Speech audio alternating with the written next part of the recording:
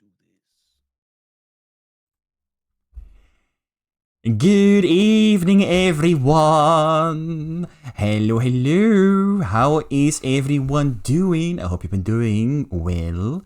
Let me see real quick. Reaper, congratulations for redeeming first. Nightmare, hello, hello. Thank you for redeeming second. And of course, Ink, hello, hello. Thank you for redeeming third. Welcome, welcome. Let me see real quick. So we're back again with a podcast. Who would have thought? Woohoo! Yes. Oh, I know. So, you might have guessed it already. Well, we did announce it in advance. But our guest today is none other than the one and only Zekoz.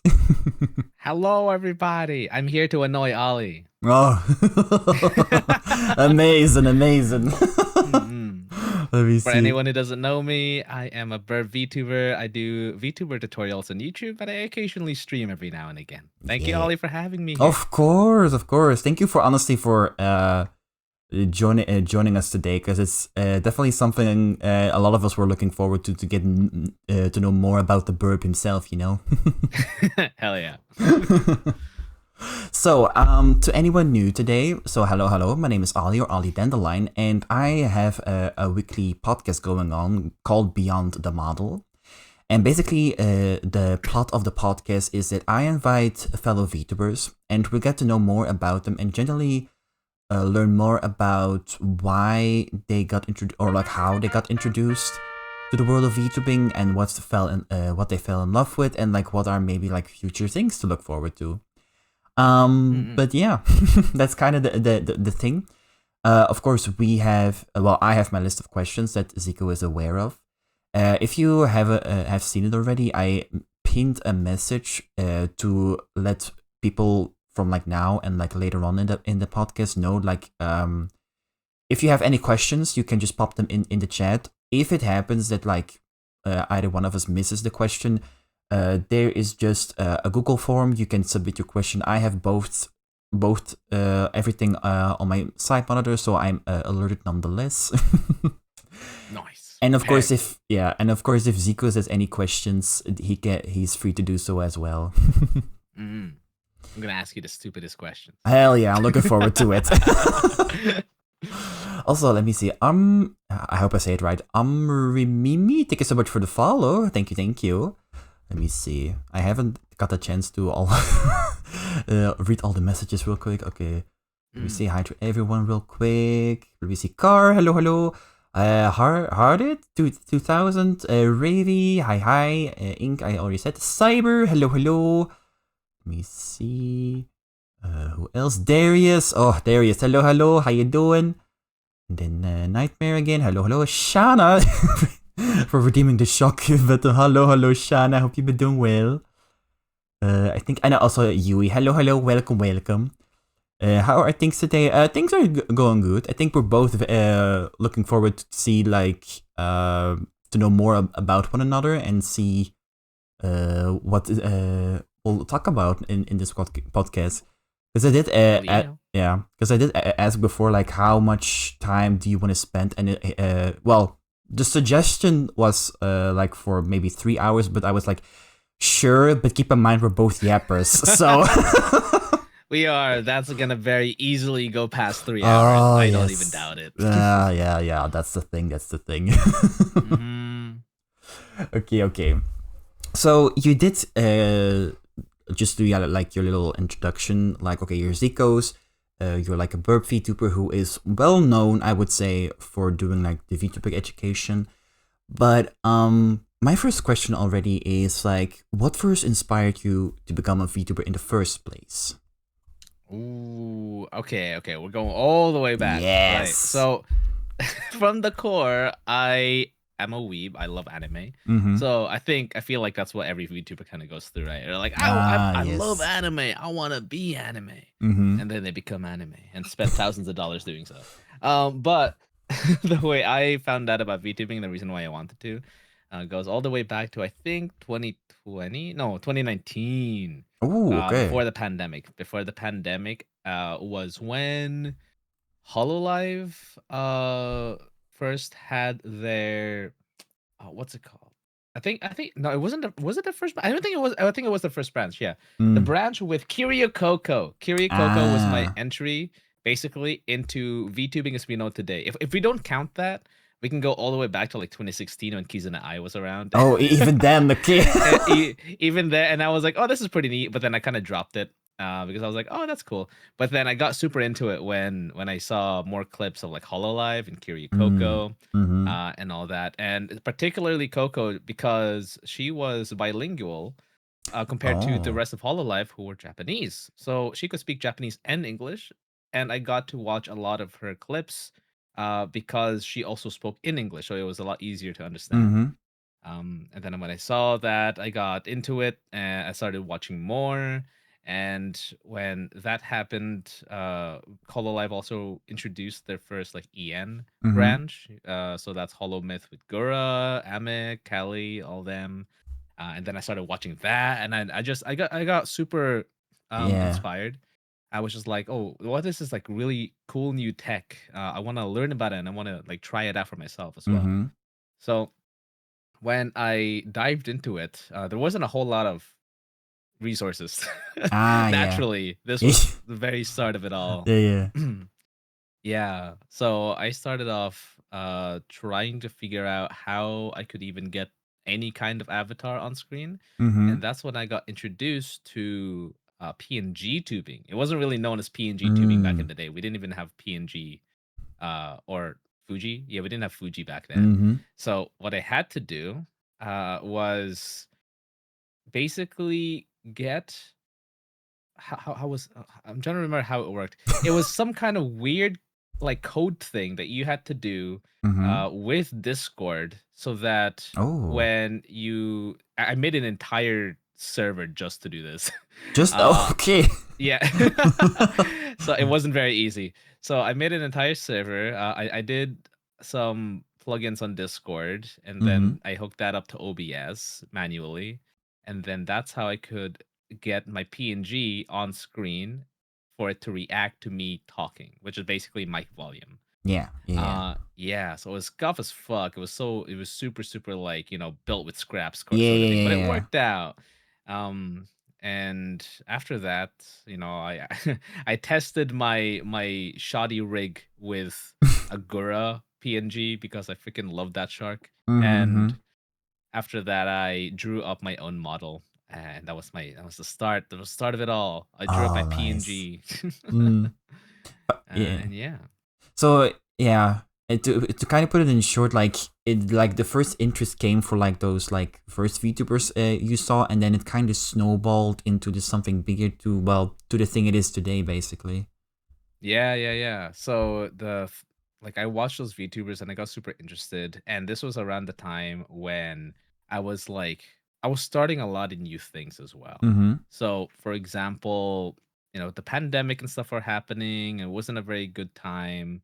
But at the same time, I this was the first time I also moved out. So I got my own place. Mm-hmm. And because of a lot of things happening in my life around then, I wanted to basically recapture what I felt when I was in the AMV community. So we're going on a bit of a tangent here. You ready for the ride? Sure, sure. Just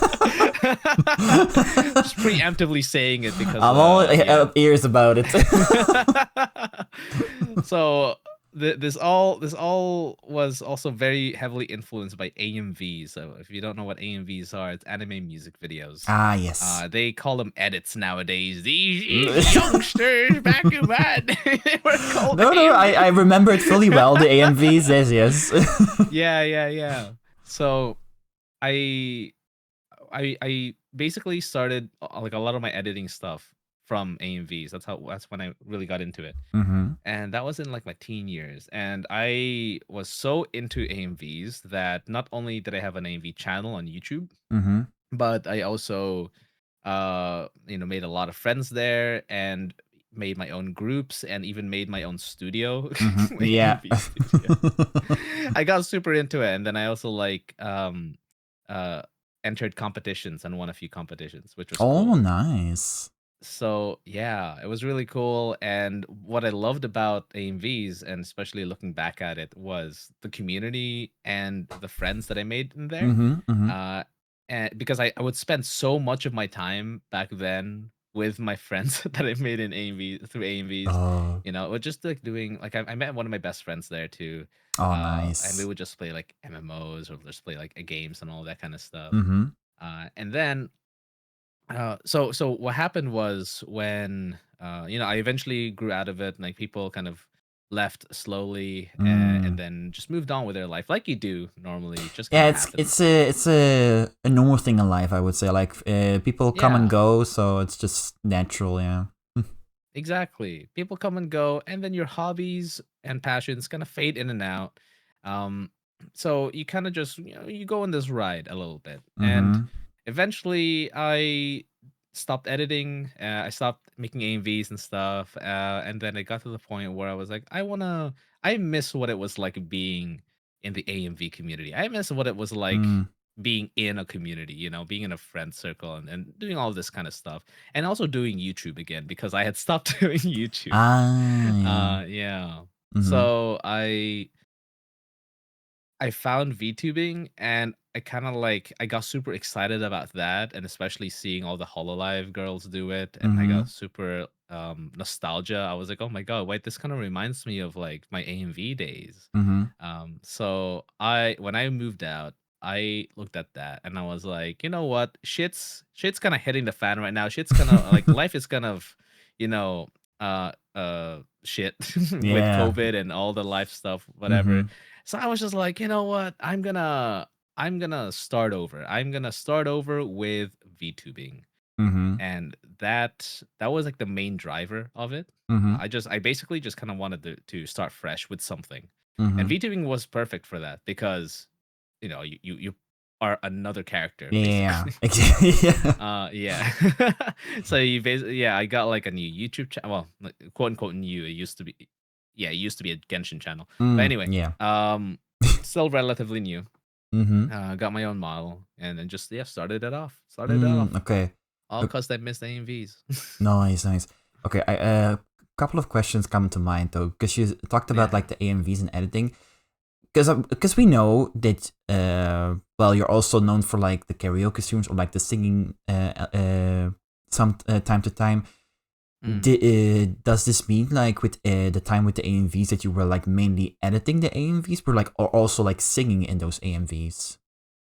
Oh, not singing at all. No, I was a Oh. terrible singer, man. Oh, okay. No, this is like Absolutely terrible. okay. No, that's fair. Yeah. Because I was like curious, does that mean like the singing happened already back then, or like did it like the Mm. interest grew over time, basically? Right. So in terms of editing, I edited all of my AMVs, Mm-hmm. and I grew a love for editing. And for singing, that only really started around, I want to say 2020, 2021, Mm-hmm. maybe, when I heard Mousy sing. And that was around the time that I discovered her as well. Ah, And I yes. heard her sing her rendition of A Whole New World by My Little Mermaid. And Oh. it was amazing because it was not only beautiful and absolutely, she knocked it out of the park, but she also added in her little mousy flares, which Mm-hmm. is just cursing every couple of words, which was amazing. So she'd just be like, "A whole new world, bitch." So I it love was it that. was wonderful. Yeah, she was the one who inspired me to actually take up singing and take it seriously. Well, somewhat take it seriously. Mm-hmm. So yeah, that's because before, when I was in, like, when I was younger, my family, like, I come from a Filipino background. I'm sure like Uh-huh. a lot of people know. And Yeah. as Filipinos, you do a lot of karaoke, you do a lot of singing. It's just embedded in the Mm-hmm. culture. But when I was growing up, I never wanted to sing because I was so self-conscious and I was so nervous every time someone gave me the microphone that I Mm-hmm. just give it to someone else. Oh, yeah, I'm like, I don't want to sing. What the hell? No, no, take this. Yeah, yeah, yeah. Um, and I had a friend who was super, super gifted. His voice was incredible. He was around the same age as me. So Mm-hmm. every time I got the mic, I just like give it to him. Ah, Like, here yes. you go, It you was like sing. I can already imagine like someone hands over the mic. It's like like a ghost, like going through you like, okay, the next person, not me. Yeah, exactly. He's like, I don't even appear. I'm not here. I'm not here, man. All ninja style, like. Exactly. Exactly.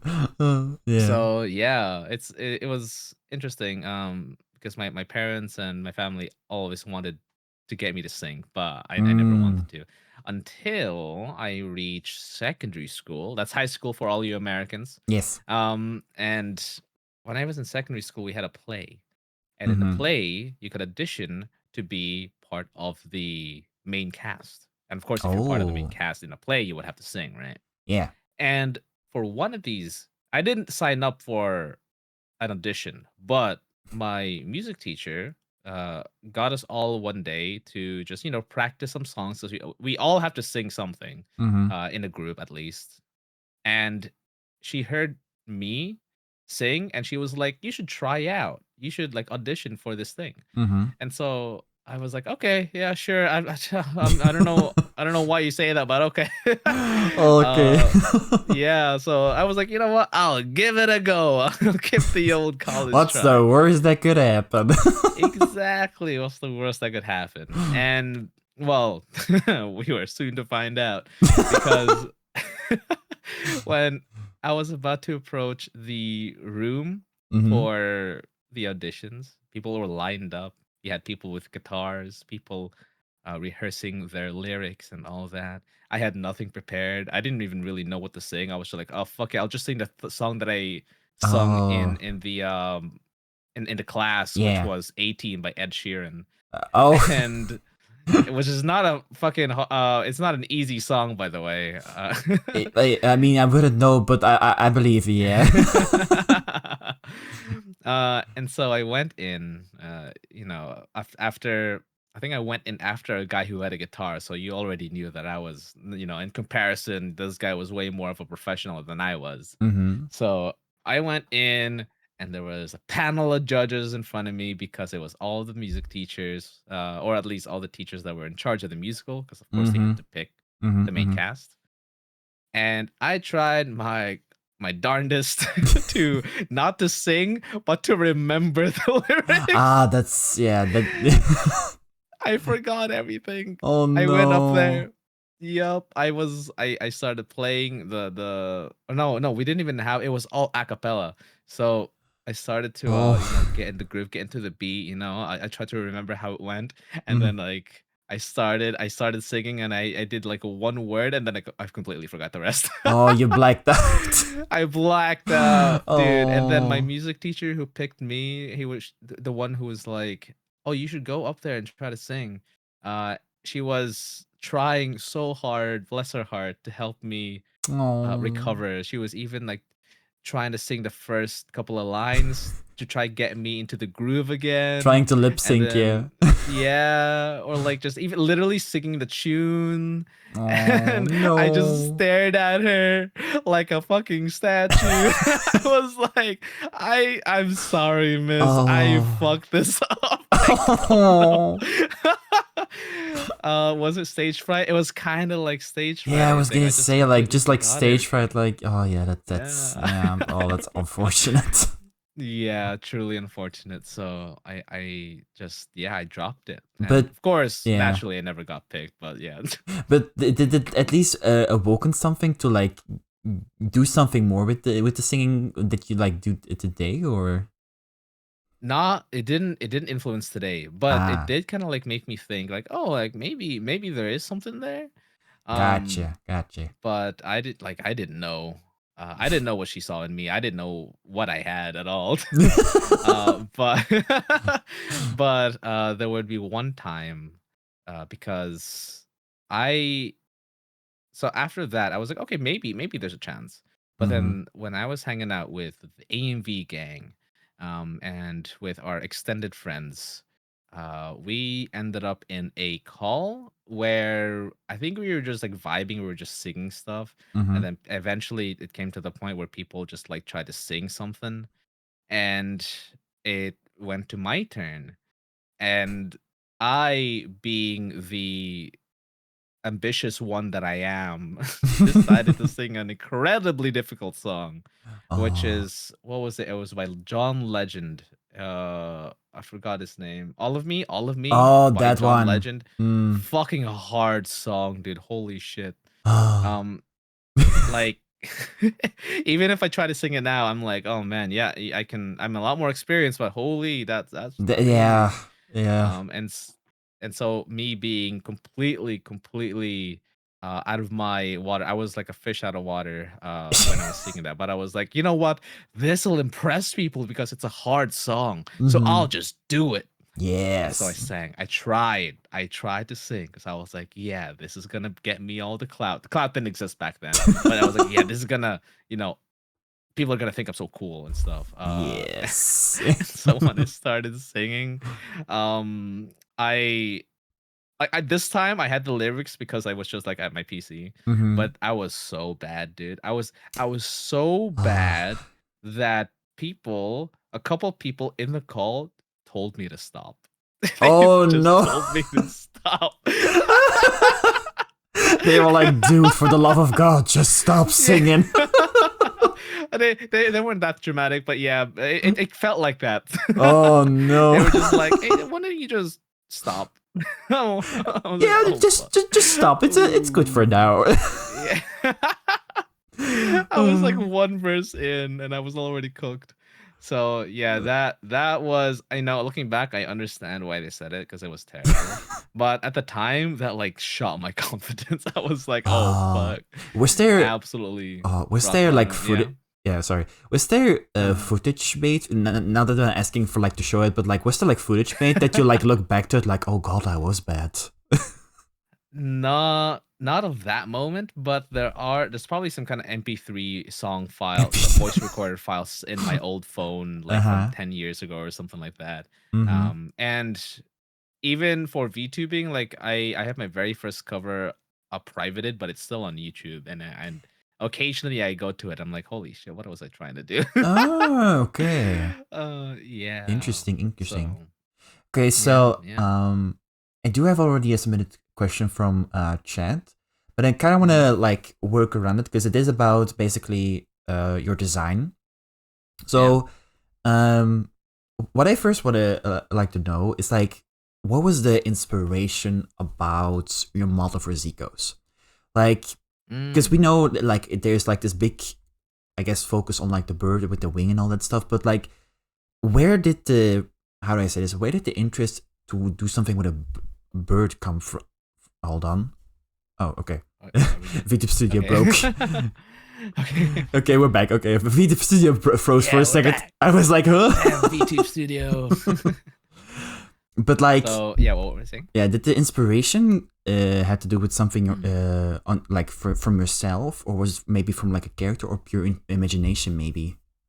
So the inspiration for my design. Mm-hmm.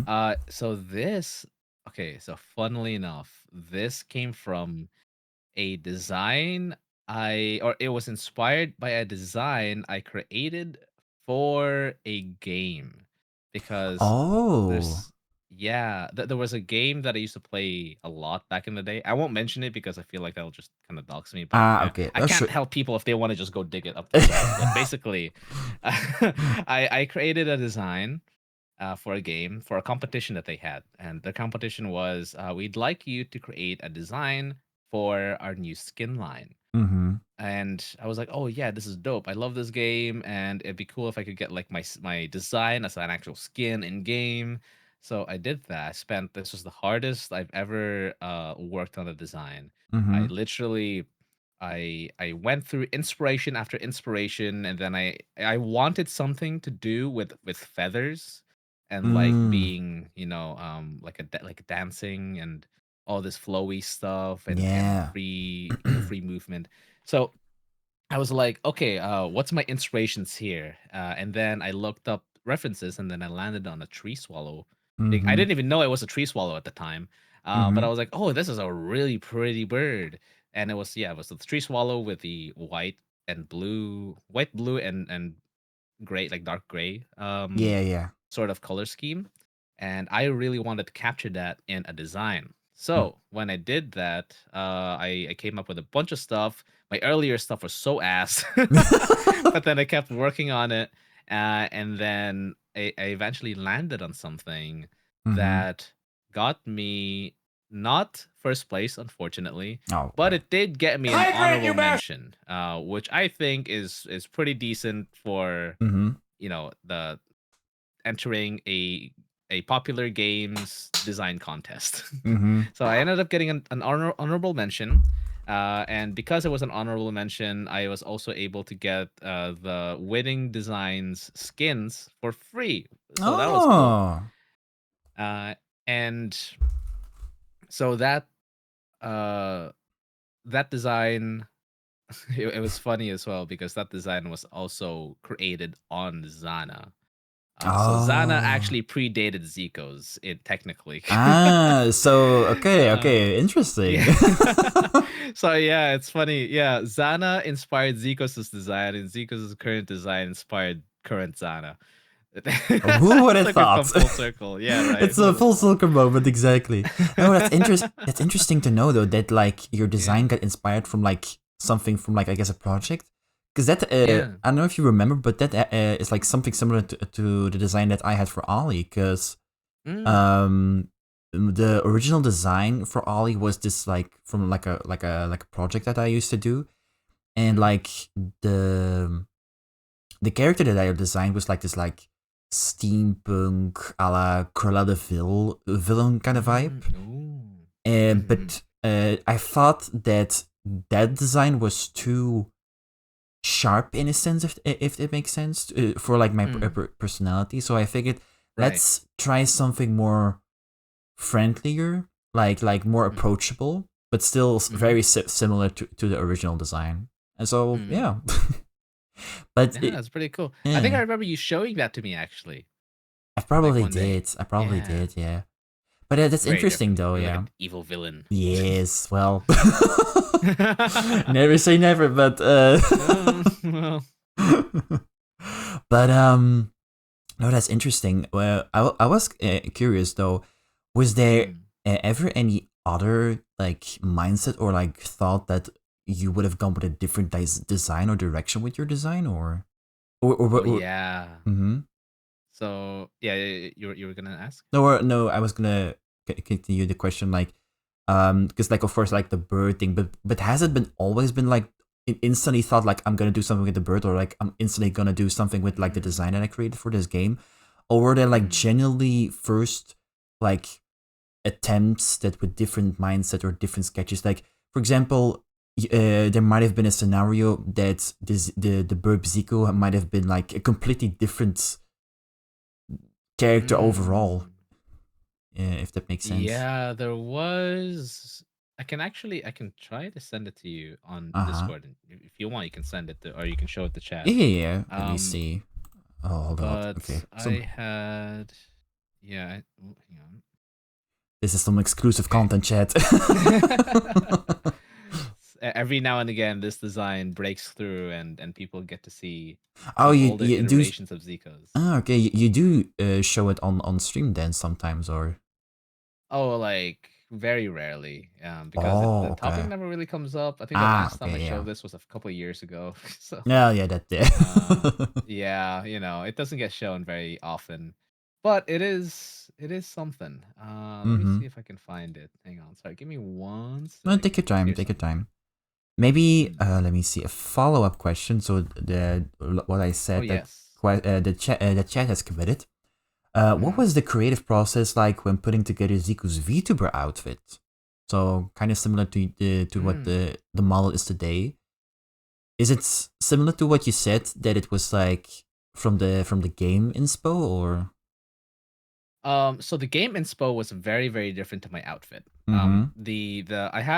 I carried over some elements from my game inspo, like my game design inspo. Mm-hmm. But the outfit itself was not this kind of modern streetwear aesthetic. It was Mm-hmm. very different from that. Mm-hmm. So this I was actually influenced by I actually hang on. I I can think of a couple characters, but one of them was KDA Akali from League of Legends. She Oh, was a yes. big inspiration, or Yeah, one I of the big see it. Yeah, I see it. inspirations. Yeah. Yeah, right. Oh, yes. Um, especially with I think some of her stuff also carries over to Zana as Mm-hmm. well a little bit. But yeah, so I really love streetwear. Like I think that vibe is just like so cool. And when I was like initially thinking of, designs, I was also thinking of like hip hop dancers. Oh, yeah. So I was inspired by that too, which is why a lot Yeah, I of it was is like gonna. more loose. Yeah, I was Yeah. gonna say it definitely gives off like street vibes, like downtown kind of Mm, vibes. Yeah, hip hop. Yeah, I definitely see it. Yeah. mm. Yeah, exactly. Oh, hang on. I found the Can ref you? sheet with the models Okay. or the stuff that influenced Yeah, I was the gonna thing. say because a while back, Yeah. I was like browsing through your server, and you did we did talk about like how you wanted to do like a notification or like a role mentioning for like whenever you do like a tweet. But Yes. but I was looking to like tweets that you once did, and it was like a while back when you did. I think it was like the rap cover from Idol from K-pop Demon Hunters. Oh yeah. Uh-huh. And I noticed that there was this like little art piece going on, but in this case, your model had like the blue cap on. So like from your jacket, you had like the blue like from the jacket like the blue cap on basically. And I figured like Mm. that's honestly Oh, the hood. yeah, Yeah. the hood. Sorry. Cap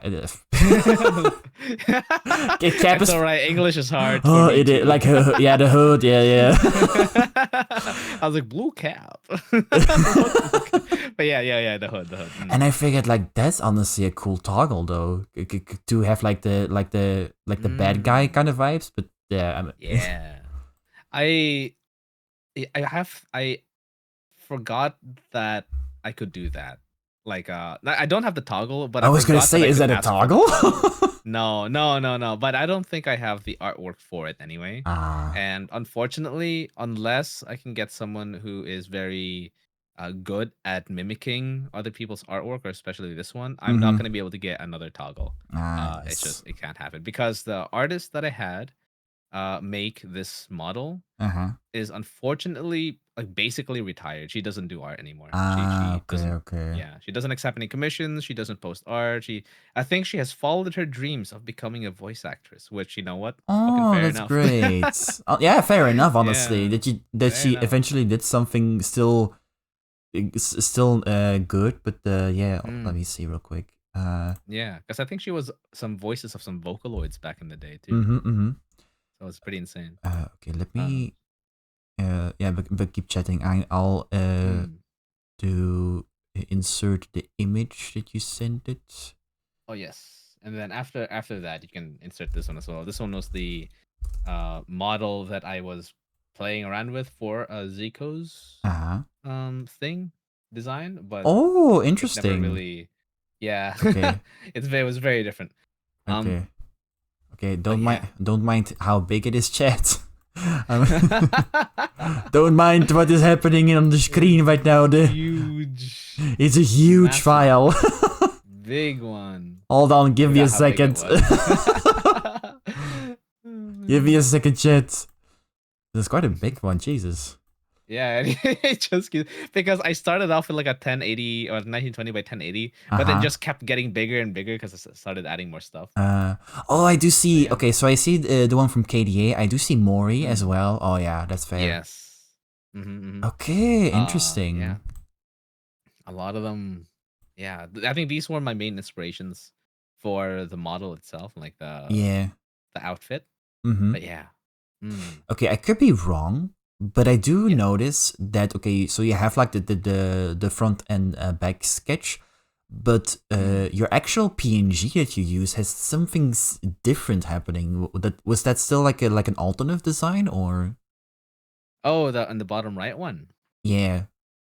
It was that was the very first design. So Mm-hmm. it's just a live 2D version of my very first model. Mm-hmm. And I can show you what my very first like PNG looked like. because it was also kind of scuffed, Oh and it yes. Okay, let me. it Yeah, has yeah. Let me. so yeah, that model and then this PNG model doesn't have arms or legs, because all Ah. I needed was the Hold. chest. Okay, let me Yeah. wait. Let me showcase that one first, and then I'll Yeah. do the other one. Okay. Okay. Okay. So yeah, the old Zekoz was very, very different. Very different. Yes. Um Look at that chat. I'll even compare the two. So. Oh my god, look, it's younger It's me. younger Oh, you. it's like looking at a freaking graduation photo or something, or like those like school book photos that they Oh. take of you. I was like, oh my god, who is this? Yeah, you gotta be lucky with a good capture though. Yeah. Damn. Oh, So yeah, that interesting. was the first ever model that I had. It was the one that I made. And Mm-hmm. I remember when I was making this, it was Yeah. it was cutting it close because I gave myself a specific date to start on, because I'm like, I'm not gonna keep procrastinating and keep leaving this off. Ah, So yeah. like, I'm gonna stream on this exact date. I'm gonna post it up online so that Mm-hmm. people are like, I'm held accountable, even though there was zero people following me anywhere. But I was like, gonna hold myself accountable. Yeah. It And yeah, so I procrastinated like I always do. And Oh, relatable. I No, ended don't up worry. right, yeah, I ended up drawing this guy, this PNG, like a couple of days before the Uh-huh. stream, before the first stream, and then that's how it all started. That's yeah. Nice, nice. Okay. Um, Let me see real quick that I showcase. Okay, so the alternate version that I see is. Tell me a bit more about what the story behind this is, because I do see. Okay, kind of spoiler for chat, but I do see more sci-fi elements or like creature elements Mm, going on, so or like night even. So I'm like very curious to mm. know like what was the thought process behind this design though. The thought process behind this design Okay. is the fact that I was very heavily addicted to Genshin Impact. Ah, yes. I love their designs, and I was playing it so much, and I wanted to see if I could like replicate it, or like Mm-hmm. not replicate it per se, but have something adjacent to it or Mm-hmm. inspired by it. And so I drew this. Actually, I think I drew this on one of my first art streams too. Oh, Um, okay. yeah. So it's very, very, very different. I might like there is some potential there. I might like revisit it for an Mm-hmm. alternate version, but yeah, Mm-hmm. it was certainly an attempt. You know, I But yeah. then yeah. I was gonna say the more I looked at it, the more I was unhappy with something. Like something just didn't Ah, feel right with it, so I just ended up nah, doing yeah. something else. Yeah. Yeah, I get that a lot. Yeah, I do notice that in the early designs, there is this little Easter egg of a Z in your shirt. Like, Oh yeah. what happened to that? I'm curious. I didn't like it. Ah, that's one of the. Yeah. Yeah, yeah. Okay. Because I think the Z was, I just wanted something so that the shirt didn't look plain and boring, Mm-hmm. and I wanted some kind of accent. So I put in a Z because Z for Zekoz. Of I was course. very creative. And then that eventually turned into like, if you look at the other reference sheet, the one with all the like VTubers and stuff on it with Callie, Yeah, yeah. it turned into like spiky wave looking things that you can Mm-hmm. also see in my pants. And then Yeah. eventually that turned into the feathers that you see on my model right now. And these Mm-hmm. feathers were actually not done by me. They weren't designed by me. They were designed by my art model mama or parent. Yeah. And because I was basically like, I don't like how I designed this thing. Can you Yeah. help me out? And they were Oh, like, okay. yeah, how about, yeah, they were like, how about this thing? Mm-hmm. And I saw it and I was like, I am in love. Yes, let's do that. Yes, yes, yes, yes. Mm, Okay. Well, now that you mention Genshin, mhm. was this like from like the general Genshin world that you got inspiration, or was this like from already from like a specific character that you got this like inspiration? I think it was general Genshin world, but also specifically, it was either Eula. Oh, I think it was Eula. Mm. Eula or Kaya, but I think it was Eula because of the Okay. single. the single like cloak thing on the left. You see? I kind of like have an offshoot version as well. Or on the right side, I guess. Yeah, I'm like, Models left. Yeah, models left, our right side, screen right. yeah, So yeah. yeah, I had that coming off, and then that eventually turned into the wing. But the wing was Okay. on the other side. Gotcha. um, yeah, so that was that's I guess generally just the Genshin designs are very pretty.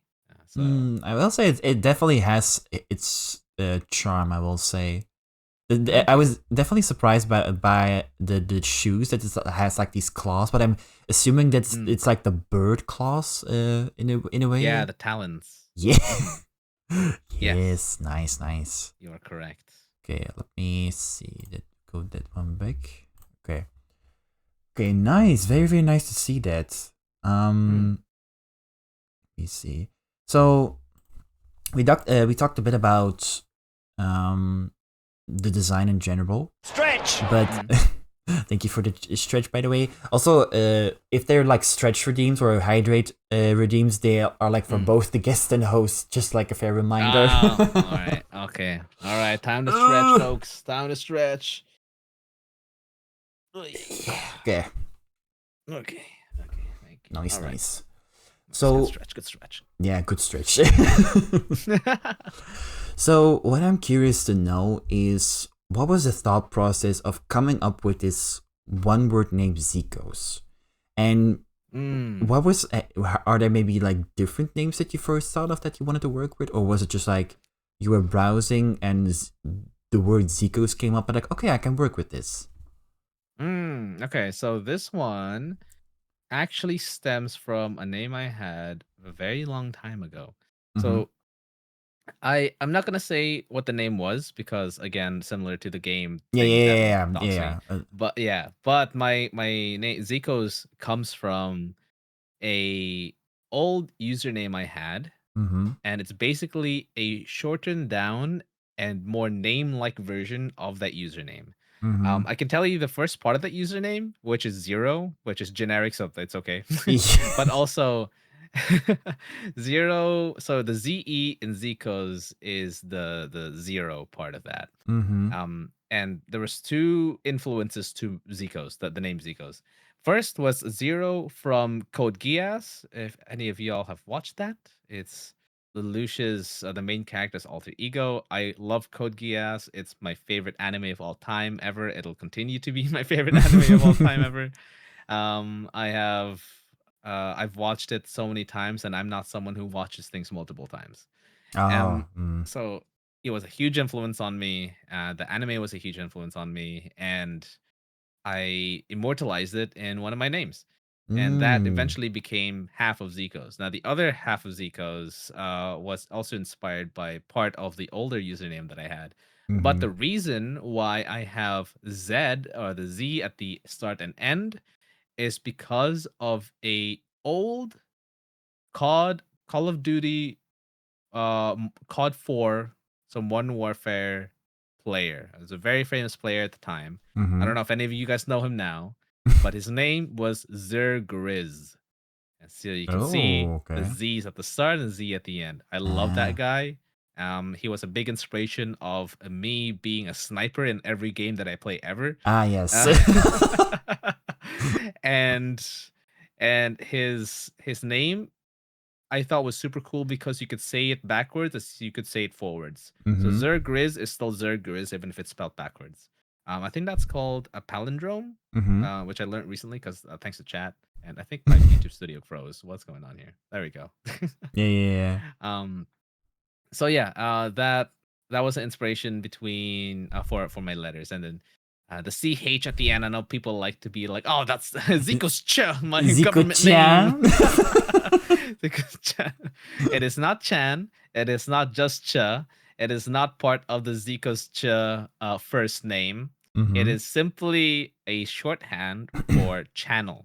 Yeah. So it was taken from Hololive and all these other VTubers, even the Kizuna Ai all the way back then, who always have channel at the end of their usernames. And also because Zico's just on its own was already taken. So I was like, ah, fuck. Yeah, that's annoying. Gotta pick something else. Yeah. Yeah. They give you So yeah. such grief, yeah, like Cyrus says, they give you such Mm. grief over that. Does it? Okay, I'm curious. Does it in some way annoy you that you have to explain like it's just like channel for CH, or are you just used to it?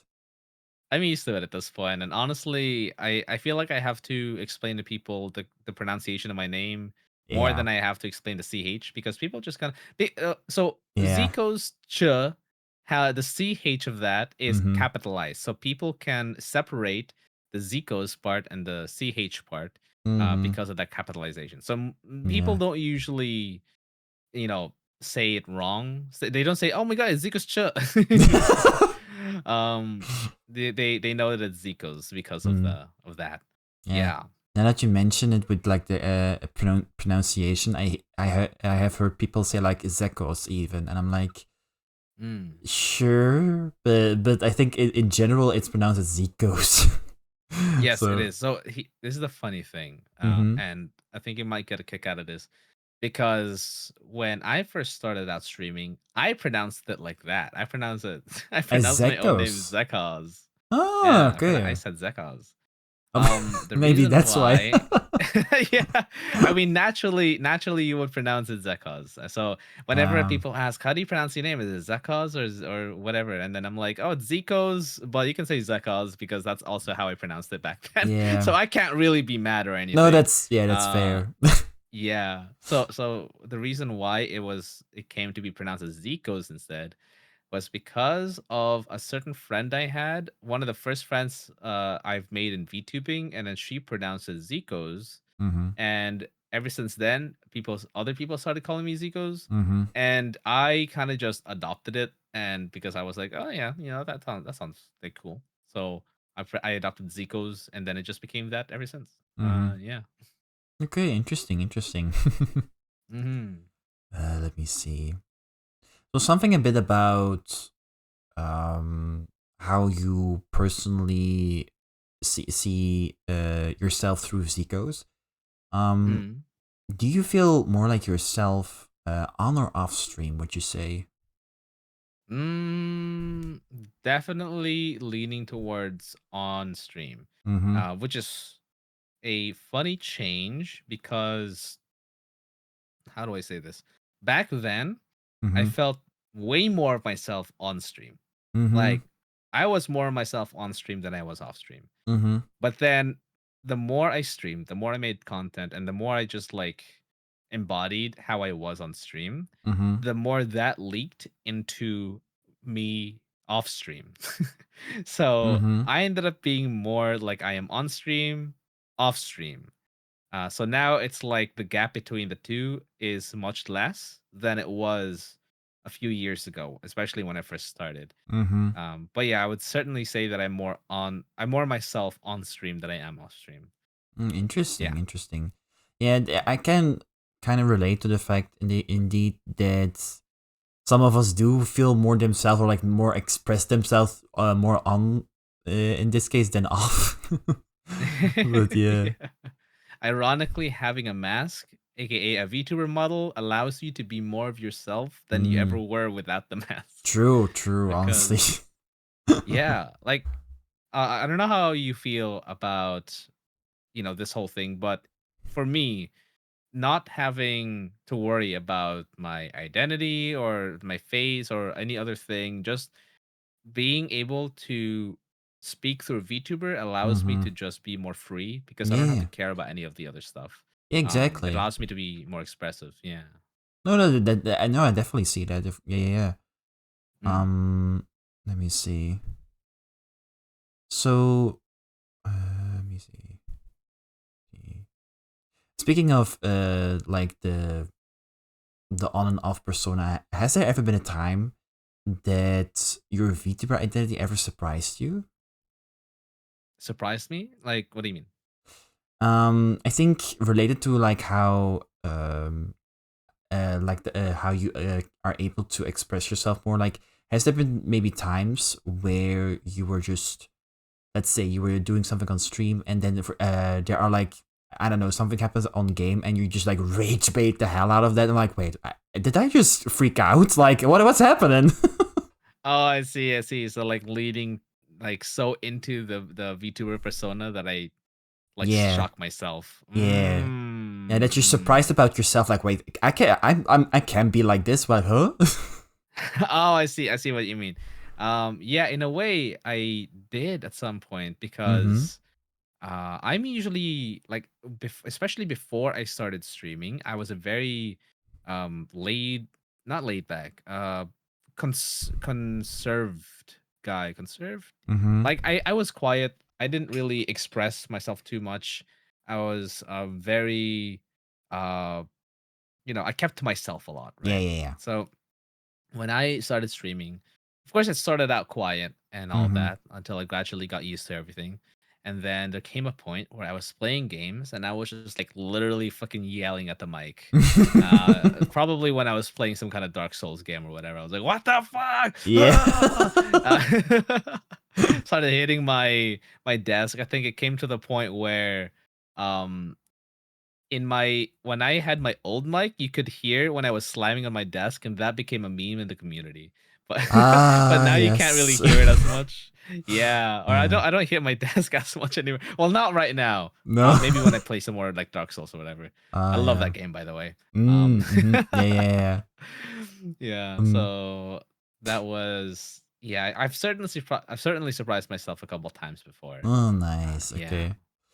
Let me see. Let me see. Reaper asked, what did you use for editing, or what do you suggest for a beginner to use? Oh, interesting. Yeah. Oh, so this is an interesting one because Mm-hmm. when I first started making videos and like all the way back since the old VTuber days. Yes. I say old VTuber, old starting VTuber Yeah, days. yeah, yeah, yeah, yeah. I used an editing program called Vegas Pro, and All that right. was because I carried it over from AMVs. Mm-hmm. I learned editing properly through AMV, so yeah, through AMVs and therefore through Vegas Pro because that's what all the cool kids used back then. And eventually, I started VTubing with Vegas Pro as well. Mm-hmm. But I actually fucking like I don't want to say I hate the program, but I don't like it. So if you Mm. want to edit right now, I highly recommend you do it through DaVinci Resolve Yes. because not only is it free, but it's way fucking better than Vegas, and it's just as good, if not even arguably better than Premiere Yeah. Pro, Adobe Premiere. I definitely see that. Um, Yeah. Mm-hmm. yeah, yeah. Because Like Vegas. Yeah, sorry. no, I was gonna say, yeah, I definitely have like most likely a background, but mostly the Adobe software.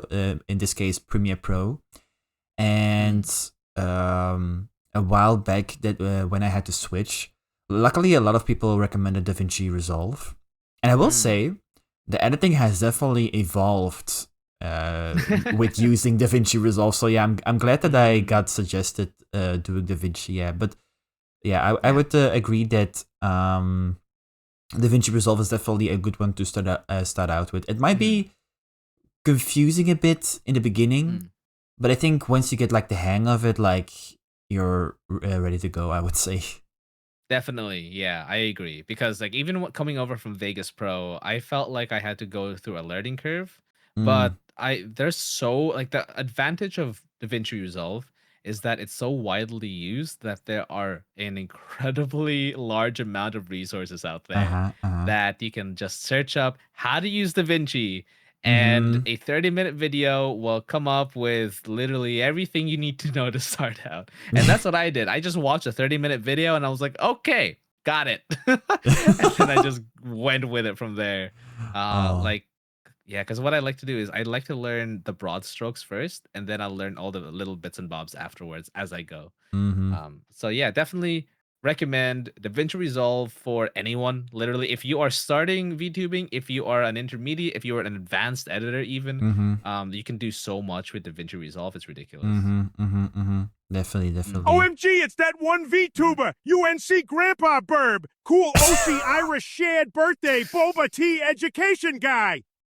Okay, so I don't know if you heard it, but Ink just redeemed the TTS with Peter Griffin. I turned it on for a second just to kind of hear it. Because I have your stream here as well. Yeah. So if you don't know, chat, I have like a TTS you can redeem. But yeah, so like Ink was kindly to showcase. He just said like, oh my god, it's that one VTuber.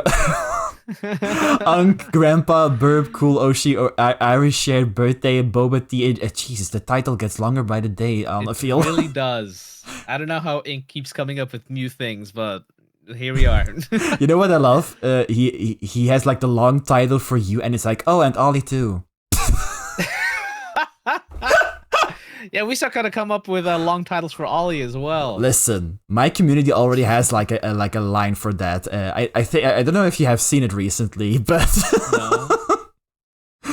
I think What is it? Okay, so if you haven't seen it yet, but someone a very individual one came into my chat one time. And it's like the sentence, like, it's that VTuber who does XYZ, or like in this case, you with the VTubing stuff. And he came in the chat like, oh my god, it's that VTuber you need to blow on. And I was like, no. It's reached that. I'm like, no, I'm already cooked. Oh, ripperoni. Well, yep. Yep. Yep. Yeah. You're welcome. You're welcome. I assume it was because of that clip.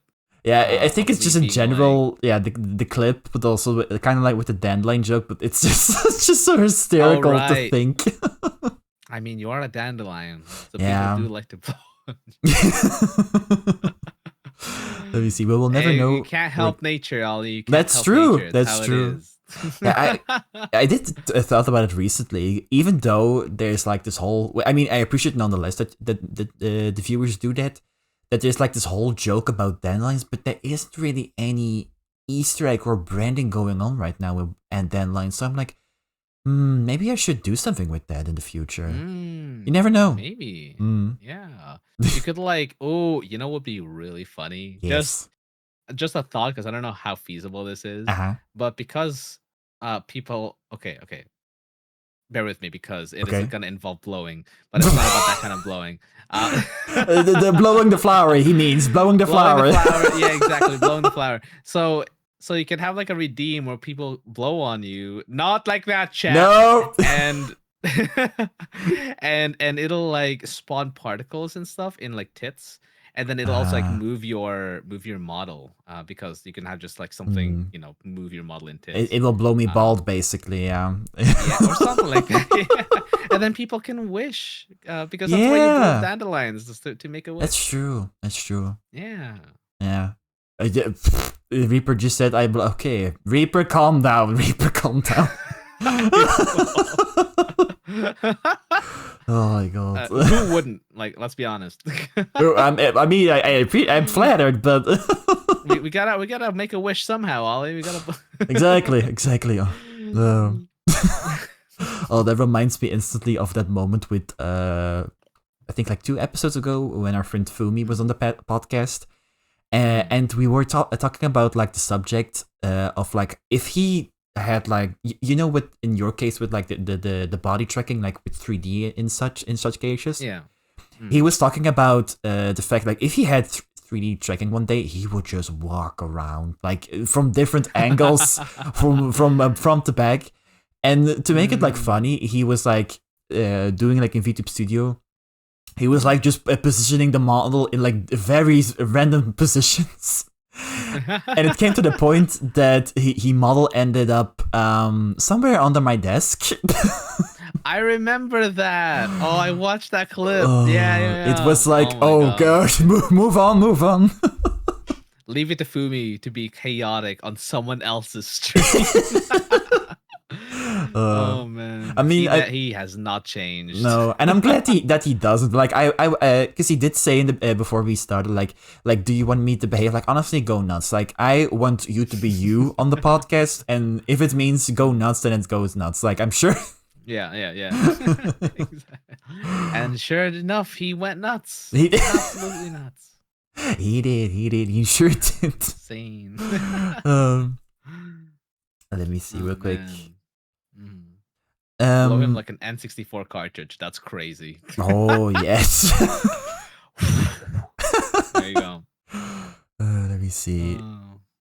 Well, we talked about a bit about like the difference between how we are both on and off stream, but for those who don't know, Zico has been streaming for 5 years already. Like, I mean, congrats again for like already still going till this day. Not gonna lie, because I have seen a lot of. I remember seeing Unk.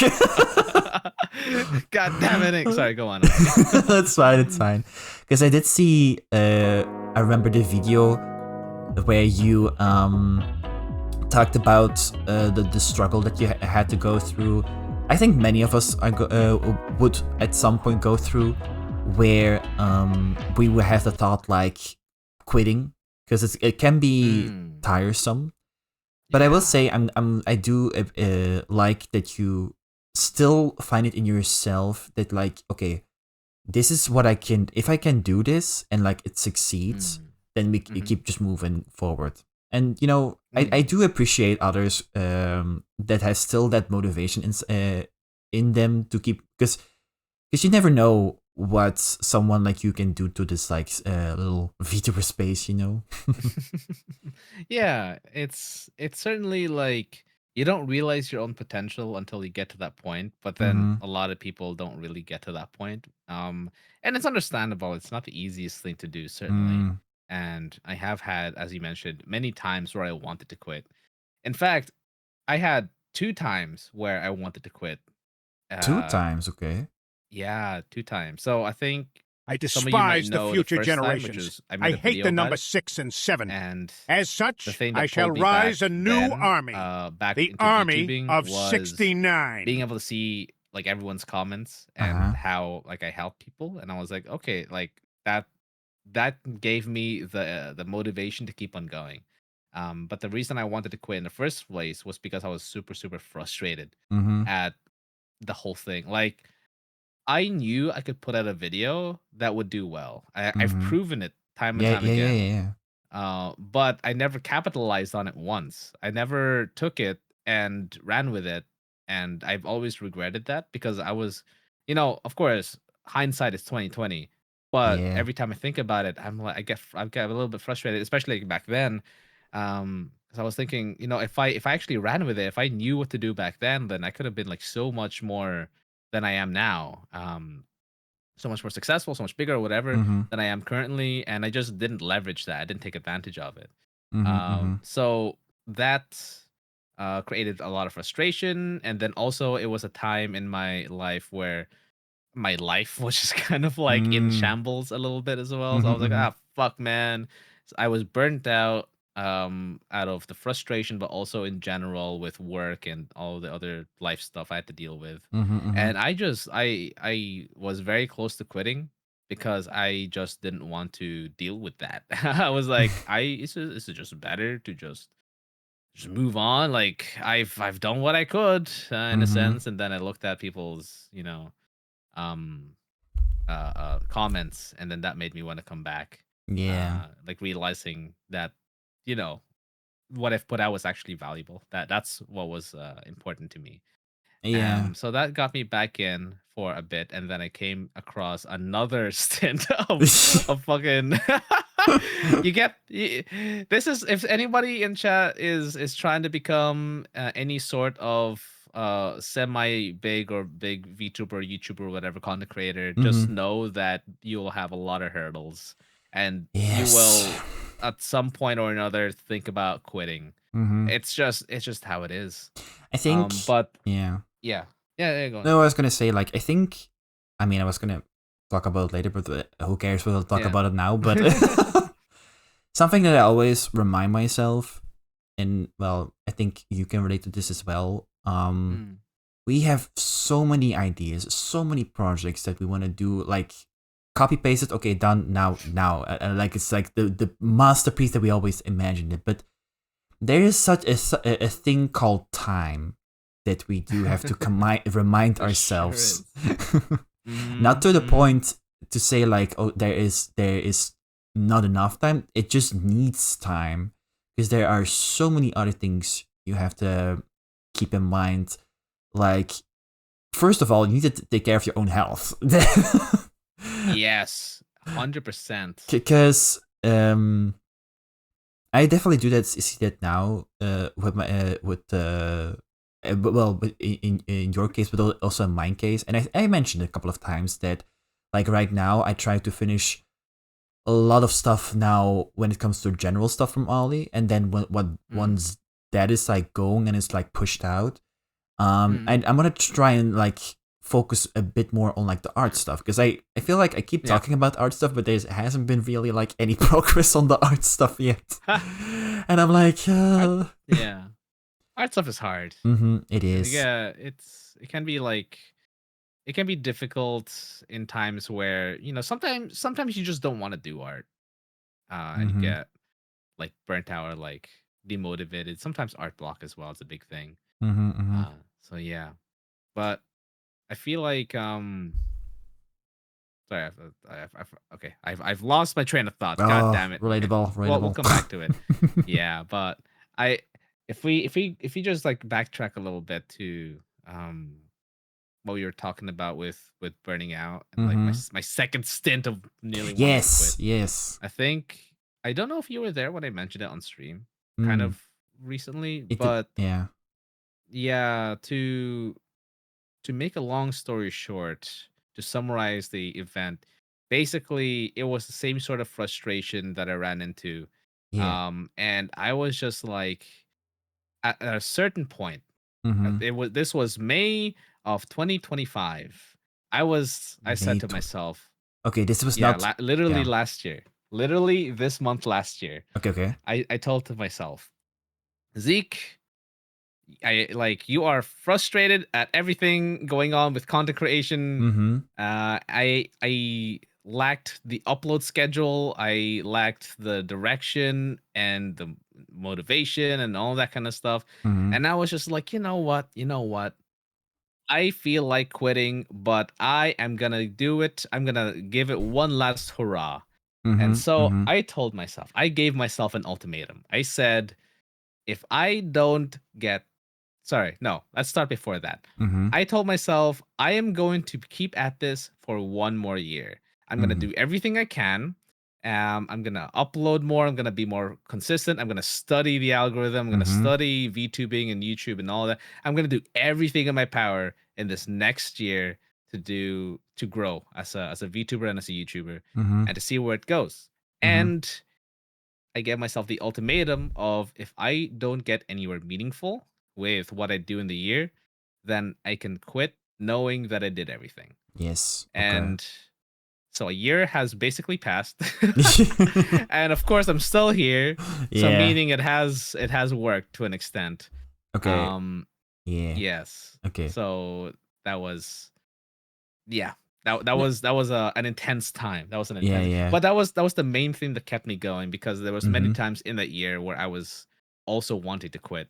But then I just said, look, Zeke, there's like, you got 6 more months left in the year. Just keep on going. Just keep. It's like, when you're doing an exercise, like you're running on the treadmill, and you're like, okay, I got to do this for like an hour to work up my resistance, and then you start dying at like the 30-minute mark, but you're like, okay, I'm already 30 minutes into this, I just got to keep going. And then you're like 50 minutes left, 50 minutes in, so you got 10 minutes left, and you're like, I've nearly there, like got 10 minutes left to go. Almost there. It was sort of like that. I was like, you're like I'm nearly there, oh dear God.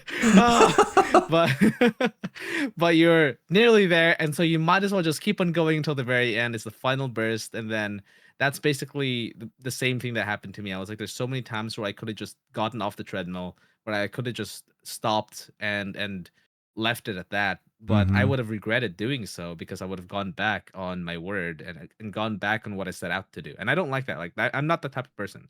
If I say that I'm gonna do something, then I'm gonna do my utter best to fucking do it. So it would be like against me, and then I would spend, like, if I had gotten off the treadmill, I would spend my like entire life just being like, what if I just kept going on the treadmill, Yeah. So I just had to I had to see it through. Oh, okay, that makes sense. But because you did ask like if I heard about it or not. The thing that you said about like just see what happens in the next year. I do remember or like you mentioned it. I don't remember if it was mentioned in a video or somewhere in stream, but the thing about it, because you said it was like in like literally last year, May 2025. I Yeah. don't recall if I was already in the zone, because the thing is, I started with like the first sketching and or like the whole research in June, so basically next month. So I don't recall if I was already really investigating in all the like how to be a VTuber stuff, and well, basically with your contents as well. But so I don't know if well, I definitely hadn't joined like any of your Twitch streams already, because it was definitely during your subathon in September that I like really started with it. But yeah. Speaking of, I was thinking about this yesterday. So we talk we talk about a lot about how 90% of the VTubers quit in the first year. Yes. But I'm something that I'm wondering about though, because technically next month, in a couple of weeks, I would say, I started with like the sketching and all the research, or like I've been really like looking up how to be a VTuber basically. But actually starting as a VTuber was like since yesterday, 2 months ago. So I'm like thinking, does this mean that I'm actually active for like 2 months or already a year almost? So when people talk about that statistic, I think it was Waffo. Waffo was the one in her video to say that statistics. And it was, the definition was starting after debut. So after a VTuber debuted, so therefore at the very least the first stream, then that would be considered the starting point. So yeah, for you Okay. it would be 2 months. Okay, because I was kind of like both motivated and questioning, like, wait, does this mean I'm already in a year already? I'm like, But yes, I'm not one of the you've been planning 90%. for so long. Yeah. You've been planning for so long though, so I admire your dedication to it. Even like before getting like your first streams and stuff. I think that's definitely something also to, in general, I think like a good way to make yourself aware, because the way I handled it was, because well, we all know that I made all my stuff myself, and I do know it takes time. Yeah. I definitely had a lot on my plate that I wanted to finish before I actually want to first like do my first stream, basically. Because you might not know it, but I'm kind of both a workaholic and perfectionist. Yes. So you know what? I'm not surprised. Yeah. So any small detail is very, very strict for me. But I remember like, okay, I know that it's gonna take a long time to finish all the stuff, but I already know that if I manage to finish all the stuff and I let's say I didn't make myself aware, like it would likely happen. I think like we mentioned before that there was gonna be like zero viewers basically. Mainly because I didn't put the word out that like, hey, I'm gonna debut, and like if you like me, you can hang out or like join the debut or whatever. So I think it's definitely a good thing in general that in the time that you're preparing yourself, try to, I'd say, join others on like their stream or try to connect on different opportunities and all that stuff, because you never know what it will bring to you. And certainly, yeah, and I think it's definitely a good thing that even before you yourself start streaming, you can already create like really fun relationships or like connections with one another before even doing it your own, you know? So yeah, I'm glad that I did that as well. And I hope that's like a good how do I say this? Example for anyone new. It certainly is. And I agree with you there as well, because there's a couple times where I've seen someone get started, but they got started out of the blue. So they didn't have any build up. They didn't have any friends in the space. They didn't know anybody. And they started and it was a complete like no show. And that obviously discourages them naturally. And then they just stopped like very soon after.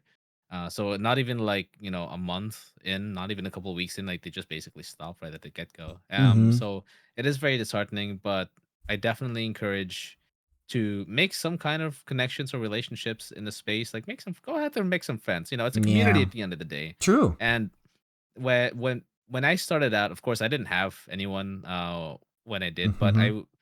but that was like my pre-debut phase. So I didn't have a Mm-hmm. debut until nearly a year after my pre-debut, like nearly a year after I started, basically. So I Mm-hmm. started in like April, and then I Mm-hmm. debuted in November. Mm-hmm. And when I first started, I had nobody, and I basically made friends as I went. So whether that's from chatters or whether that's like actual VTubers that became my friends through mutuals and whatever.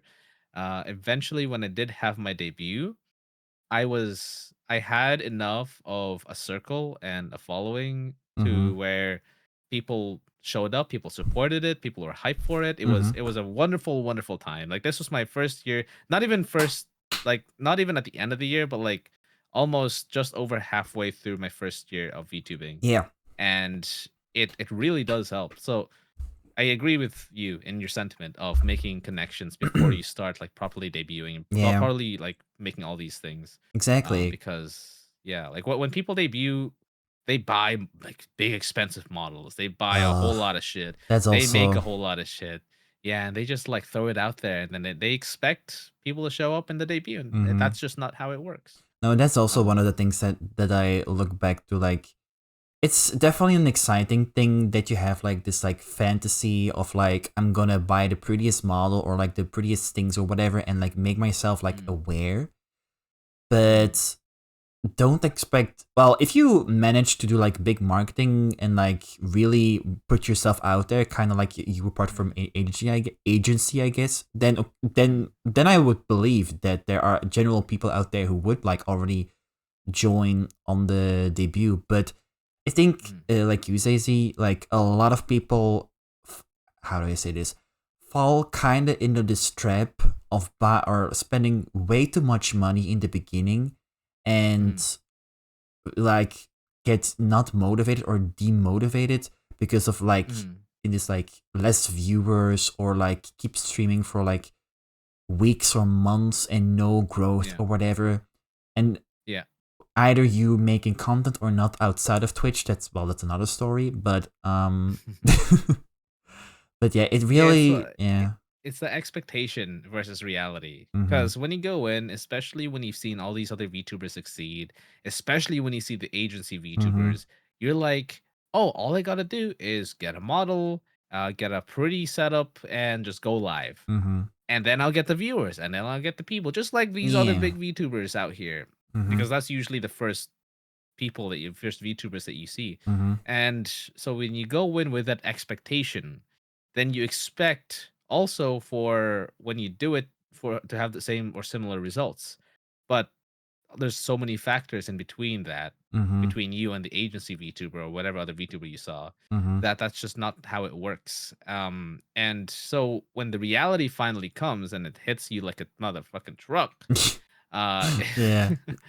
you start to kind of realize how much your expectation was off, and then how much Mm-hmm. you put in did not equate to how much you would get out, Mm-hmm. Mm-hmm. because at the end of the day, people are only going to watch you if they care about you. So if you Yeah. don't give them a reason to care, then people aren't going to watch you. And having a No. pretty model is not enough of a reason. There's Mm-hmm. so Mm-hmm. many, dude, there's like thousands, tens of thousands of VTubers nowadays. Mm-hmm. You think your pretty model can be at the tippy top of those like tens of thousands of No. VTubers?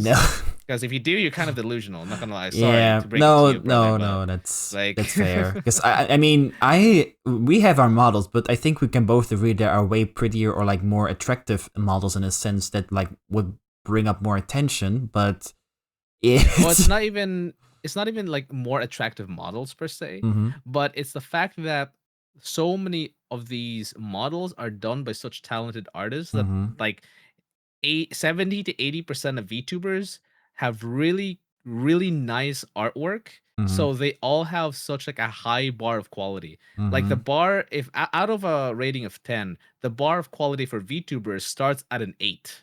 So Mm-hmm. if you can't even make that bar as a normal VTuber, good luck, Yeah. getting any kind of recognition. Yeah. Uh, Yeah. yeah, it's just way too high. So that's why you need to find other ways to Mm-hmm. make people care about you, and that's where your personality comes in, your relationship with other people, how you can do collabs, Mm-hmm. your content on YouTube, other Mm-hmm. platforms.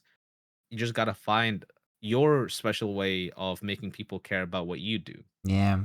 That's one of the things where I'm like, because I have mentioned it a couple of times already. We all agree that Twitch is not the place to grow. It's basically a hangout spot. If like your favorite streamer is like live, you can interact or whatever. But like the whole, how do I say this? Like content awareness happens on other platforms. In most cases, it will be YouTube. But actually, would you say that you're when it comes to growing, or like the best way to put yourself out there, would that be most likely on YouTube, or would you say like maybe, well, I don't think Twitter would be the case, but like TikTok maybe as well? In terms of like my personal growth, you mean, or just growth in general? I would say both, like your own growth and maybe in Mm. general. So my own growth, my bread and butter has always been long form YouTube content. Mm-hmm. That's what people know me for. That's also what I enjoy making the most. And that's what I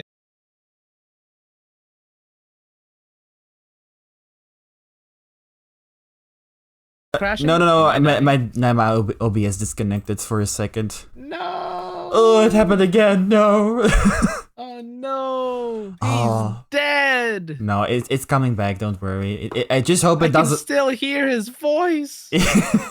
Okay, we're back. Okay, we're back. So you know, you did say last time like scuffle happened to you. Well, now I know. Yeah. There we go. There, yeah. You cannot hide from Scuff, Ollie. Everybody, I know. all VTubers experience Scuff in one form or another. Yeah, but It's not a matter of if, it's a matter of when. yeah, no, it wasn't on your end. It's I don't know why, but sometimes it just happened that my OBS decides to disconnect. Luckily for just a couple of seconds, but it's just like, But you were saying about yeah, but you were saying about the long form content on YouTube, yeah. Yeah. So for me, long form content is like my way of growing. Most of my subscribers come from long form. Most of the people that found me on Twitch came from long form. But that doesn't mean that that's the way to go. No, Mm-hmm. there's not like any one definite meta of where to go. There are objective facts that I'll get into in a bit, Mm-hmm. but short form content is just as viable. I know people who basically make their entire careers out of short form content alone, not even doing any kind of like long form. A lot of people are successful with short form content. Like for example, I want to say like Laimu is pretty good short form. Rin Penrose as well. She, like I said, they mix up like long form and short form. But I remember when I first watched him, it was short form content. But yeah, short form content is very good as well. The thing about short form versus long form is that short form has a wider net. So when you upload a video, your short form video can reach much wider of an audience than your long form. And so what tends to happen is that a short form is easier to make, so you upload more of them, and the more you upload, it just kind of stacks. And because the algorithm in all the platforms pushes out short form content to a lot more people, then you get more eyes on you. But the thing with long form content is that um it's a lot harder to get eyes on you because people have to actually sit down and watch you for 10 to 15 minutes at a time. Yeah. And so it's much more difficult to get them to agree to that, basically, to convince them to watch you for like that long. Yeah. But at the same time, so this is the objective facts that I was mentioning before. Yeah. The objective fact is that long form content is harder to get eyes, but usually the people who watch you are more inclined to follow you. Mm-hmm. Not just follow you as in subscribe, that is certainly true, Mm-hmm. but follow you as an engage, but also follow you just in general to watch more of your videos, to maybe hop onto your stream at some point, to join your Yeah. community. Mm-hmm. Because it's simply the fact that they've spent more time watching a more in-depth uh deeper video, and now they have invested more of them into who you are. Mm-hmm. And that connection is established. Yes. Whereas in short form content, that you can still establish that connection, but it happens in a different way than Mm-hmm. long form content. So in long form, that can happen in one video, right? In one 10-minute, 15-minute video, that can happen. Mm-hmm. But in short form, the interesting thing that tends to happen is that you end up getting that effect in a course of multiple videos. Mm-hmm. So someone watches you for the first time and they're like, "Oh yeah, that's pretty cool." Like, scroll. Yeah. Okay. Second time, yeah, that's cool. Like, scroll. Third time, oh no, this is I've seen this person before. I'm gonna like comment this time. Mm-hmm. Like, scroll. And then in the fourth time, maybe they're like, "Oh, I've seen this guy, person a couple more times. Like, they're really popping off in my feed. I want to go check what their other content is like." That's when they check your profile. Mm-hmm. And then they scroll through your content on your profile. And if they continue to like what they see, then that's when they follow. Mm-hmm.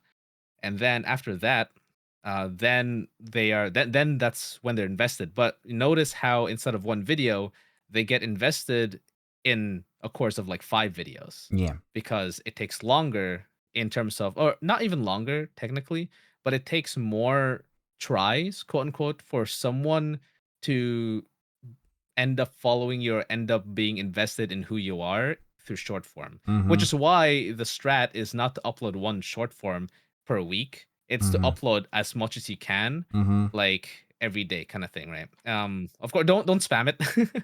But Yeah. what Chibi said about like uploading 2 times a day is pretty solid. If you can't do that, of course I couldn't do it. Yeah. Uploading daily is another option, and finding a way to make your workflow easier so that you Mm-hmm. can upload more for short form is the way to go. Yeah. Whereas for long form, you are able to get away with not uploading as much Mm-hmm. because they're already invested through one video. So you just have to make sure that one video that you put out is actually good, and it's in a consistent basis. Whether it's every week or every couple of weeks, it needs to be just like consistent Mm-hmm. in frequency as well. Mm-hmm.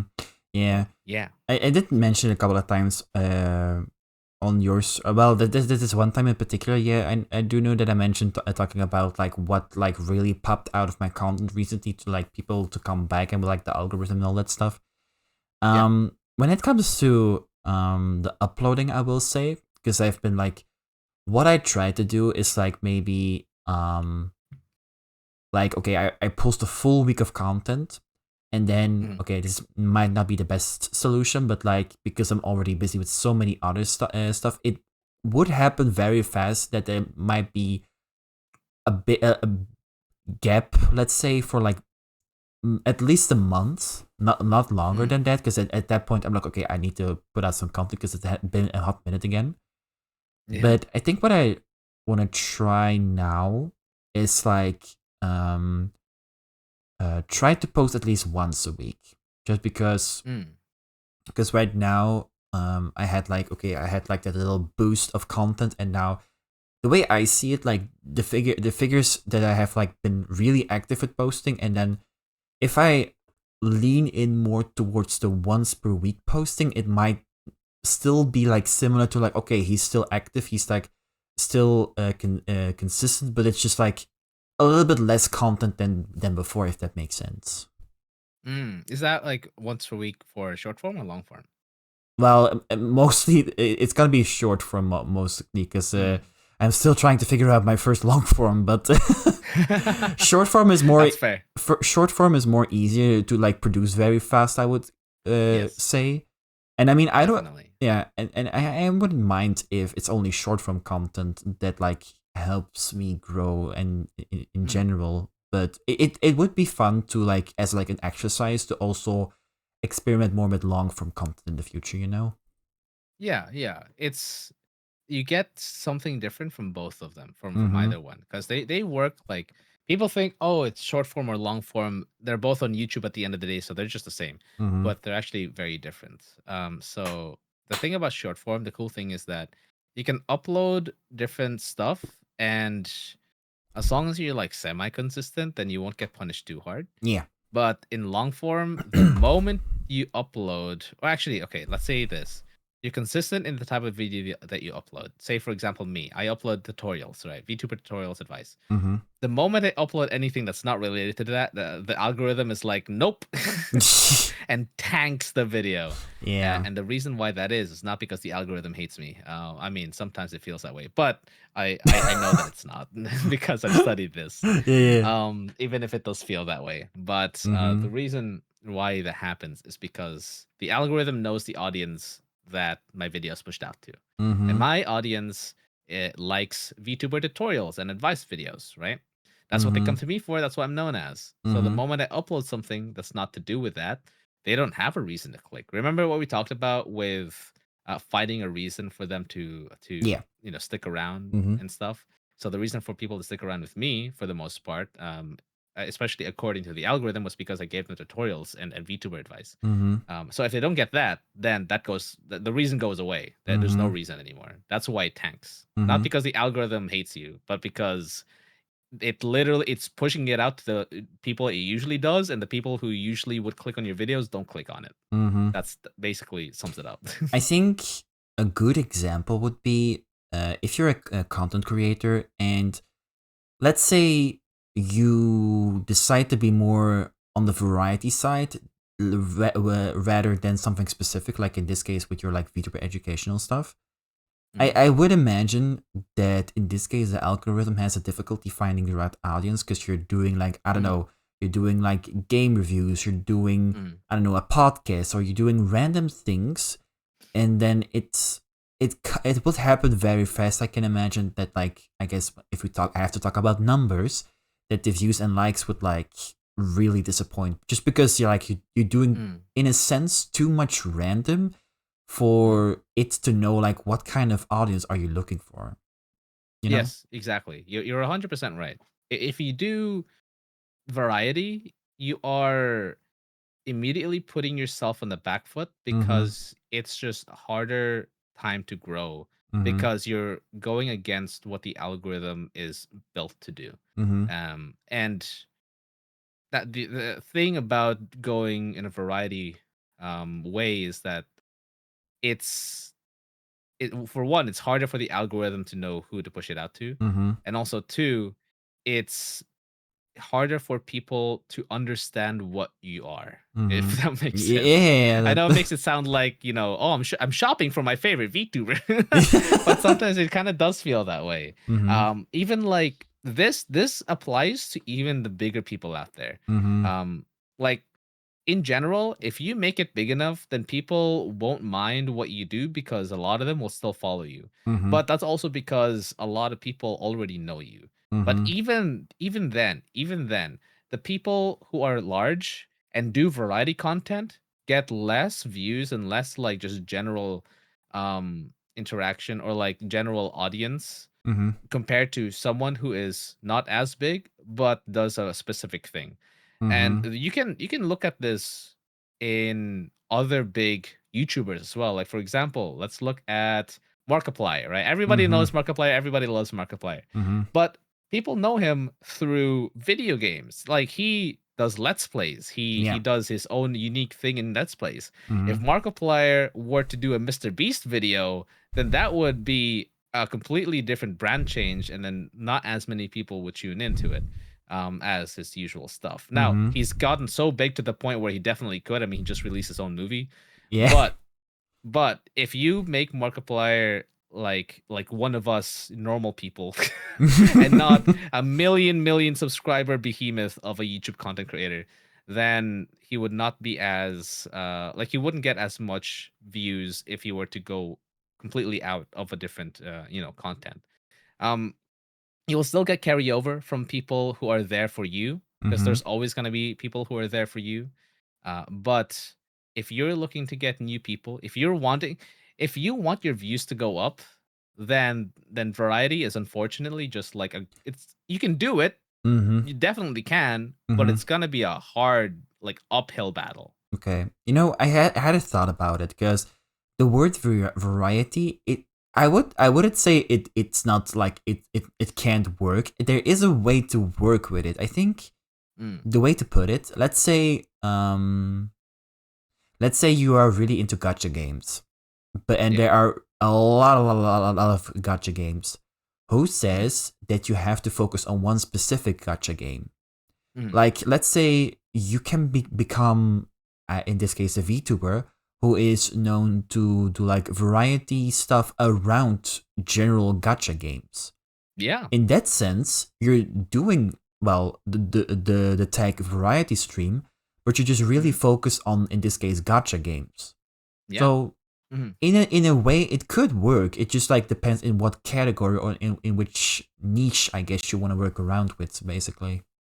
Definitely. The key to all this is just finding that one thing that defines you. And that can be anything from the games that you play to the types of streams that you make, all the way down to your personality, or even unique quirks that people have ended up finding in your streams or in your content. Like, let's say, for example, do you know Queso? Queso. It does ring a bell, but do remind me. Very, very large content creator, streamer specifically, who has blown up in the past couple of years. And people know him for two things. One, he is actually three things. People know him for three things. One, he is incredibly funny. His streams are entertaining. But being funny is more generic. The other one that's more precise or like more narrowed down is the fact that for some reason he has like this godlike ability to have the most hilarious timing in games. Okay. So for example, he was, I think this is one of his famous clips, but he was playing a Roblox level that involves snow and avalanche. And usually, he doesn't get much avalanches, but the moment he says, "Oh, what if I jump?" it immediately starts an avalanche. So it's just he has great timing, and for some reason he just has great timing, and it comes out really funny, and then people start seeing that and connecting it to Queso. It's like, oh, Queso is the streamer who has a really like funny timing that he somehow always gets. And the other one is I don't mean this in disrespect, because it's kind of just like it's become part of his whole thing. Yeah. But he is a large individual, quite a big individual. And so people make fun of his weight a lot. Oh, okay, I do remember. I think I know. Yeah. Is he? He has like a ginger or yeah. Okay, I know. Yeah. Okay, I know who you're talking about. Yeah. Yeah, but he takes that with like a stride, because he ends up turning it around and making it funny. He like leans into the joke and leans into their insults, which is another way that his personality is like he like basically someone makes fun of his weight, and then he takes that, turns it around, makes it a joke for everyone to laugh. Not at him, but at his content, like how he makes that insult into something entertaining. So now that's also what he's known for as well, for these like jokes.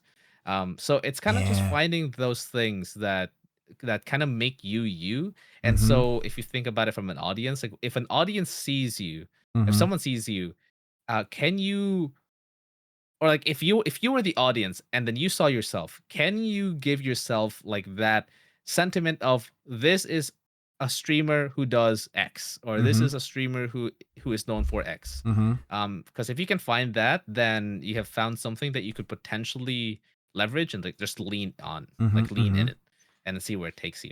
Definitely. Yes. Mala's frozen again. Yeah. It's freezing today. What's going on? A little bit chilly outside, I feel. Let me see. Yeah, a little bit. Yeah. Let me see. Cyber did ask. Well, we've kind of been yapping a bit, but Cyber did. When we're talking about, I think it was like about a topic of like with the spending already a lot of money on like VTubing stuff before pressing that live button. Cyber did ask, agency VTubers usually have resources though, right? Oh yeah, they do. Mm-hmm. But the thing is, so this might surprise you. Agency VTubers, nay, agencies don't actually have the highest quality VTuber models. Mm-hmm. So they aren't fully reliant on having the best VTuber models, the best rigging, the best art in the industry, Mm-hmm. because there's other things that make a good VTuber, but Mm-hmm. also to save cost. Because if you Oh yeah. notice, agency VTubers, if you look like you won't see like you won't unsee this once you see it, but Mm-hmm. go look at VTubers in agency or agency VTubers.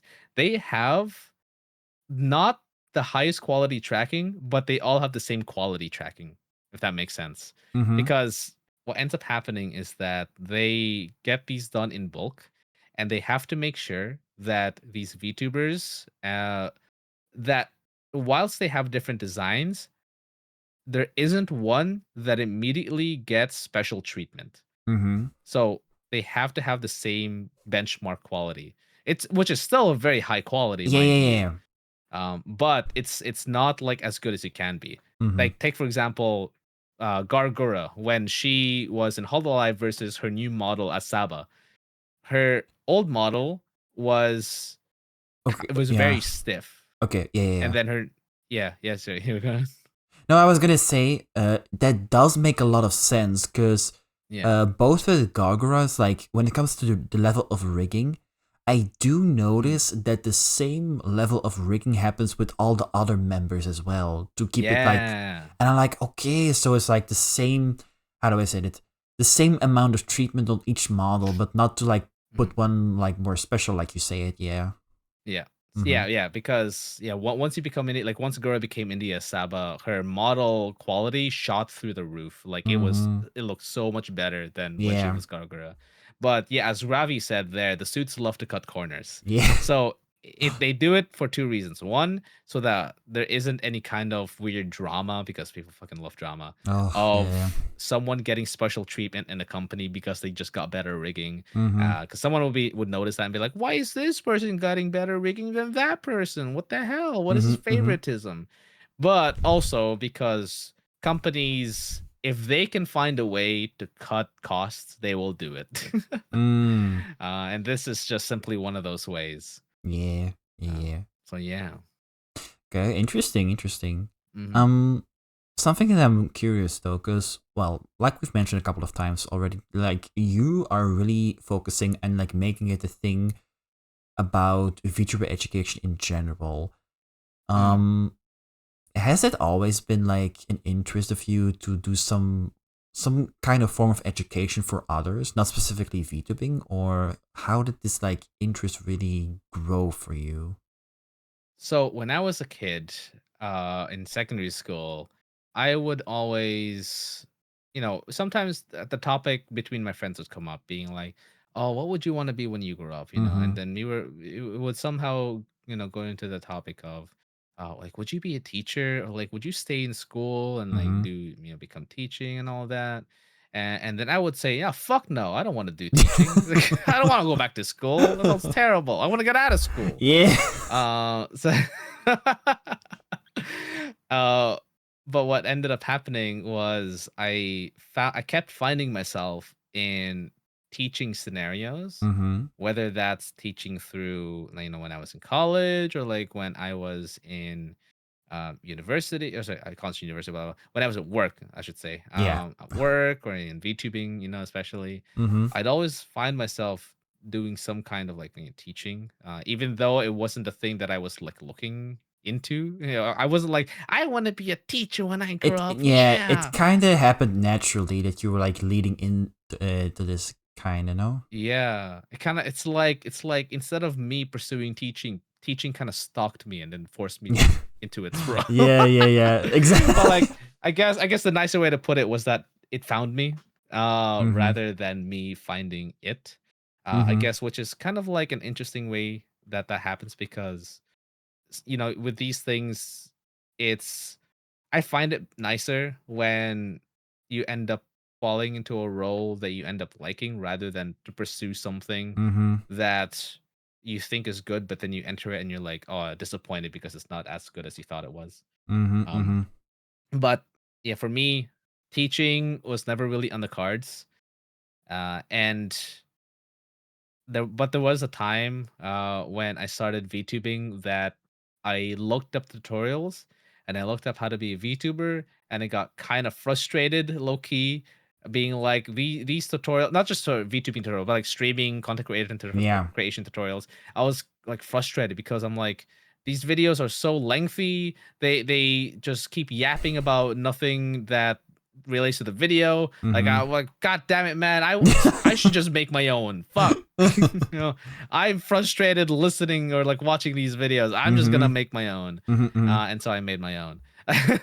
And that's where like kind of the no bullshit stuff comes in, because Ah. when I was watching those, I was so like, like I basically wanted them to get to the point. I'm just get to the fucking point. Like I came here to learn something, Mm-hmm. and I don't care about anything else. I just want you to get to the point. So that was the entire basis of like how I started making these videos, because Mm-hmm. I wanted to give people a resource that I couldn't find myself when I Mm-hmm. started. And that was like straightforward videos that just got to the point of explaining what the title said it would explain. Maybe there would be some kind of entertaining Mm-hmm. value to it too, but it wasn't like some guy yapping for 10 minutes about nothing and then Mm-hmm. actually getting to the tutorial. Mm-hmm. It was, I guess the need or the videos Something that came. fresh. Yeah, I Mm-hmm. wanted to do something that I would have liked back then. Okay. I suppose. To be fair, and I think a lot of us do think about this, like, I remember when I did like all the research with like, okay, well, like from like very different perspectives, or like from very different individuals who like are already in the space when it comes to like Mm, the term of like how to be a VTuber. I mm, think a lot of us agree that most of the content does come out to you. And I say this mm, mainly because, like you said, like you keep keeping it like straightforward and cut to the chase, and like really come mm, down with all the stuff. I do agree, I will say that I have also seen a lot of creators out there who, of course, want to do like content around like the educational stuff. But there mm. is this, how do I say this, like this long form element that gets people either boring, or in your case like get frustrated, where it's like, get to the point, like how do I even open something, like just tell me how to open Yeah. something. And like they're talking Yeah. about like, oh yeah, I'm like, okay, I'm already over it, but Yeah, I'm like, I'm clicking another video. yeah, exactly. Yeah.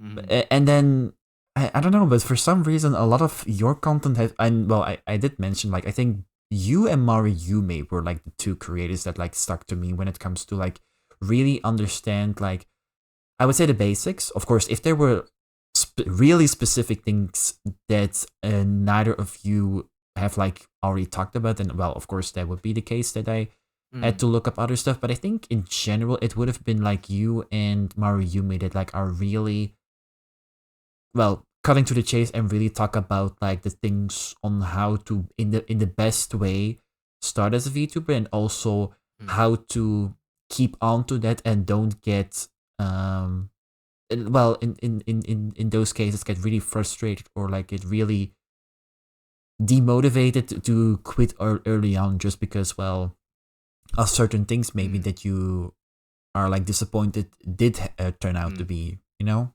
Yeah. Hmm. Mm-hmm. Especially like the more you make content, the more you kind of just realize that a Mm-hmm. funny thing ends up happening, a funny pattern where the videos that you work on the most Mm-hmm. end up being the videos that perform the worst. Ah, yeah. Whereas the videos you work on the least end up performing way better than the videos that you actually that you worked on more. Like Yeah. they end up performing way better. Like for example, the video, my recent video about The the webtoon? Sumugi, the webtoon thing, yeah, Mm-hmm. that took me between 25 to 30 hours to make total, and Mm-hmm. that was kind of just like me on my own. And the mascots video before that ended up taking me about 10 hours, and that was far easier.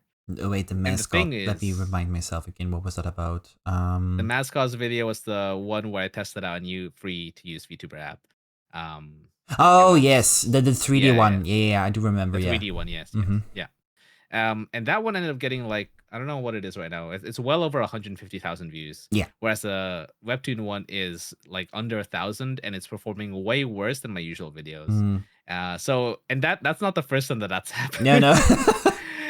So certainly, if you want to get into the space, just like be be mindful and be like Mm-hmm. watchful of the amount of effort you put into something. Mm-hmm. You can definitely do that, but like if a video doesn't perform as much as the effort you that you put in, don't get discouraged by that, because that just happens sometimes. No, I think it's The definitely a good yeah, experiment just to see like which videos do work better.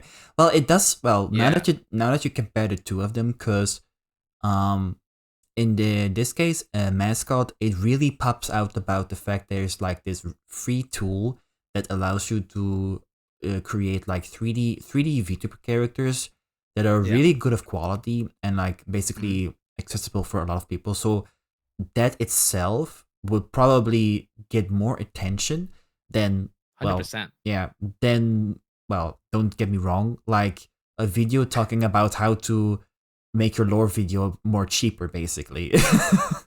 In a No, you're sense, correct. You're yeah. absolutely correct, because this goes back to the whole thing of people. You need to be consistent what you give people, because people want to come back to you for the same thing. They want Mm-hmm. familiar. So in this case, the mascots video was really popular because it directly aligned with the type of people who watch me.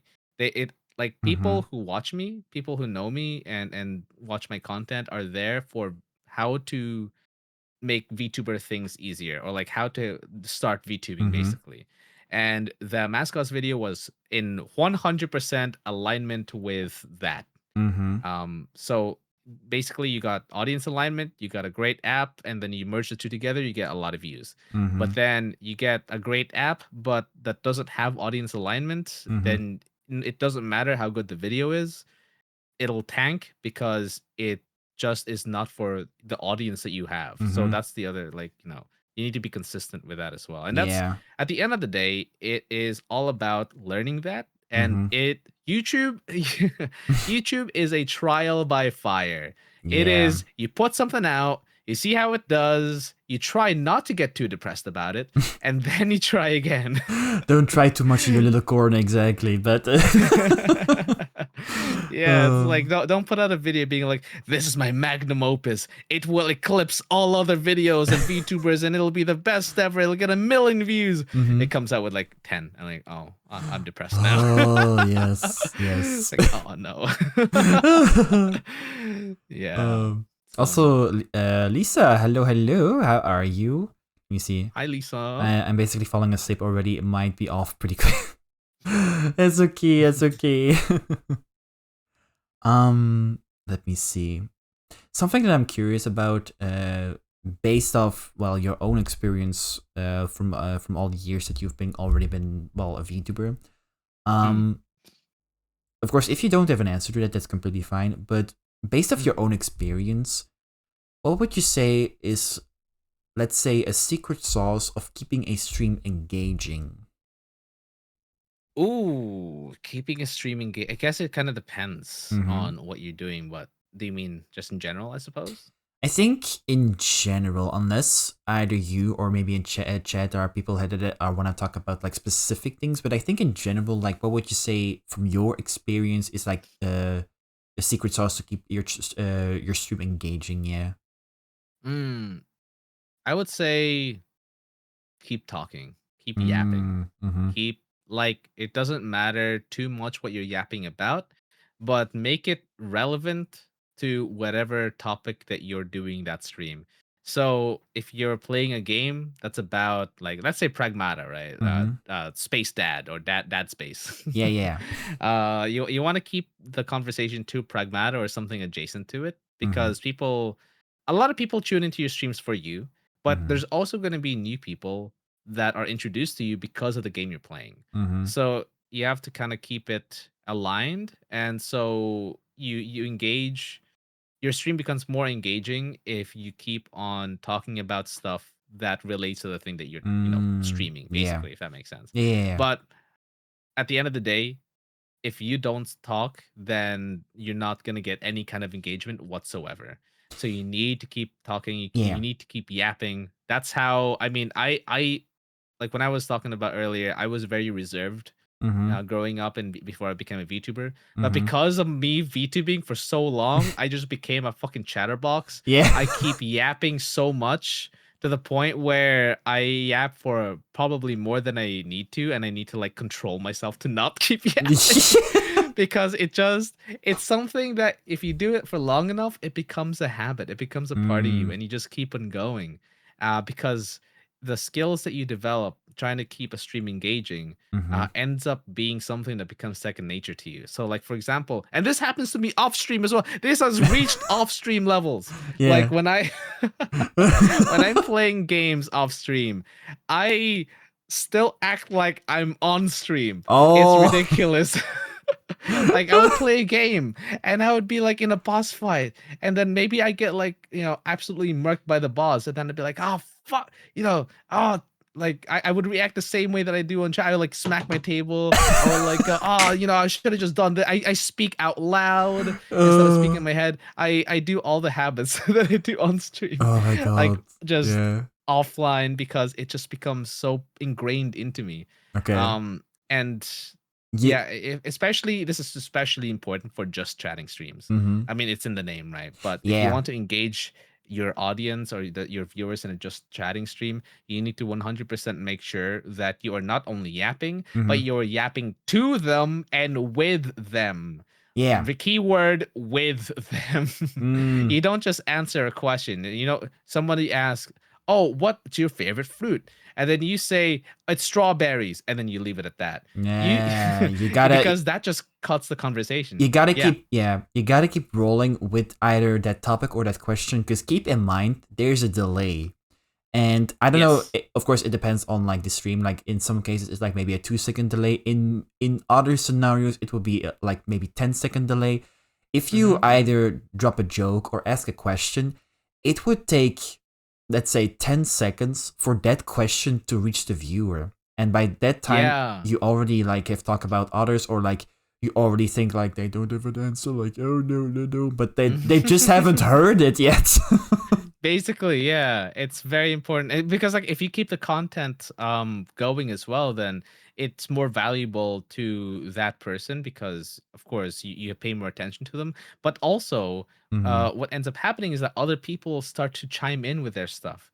So you can take the question about what's your favorite fruit, and instead of saying strawberries and then leaving it that, you can be like, oh, my name's my name my name's Strawberry. My name is Strawberry.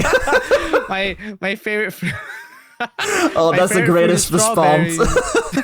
What's your favorite fruit? My name is Strawberry. That's a good. But anyways, so instead of just saying strawberries, it would be like, my favorite fruit is strawberries, but I used to like this, and that. How about you guys? What's your favorite fruits? And then people now have a reason to chat, because you literally gave them a reason to chat. Now, and it's such a simple question. What's your favorite fruit? Oh, blueberries, pineapples. And they'd be like, oh, blueberry, pineapples. Do you like pineapple on pizza? There you go. That's a new topic. Boom, just like that. And then you just keep the ball rolling. You just keep on going. And then the more you do this, the more you like basically repeat that pattern where you answer a question, you add on to it, and then you ask for chat to chime in with more things. The more people get involved, and therefore the more chatters you get to actually talk to you, and the more engaging the stream becomes because of that. So it's really just, yes.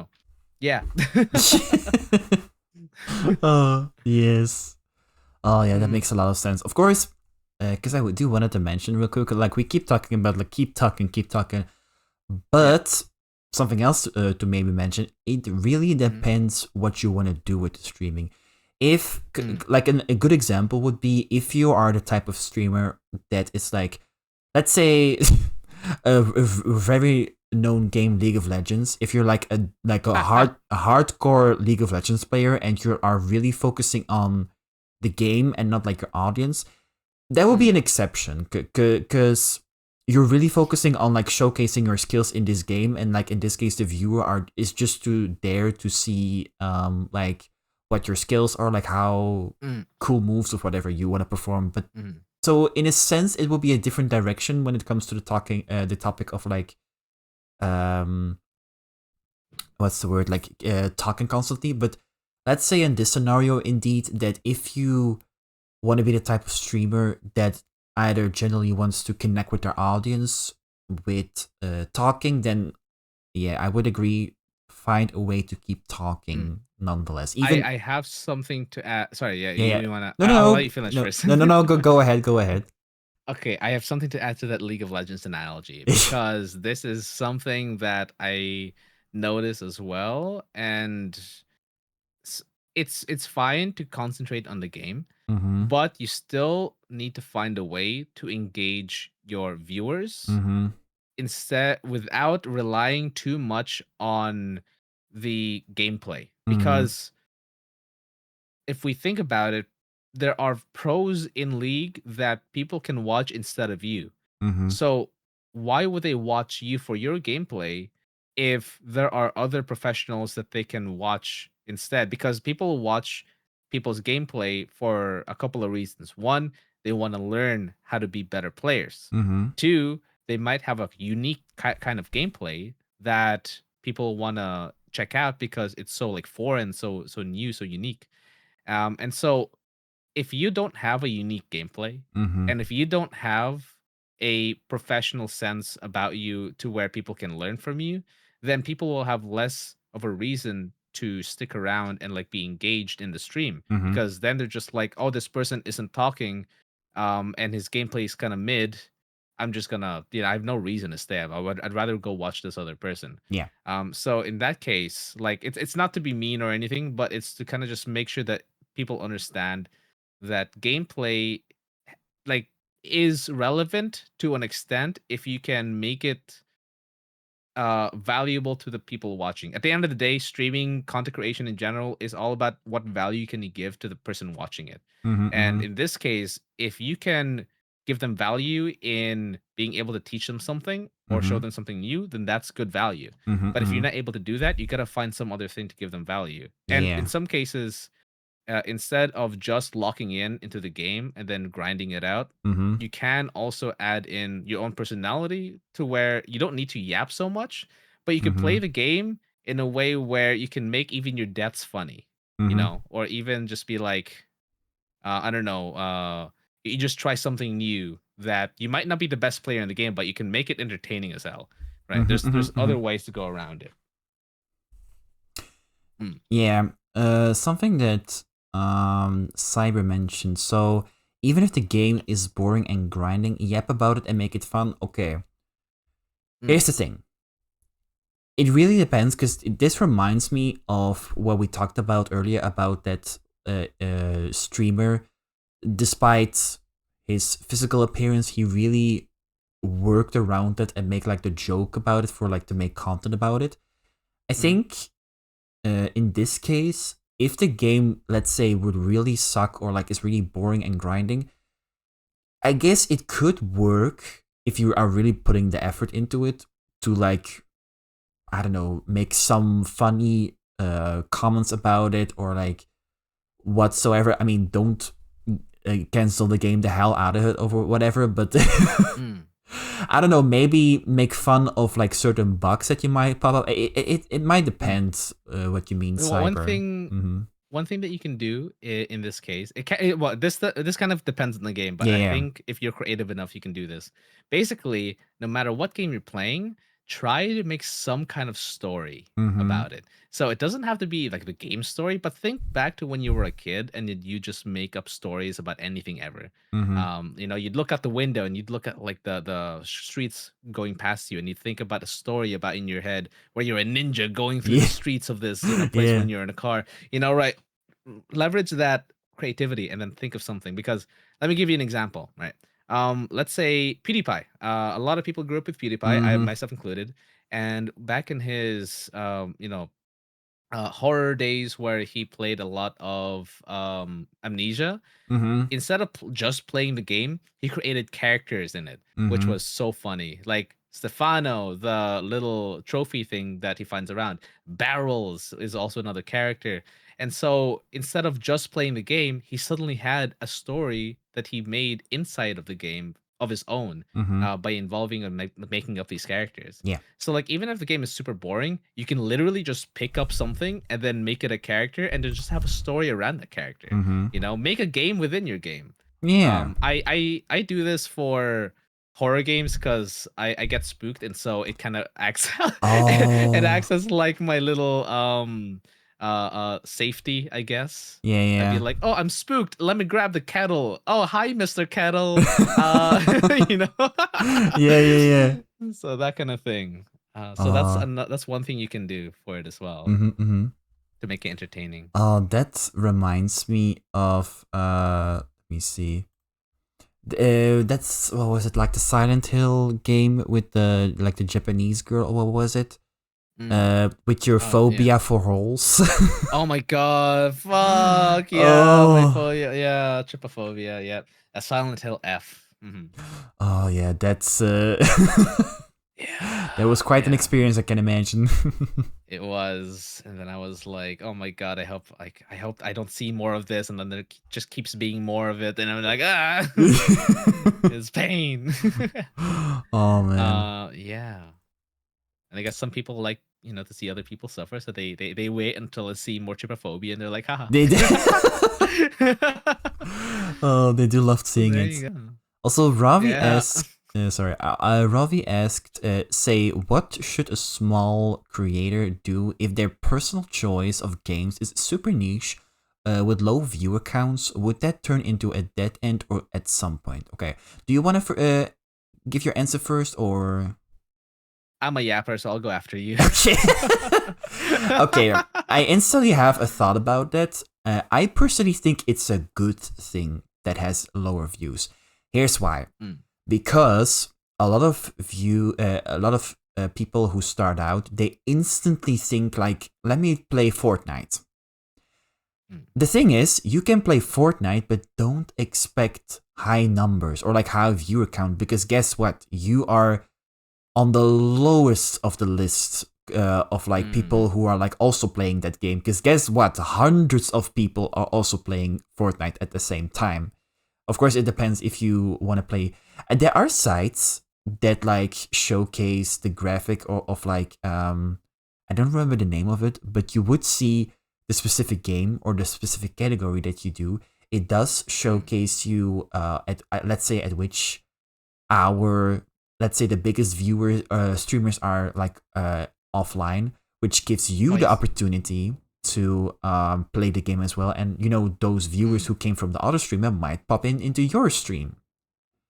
So true. In my opinion, I would say it's a good thing to try out if these games are like from like your interest or like your niche. If they have a lower viewer count, that's even great, because it gives you more opportunity to be discovered faster. Of course, if it's still in a sense like, okay, this is like really low, like not in to say like this is like too low to my liking, then I guess maybe try another game and like look up like how much is it still less views, but like more than the first game that you tried to do. You know, try to build from that, I would say. Yeah. One thing I'd add there, also, what you said, 100% true. Yes, absolutely correct. Especially with the whole discoverability thing with Fortnite or other large games. If you're a small streamer starting out and you're streaming these big games, you're gonna be at the bottom of the pile. So yeah, all is completely correct, because there are so many people in that category. You just get lost. It's an ocean. It's an ocean, honestly. Deep ocean. So highly agree in the fact that more niche games will actually end up with you being discovered more. Mm-hmm. Just because when you're looking at the list of streams for that game or category, you'll end up way closer to the top, or if not that top. Yeah. Depending on the viewers, and therefore the people who actually are looking for that game are have an easier time of finding you. Mm-hmm. Now that also, of course, means that you'll have less of a pool to choose from, Mm-hmm. but at the very least, you can have you can interact with those people who are more dedicated to that game. Yeah. If they are looking for that game, so like, because what ends up happening is, if a game is niche and people are still looking for it, then they're gonna be way more dedicated and passionate about that game than someone who's just like playing a popular game. Yeah. Because who's gonna look for a niche game that nobody's ever heard of, Mm-hmm. right? It's gonna be Yeah. the people who are more passionate about it. Exactly. So they'll be more invested into what you have to offer because you're playing their favorite game, kind of thing. Mm-hmm. Exactly. Yeah. Let's see. I got 2 questions when it comes to favorite things about Zekoz. Shana first asked, what is your favorite ice cream? Ice cream. Oh, actually, wait. Sorry. I hate to derail this conversation. Oh, that's fine. But I wanted to add one more thing. Oh yeah. One more thing to that question. Yeah. I said to that topic from Ravi. And then we'll get to talk about ice cream. But basically, stream and play whatever games that you find enjoyable, that you like. Okay, that's the number one thing. Because that way you can actually stream something that you like and make good entertainment out of it. Other one is, if you are really struggling and you're hitting a wall with viewership, like Ollie mentioned, then just try to look for an adjacent game that would share the same audiences as the game that you have or you were playing. And so there would be crossover that happens, cross-pollination, the kind of thing. And then or you could just, like, see what you can do with just going ham on that one thing. But eventually, you will run into a wall because there are only so many people you can pull from. But that's when you start branching out to other similar topics. It's not, you don't try to go from one niche to a completely different niche. Like, usually what you would want to do is go from one niche and gradually go around, adjacent niches, not just jump one to the other. Unless you want to do that. I mean, if you want to experiment, then absolutely. You'll just risk not being able to carry a current audience over. It just really depends what your, I guess, vision and goal is. Like, is it that you like already have like a plan and you want to stick to that, and then try to do, like, I guess, more research, or like do more, how do I say this, like studying to like understand more like what does work and does not work? Or like Zekoz says, if you are just here to like experience and see, like, okay, these are the things I have like interest in, what sticks out, like what sticks not, and then work around that, I guess. And if you're really engaging with your personality and stuff, then people will just stick around because they like you as a person at the end of the day. So that's okay. Okay, we keep keep we keep yapping. We keep yapping about it. No. Okay. I'll add. Okay. You know what? So go on. You'll add. Yeah. Okay, I'll add one more thing, and then we come back to the questions. I'm sorry. Hydrate, you bastard! Also, thank you for the hydrate. I did mention this as well on your stream, because the funny that you mentioned, like, it's the personality that sticks out, and it doesn't really matter what you do on stream. And I would say that from like my own experience, because it's no secret that I'm a big Disney lover, and I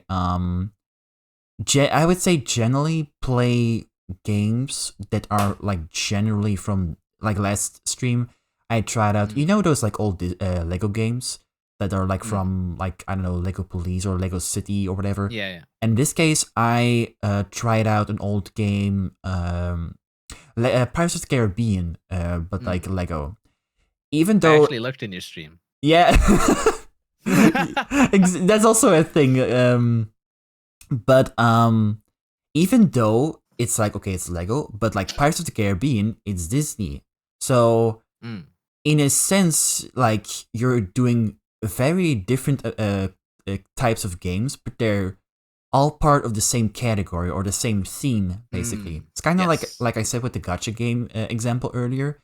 So I guess focusing on one game, that could be an option. But if it's like, and I know for myself, like I get bored very easily. I have like waves of interest, basically.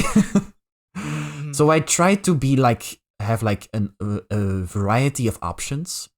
So I think from my personal experience, I would say find a niche, sure, but then also see like what other, like how many options do you have in that niche to like play around with that, and of course express your personality more, and then create that kind of snowball. Yeah. Yeah. You don't try to force yourself into one thing. If you don't want to stay in that one thing, it's okay to go around. It's okay to explore other things, to check things out. Also, Shana says you never know when he always has an eagle eye. Always. I'm lurking. I'm watching all of your streams all the time, and you will never know. Oh damn!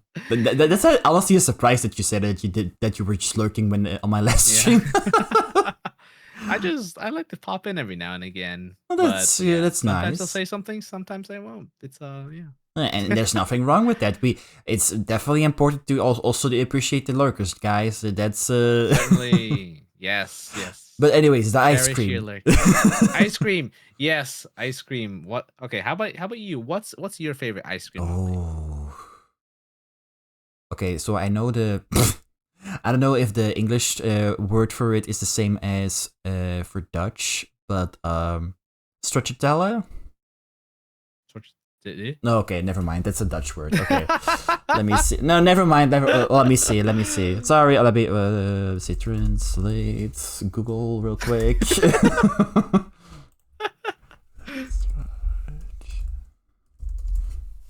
I really thought I could understand it. Sorry. I thought, am I gonna do something like Saint Goog save us? Okay, let me see. Can you spell it out? Okay, Okay, let me just type it into Discord real quick, maybe, if you... Okay, yes. Like stracciatella ice cream, basically. Stracciatella. Yeah, if you look it up, it's like this, like, I guess vanilla with chocolate chip in it. Let's see. I don't know if it's like... Oh, I see. Okay. I'd say that's... Yeah, sorry, go on. I was gonna say, I'd say that's like an ice cream I do enjoy. Besides lemon, maybe. Oh, lemon. Very nice. I was gonna say this looks like cookie dough, but it's not quite cookie dough. In a sense, it could be cookie dough, but I don't think it's technically is it now. Yeah, because it's vanilla with chocolate chunks, but cookie dough is just like it's cookie dough with cookies. Yeah. Yeah. Oh, actually, you know what? I think this might be like cookies and cream. Cookies and cream. I think it might be similar to cookies and cream. Could be. I mean, Ben and Jerry, definitely. Yeah. Yeah, certainly. Yeah. So nice. That's a good choice. Yes. What about you? I also enjoy cookies and cream, but if we're to talk about if it's okay, slightly off the ice cream, but if we're talking about gelato, pistachio is goated. I love pistachio. But if we're talking about ice cream in particular, I probably cookies and cream is a solid choice. I actually, you know what? I take it all back. Ben and Jerry's brownie, was it? Hang on, Ben and Jerry's brownie. Ooh. Brownie fudge, I think. Yeah, Ben and Jerry's chocolate fudge brownies. Oh, these are so good. Oh, that does sound good. Yeah. Yeah, because not only is it like the ice cream, but they have chunks of fudge inside, and I love fudge. I love fudge. I love fudge. We do love it, yes. Yeah. Okay. Chocolate fudge brownies. Nice. Let me see. What was the other question when it comes to? Oh, Ink asked, favorite currency. I don't know what that's supposed to be. It's gotta be the euro, right? Like, come on. I don't know what that's supposed to be, but I mean, sure. Favorite currency, euro, sure, yeah. Damn right. Yeah, Euro. I'm locking it in, sir. Yes. Um. Wait, so Very good. okay, so you're from Yeah. Ireland, but okay. My apologies Mm. because I'm bad at with like all the Yeah, you good. currencies, but like pound and euros, is that not? Do people in Ireland don't use pound or pound? Sorry. No. So people in the UK use pounds, but also people in Northern Ireland use pounds because Northern Oh. Ireland is part of the UK. Ah. So Okay. yeah, the Republic of Ireland, which is the rest, and mainland Ireland, Okay. uses euros because we're part of the European Union. Yeah. Okay. Okay. Let me see. This is okay. I have an interesting question because and we do know that like with like when it comes to streaming, it's like most cases it's like 2 days a week that you stream. But would you say, do you treat your streaming more like performing, hanging out, or something else entirely? Oh, so I think, let's see. I think it's honestly probably just hanging out. Yeah, Yeah. yeah, just hanging out. I agree. Yeah. Yeah, because how do I phrase this? Basically, my main content creation is YouTube videos, Yeah. right? So I have a day job, I have a full-time day job, and then I Mm-hmm. go home and then I make content and I do all of that. And so my streams just by default, because of the amount of time I spend making content, just end up being like my break times where I just hang out and play games or chat to you guys. So I don't see it as like, oh, I'm entertaining people, or oh, this is like a big special event, or I'm here to do my job as a streamer or VTuber. It's just it has ended up being my hangout time, my like chill down, take a break, kind of just like don't have to worry about work. We're just here to have fun, sort of time. Yeah. Yeah. Yeah, I would agree with that. Like, because sometimes I feel like it's both a good mindset, but also maybe it's in some cases a bad mindset. Like, do I put enough effort into streaming, even though there's a lot of it that happens off stream? It's kind of similar, like you said, like most of your content or like your well-known content happens on like YouTube in this case, or like other social platforms. And streaming in this case is like just to have like kind of a break and like like you said, like hanging out and then chat with like those who are in your chat or like lurking or whatever. So yeah, I definitely can relate to say that streaming is more like seen as hanging out, or sometimes being like a fun activity, like like your karaoke streams, Yes. It's funny because like at the start, my main focus was streaming, because I started streaming before I started making proper content on YouTube, and then my strategy back then was that I'll make content on YouTube so that people will come to my streams, and of course that's kind of how you should do it, right? Yeah. But it became the thing of I'll make content on YouTube to get people onto streams, to I'll make content on YouTube because I like making content, and I'll stream less to accommodate that. Because I used to stream for at minimum 3 to maybe 4 days a week, which is quite a bit more than my current 1.5, basically. Like Sunday is half a stream, let's be honest here. It's 2 hours. Yeah. Usually anyway. And so I used to have a much more frequent stream schedule. But what ended up happening was that I didn't have enough time to do YouTube because of it. And the time that I would get to spend on YouTube, I wouldn't have the energy to do work because I streamed so much already. So I had to make the difficult decision of just streaming less so that I can make more videos, because that's what I enjoyed like a lot. I love the I really like streaming. Yeah. But I also love that satisfaction I get when I make a video. Like in the process of making the video, I get like excited about ideas, and I make a video and it's like super cool. And it's like a nice entertaining. accomplishment. Like, yeah. And then when you upload it, it's a good accomplishment, and then especially when it does well, you're like, yeah, I want to do that again. It's like, okay, I can take a break for like maybe a day, and then okay, next project. Yeah, exactly. Exactly. Oh man. Yeah. Absolutely, yeah. So definitely more like hangout streams now. Yeah. Mm-hmm. If I had more time though, if I did VTubing full time, I would definitely stream more, like at least 3 to 4 days a week again. Well, you did Um, mention on your streams, if you haven't catch that chat, but Zeko is gonna, I believe next month, he's gonna experiment. He's gonna do the experiment that he's gonna stream like a whole month. Still 4 hours, or would you say like more than 4 hours? well, minimum three. Minimum three. Okay, still each day, Until yeah. however long. Okay, yeah. So basically, Yeah. almost each day, but like for like a reasonable hour of streaming still. Yeah. So, because I really want to see what happens Mm. when I'm like, have you ever watched Naruto? Or like, do you know that meme or that clip of Rock Lee Okay, going up the statue and I always looking say. Okay, here's the thing. I know Naruto. I just never watched it. So Okay. I'm familiar with That's it, but I just never watched it. But yeah, go on. So there's this moment in Naruto where he goes up a statue and then he goes up to his teacher and he's like, "Teacher, can I take off these ankle weights so I can go all out?" And the teacher's like, "Yes, Lee, go and give it your all." And then that's how he speaks in the English dub, by the way, like literally.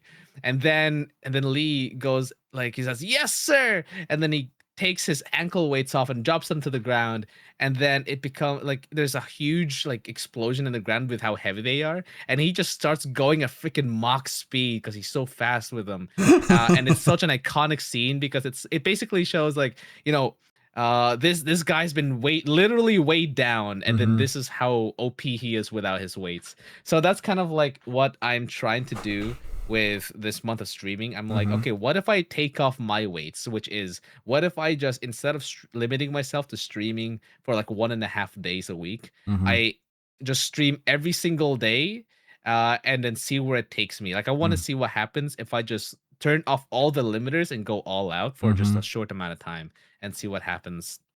And I'm just like, I really want to see if my frequency is the bottleneck of my streaming, or if it's something else. That's also like another part of the experiment, because I love to just experiment. I want to see what parts of what I do affects what other parts of what I do. Yeah, that's and this is just simply one of them. I definitely look forward to see like what like the results are after that, because yeah, that's definitely something to look forward for in general. I would say.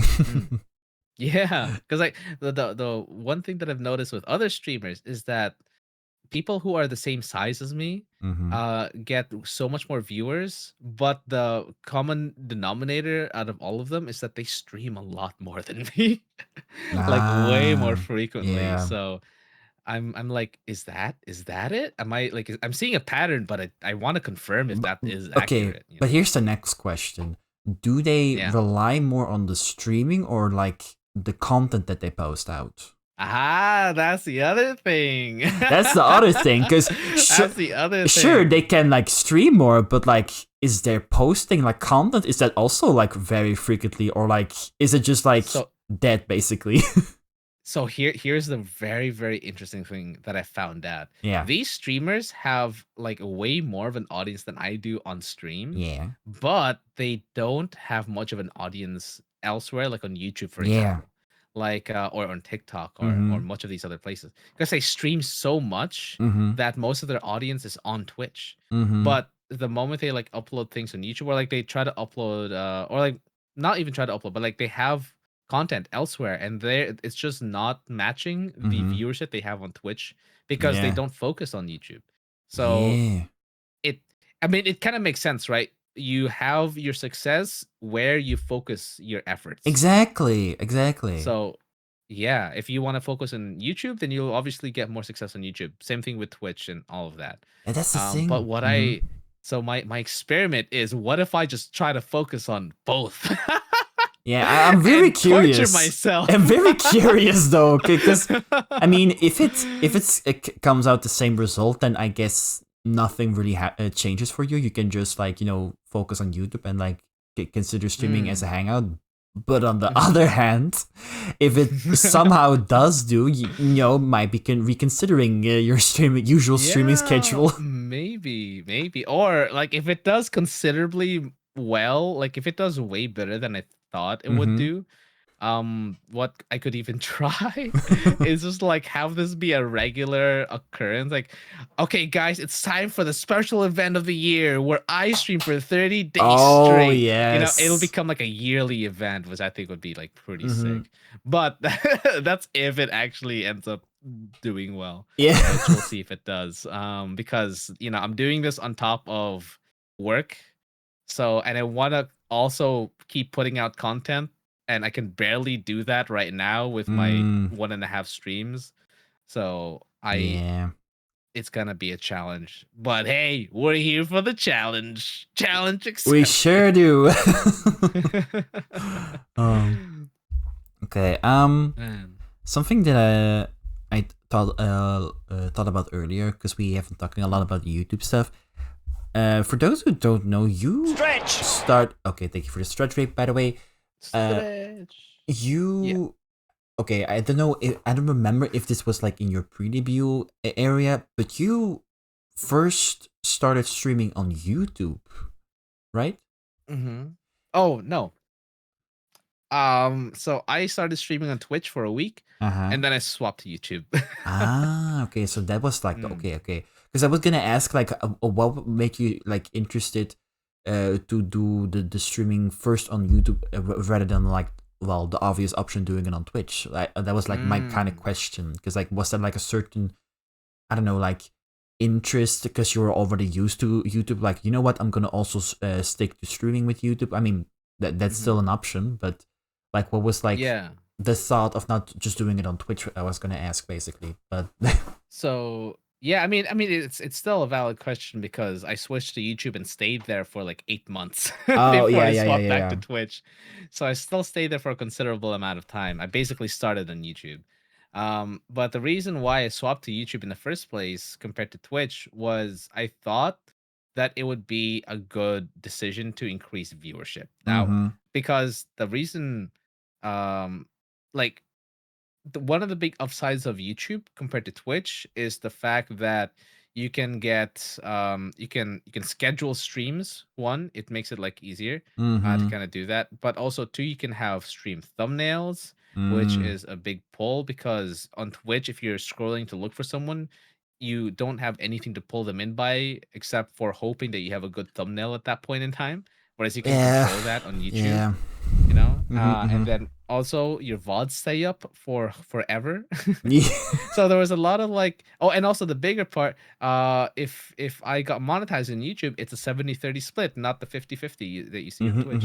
So that's like a bunch of things were pointing me towards YouTube, and generally YouTube has like a larger audience pool to pull from. So I was like, okay, yeah, we'll give YouTube a go, because who knows, that maybe the everything that YouTube has going for it will actually mean that I get more people watching. And honestly, the biggest difference that I saw between YouTube and Twitch was not in their technicals, not in their like design, but it was actually in the community. I much prefer like the community in Twitch because of how it's cultivated around streaming. Whereas on YouTube is like, people who watch videos or shorts may watch some streams, and so it's like a completely different audience. For example, on Twitch, you might have moments where people will just spam the chat with emotes, and that's like cool as shit. But then you don't really get that on YouTube, especially because of like how awkward channel memberships are and emotes are. Yeah. So yeah. Oh, that's definitely interesting to because I get that. Especially for like someone who starts streaming on, well, as a VTuber, the first thought, because a lot of others would like say it online with with like the tutorials, like how to be a VTuber, blah blah blah. The obvious option would be Twitch, because, well, let's be honest, that's like, of course there are some alternatives, like I don't know, Kick, I know of, and then of course there's YouTube. Actually, I don't know, would that be, I don't know if maybe there's just like a concept ID for your future videos, just saying. Mm. But trying out Kick, like compare Twitch with Kick. I was maybe thinking like. I think I do have an account on Kick just because I wanted to grab my username when it was Yes. first released. I wanted to secure it. Yeah. But I don't really use Kick, and I don't know if I would enjoy Kick because of the audience there, like the community. Mm-hmm. It's a very, very different community than on Twitch or on YouTube. And yeah. Okay. it's Well. like Yeah. yeah. Well, to Yeah. be fair, I don't know. I don't know much about Kick, but I was like, they are frequently mentioned, and I'm like, okay, well, like, is there like a big comparison between Twitch and Kick? So yeah, that's why the biggest difference in Twitch, sorry, in Kick with all other platforms, it's revenue cut. Mm-hmm. It's at a fucking ridiculous 90-10.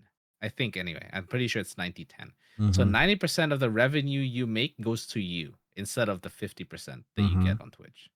So if you're a big streamer and you're on Kick and then you get that revenue from AdSense or whatever, then you get 90% of that. 90% of your viewers' donations, 90% of the ads, and so much goes like to you if you're a big streamer compared to like if you're on Twitch. That's another thing. And also they have lighter censorship laws. Which is also a breeding ground for not so great individuals. Okay. Gotcha. Yeah. No, okay, that's okay, reasonable. Let me see. So we talked about how to keep your chat or in this case stream engaging, but how would you say, and this I think happens a lot, but how would you handle quiet moments or low energy let me rephrase. Quiet moments or low energy streams? Low energy streams is an interesting one. Do you mean like low energy for me or low energy from the chat? I'd say both. Okay.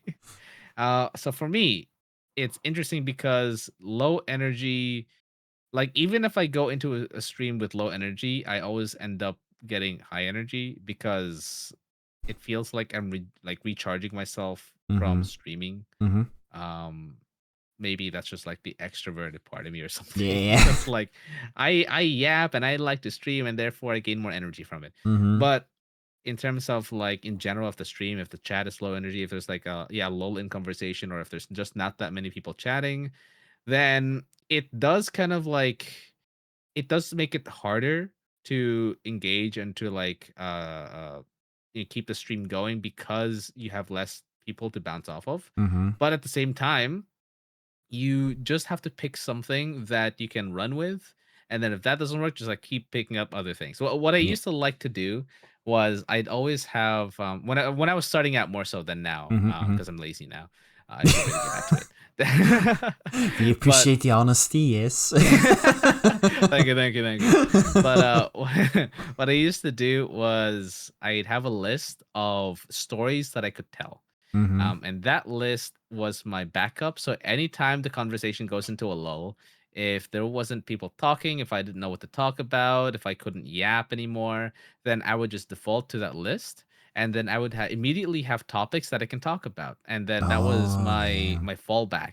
So I could always like dive into that. So that was really helpful. Yeah, I've heard that. I've heard a couple of times to have like a notebook, especially next to you, to either, let's say, things that have happened either during the day or during the week. Like if you don't remember it, of course, at the moment, you have like that like written down, and like you say, like you have something to talk about, and then yeah. Yeah, exactly. It's because sometimes all you need to have is like a reminder of topics. It doesn't need to be like fully fleshed out. But if you have like a thing in your note that says train, then you can be like, oh yeah, I remember that thing that happened on the train last time. Yes. So yeah, just have a keywords that remind you, because people, oh my god, I don't like it when people say, oh, Zeke, my life is boring, nothing Oh happens, like no. nothing ever, there's no story to tell. And I'm like, no, bitch, there are things to tell. Your life is entertaining, people's life is entertaining. Like they Oh can't always, always a potential for that. All you have to yeah. do is just frame it that way. You got to think about it another way.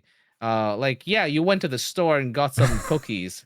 Can you make that entertaining? Yeah, you can. How Yeah. about instead of just focusing on going to the store and getting some cookies, you end up diverting that into like a story adjacent. So I went to the store and got some cookies. Oh, these cookies are my favorite because of this, this, and that. Boom, you have another story to tell. There you go. You bounced off of yourself. Congratulations. So Yeah. there's always entertaining stuff about you. Don't let your quote unquote idea of your life being boring Mm-hmm. like make it that way. You can always make your life entertaining, and you can always find good and entertaining things in your life. Mm-hmm. So yeah, slap yourself for thinking that way. Slap in the face.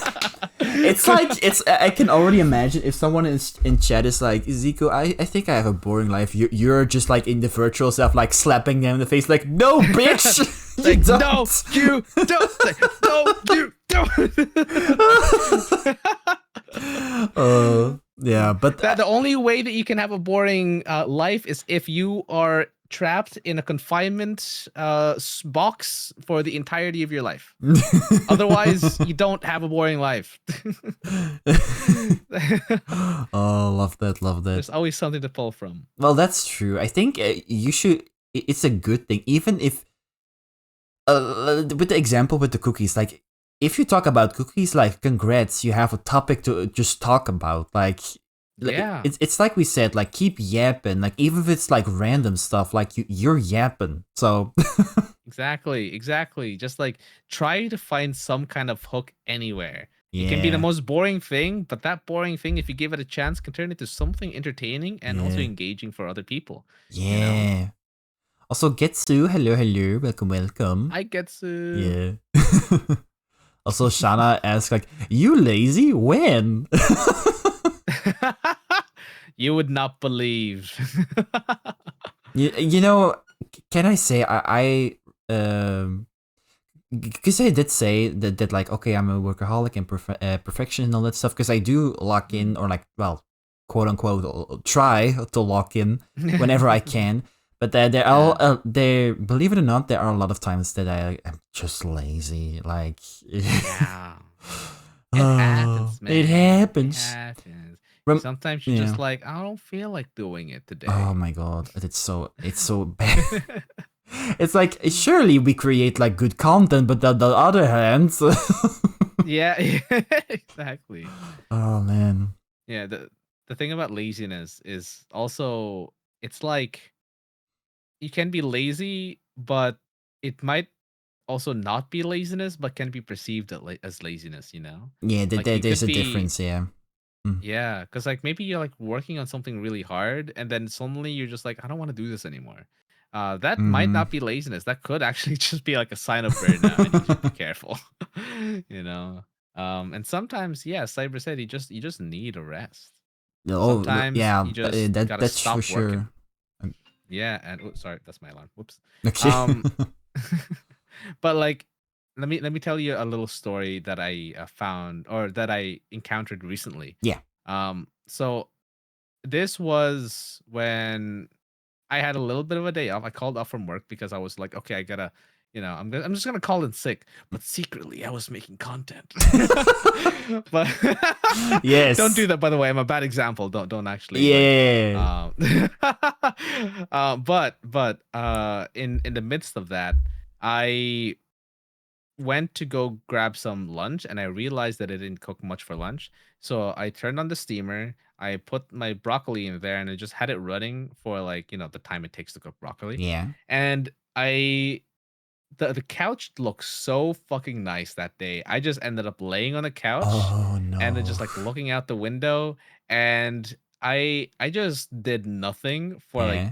10 to 20 minutes. And it Okay. felt amazing. I forgot how it felt to do nothing. Okay. Like I kind of just realized Yeah. that I was doing something all the time so much that I forgot how to actually take a seat back and stop and just do nothing.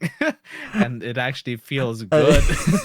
I don't know why, but when you talked about like, because you were talking about like the like sitting in the couch, my mind was like, oh no, don't tell me he went to a nap and he forgot he was cooking the broccoli.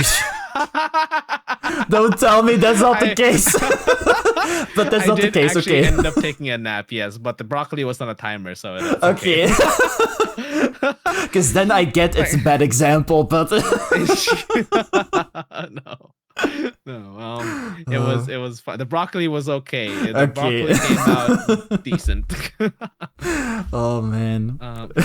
Like sometimes it's just good to just do nothing. Like that's true. You know, people are always like, "Oh, you should be productive. You should be doing this. You should be doing something all the time." It's like, no. But the thing is, you have a limit. Okay, but the thing is, taking a break, even taking a break, and I might be speaking from my own experience, but even taking a break feels like wasting time to for like that free time you could have made it happen. Like, okay, like your project is like maybe 10% like faster done. Just because you wanted to take a break, I'm like, yeah. See, I would think of it this way then, because I have run into this before. I'm like, why would I take a break if I can just get it done quicker? Because if you don't take a break, you're risking your future self burning out. So think about it this way. Would you rather take a 10-minute break now, or like even just a half-hour break now, or risk you quitting your entire career entirely? Okay, in that situation, I would go with for option 1. So yeah. Yeah. So I kind of have to like remind myself that as well when I'm like, oh, I can't I must push forward. and then I remember, oh wait, this is the exact formula for burning out and never wanted to do this ever again. I don't want to do that. Yeah. I will say, but one thing that I'm glad that I never went like in that route when it comes to like burning yourself out. I do remind myself to go to sleep to a reasonable hour. Cause well, it happened. Well, I think my hour for like, okay, this is the hour that I need to be in bed, is otherwise it's way too late. I'd say for me it's like 1 in the morning. That's like yeah, that's like still it's even though it's like after midnight. I would say 1 in the morning. Like, okay, if I get in bed like before 1 in the morning, I still have like maybe 7 to 8 hours of decent sleep, and then okay, I'm recharged and we can move forward. That's so yeah. Yeah, definitely. Oh, bye, Ravi. But yeah, the taking. Dude, actually, you make such a good point, because I started working on my sleep schedule. My sleep schedule before was notoriously crap. And like I would sleep at 2 or 3 a.m. sometimes, like most days actually back then. And this was also during the time where I like basically burnt out of content. And I was getting like such little sleep, because I would sleep at like 3 a.m. and then I'd wake up at like 7. So I was like 4 hours, 7 or 8. So that's like 4 to 5 hours, which is not much for me. No, that's anyway. not. Yeah, and then I would like fall asleep at work. I mean, I used to always fall asleep at work as well, but then I'd have like so much brain fog. And then recently I worked on getting more sleep by sleeping earlier, and it has done fucking wonders, because I don't feel as much like exhaustion in general. Like I don't sleep in the middle of the day as much as I used to. Yeah. And then I just feel more, like active, if that makes sense. No, that does. It's just that does. nicer. Yeah. I think like I don't feel like I'm dying. I think something that does help me a lot as well, because like I said, like I'm so much into the zone even though it's getting really late, because you're like so worked up in your mind. I think the best thing to handle that is like just write down the things you wanted to do and just keep it for tomorrow, for the next day. Oh yes. Because well, even if you have your sleep, there's like a in my case, maybe 90% chance, like half of those things are like long forgotten and I never think about it again. So I'm just like, just write it down. And then once I read it again, like, okay, I was going to do that and I'm going to do that again. And I'm like, okay, go. Yes, absolutely. And that works so well because you're not only writing it down to remind yourself in the future, like future you, but you're also getting it out of your system. Because now you're not going to sleep thinking about it, because if you've already written it down, you don't need to think about it. Yeah, that's also a thing. You're like more at ease, like, okay, I have written it down. I have something to look back on. Now I can just buzz off, like plug myself off, like, okay. Yeah, you go like, signing off, goodbye. Signing off. Yeah. Oh, disconnect yourself. Definitely. Let me see. It's good. Something Taking that breaks is important. Yes, that definitely Taking breaks is part of it.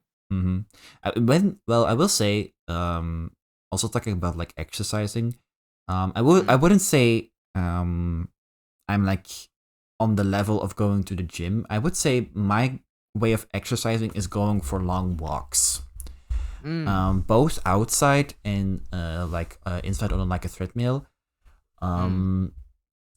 I would prefer outside, but of course, when spring comes, that also means in my case hay fever. So. Oh yeah, fuck hay fever. I've been feeling like a motherfucker recently. Oh, it's the worst. But yeah.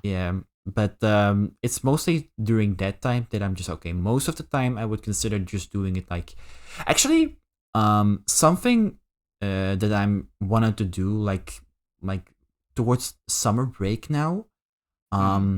It's like do this like little upgrade with my office desk right now, because like right now it's just like, okay, I'm sitting constantly, and I have thought about it a lot. Like, okay, I want to find a way to make sure even though I'm just working, still be able to like, okay, stand sometime, walk sometime, and then all that stuff. So, and I kind of got this idea from like a friend of mine who has this like setup at his home, but he has like a desk, not automatic, but like with like a handle, just to raise and lower the desk.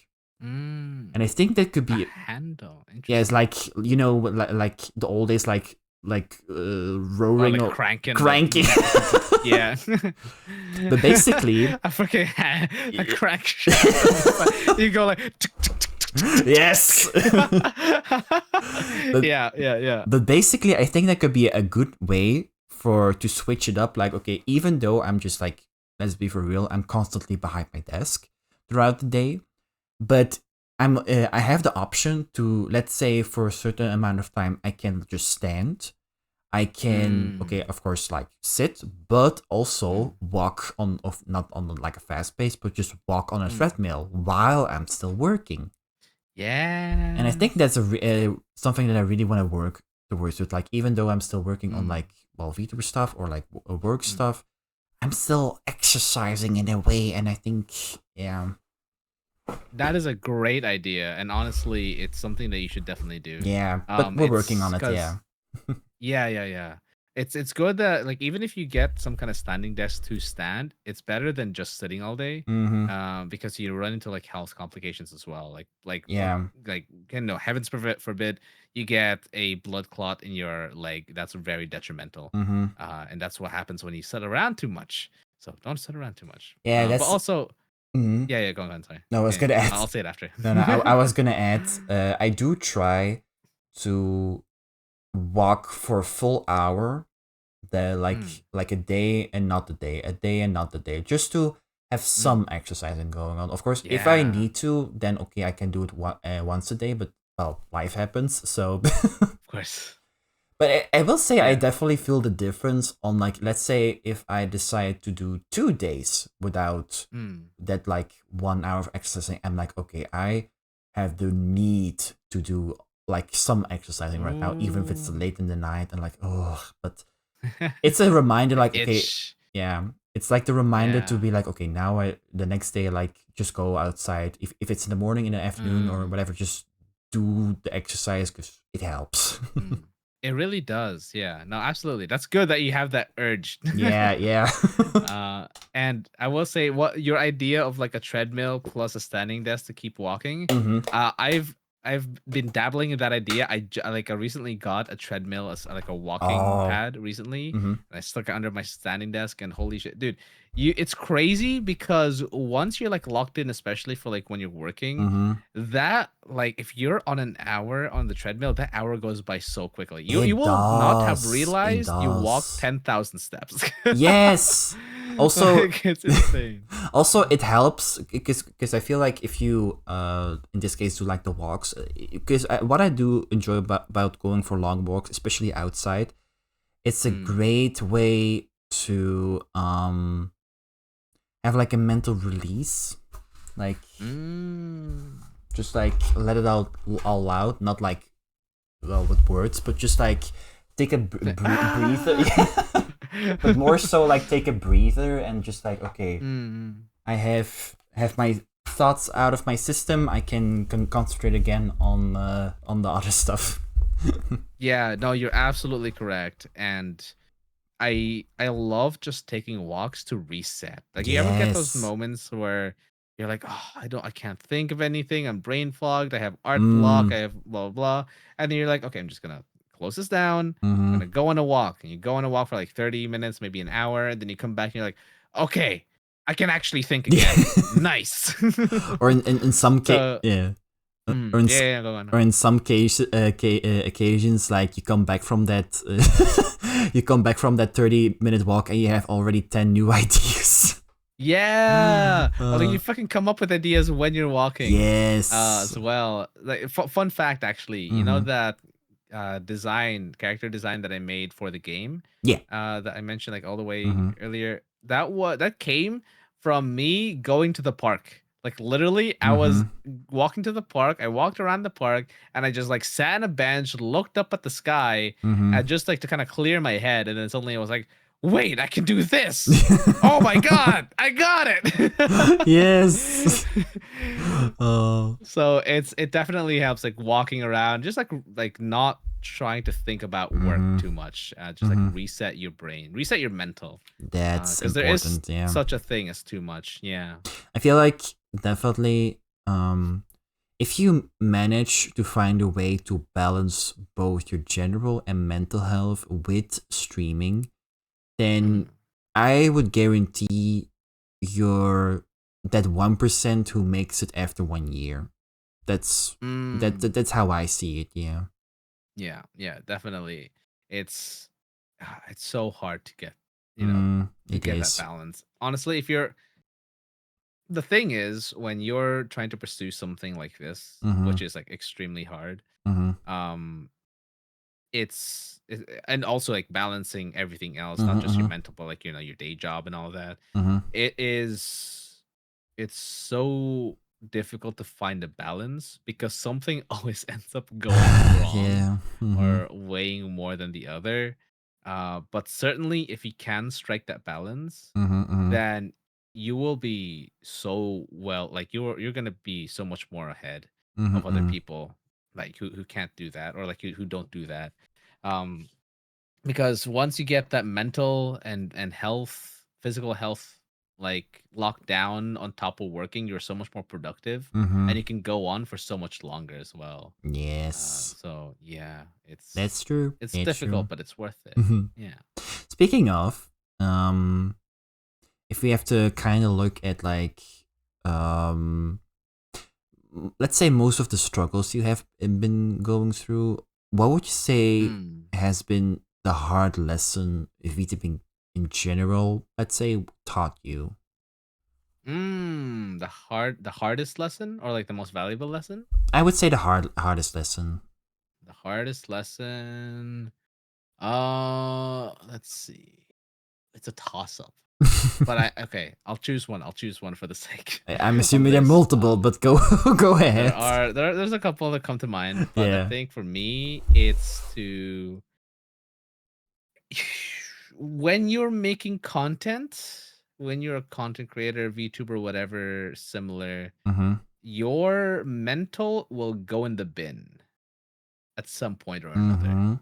You'll have it'll really test your ability to not only stay motivated, but to also maintain that consistency and to not go crazy with the comments that you're getting, your numbers going down, Mm, with other people being like you're shit for yeah, no reason, kind of just like yeah. rudeness in general, or like there your mental will be shot from all angles, and it will really test your ability to keep going despite all of that. Mm-hmm. um, so yeah, that's probably the hardest lesson that I've learned in my 5 years of making content. Yeah. Because the reason why I nearly quit twice was because my mental just like was in the bin during those times. Mm-hmm. Mm-hmm. Yeah. No, So that's fair. I think yeah, that's a very good lesson in general.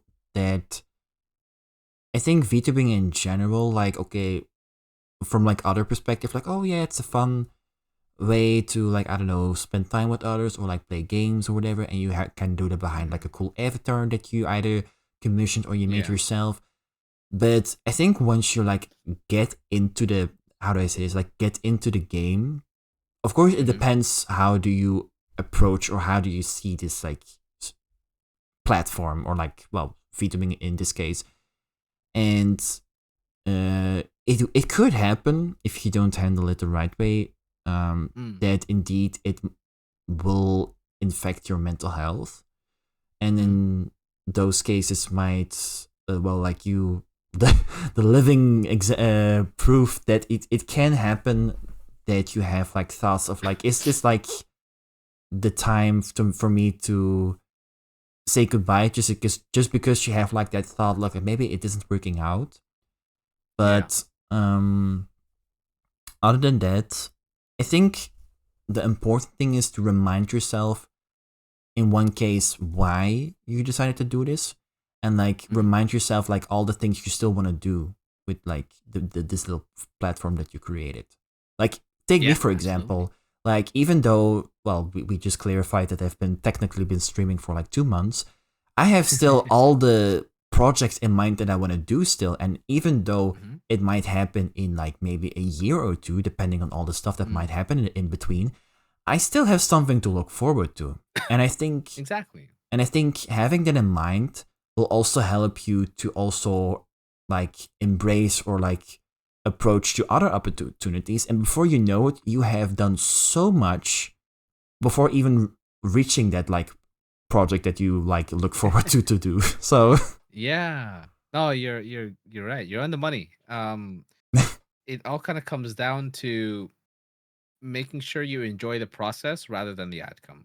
mm-hmm, Because when you are enjoying the process, when you're enjoying coming up with ideas, going in and streaming, when you enjoy streaming, when you enjoy making the video, then it makes up for all the bad shit that's happening. Because mm-hmm. it doesn't matter like if you're getting lower views or if you're getting shit No, people, no. or all of that, when you're when you're enjoying what you do, Mm-hmm. you know? I think the thinking or like the mindset with low numbers, it's just don't see it as a bad thing. See it. Yeah. Don't. I'm dying. No, it's fine. It's fine. It's fine. Take a sip of water if you need to, but Yeah, thank you. no, I think looking at like low numbers, I wouldn't see it as a bad thing, but like as a way to examine your own content. I think like well, Yes. okay, I'm saying it again, but I started out with general game content. Like I think like the first couple of videos that I edited were like from like Mm. our first interactions, like playing with Mm. Peak or like Repo or some cases, and Mm. those were like how do I say this, like game focused, or like in some cases like that, oh that might be a funny joke or whatever, but it Yeah. was mainly game focused and like or like game highlights in this case. Mm. And then in like the more recent content, I figured I was focusing more on the things that like are like starting to become a thing, like people Mm. who like in this case the blow-in joke, that is Yeah. Uh-huh. to give an Yes. example. Yeah. But and then I figured like like how would people react if I start working or like make content around like these things that other people found funny about me? And well, it kind of shows that for me, for my personal, like it can be very different for others, but like for my personal algorithm in this case, it's about like the funny jokes that, or like these funny things that happen with chat that like stick around more than just like a gameplay. So yeah, that's kind of how it's the memories that you make. It's the moments that exactly. you make when you're doing it. Yeah. Okay, I have both a question for Shana, but there was an anonymous question first here. If you had a choice to keep only one thing, there's gotta be two things: unlimited spice bag access or unlimited gym access.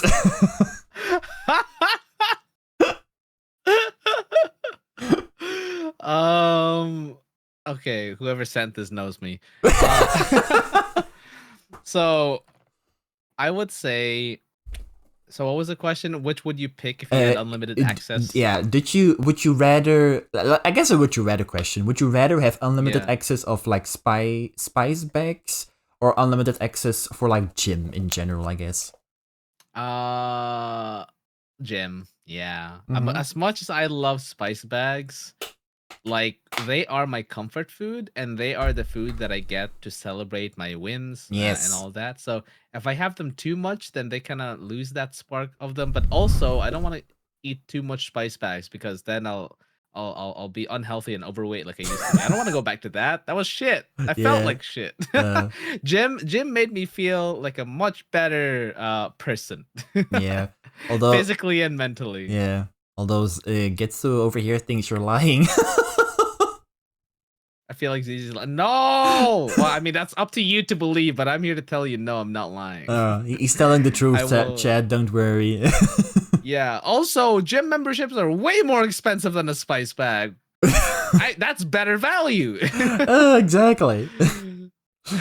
Okay. Well, that's one of the questions, but also, I think this is an interesting one. Shanna asked, meeting new people is amazing and wonderful, but sometimes will result in bad experiences that you need to heal and navigate better. How do you deal with the disappointment of having to reject people you just so you can cure the environment? This is an interesting one. Let's see. Result in bad experiences that you need to heal and navigate better. How do you deal with the disappointment of having to reject people so you can cure the environment? Rejecting people to cure the environment is a very a good analogy for this situation. Do you have anything, Ollie? So the way I understand the question is like how to deal with like bad experiences with new people, or so I think what Sean is asking is like, say for example, you cultivate a nice, wonderful community, right? And then this bad egg comes along, and then they start off like, they can be nice, but then they start spoiling the other eggs around them, right? Yeah. And then you have to like basically get rid of that one egg so that you can make the other eggs nice, Okay, yeah. So yeah. Okay, that makes it clearer. Okay. I will say I haven't experienced that situation. I hope not yet, but but I will. Okay, I guess it depends on the situation. Other than that, I would just maybe say give them like a brief notice, or like how do I say this, like a notification, like, listen, you're great, but I just want to point out that there are like these things that you might say or do that are a bit like and I want to remind everyone that we're here to have like a fun time, like a peace, like a calm or safe environment for everyone.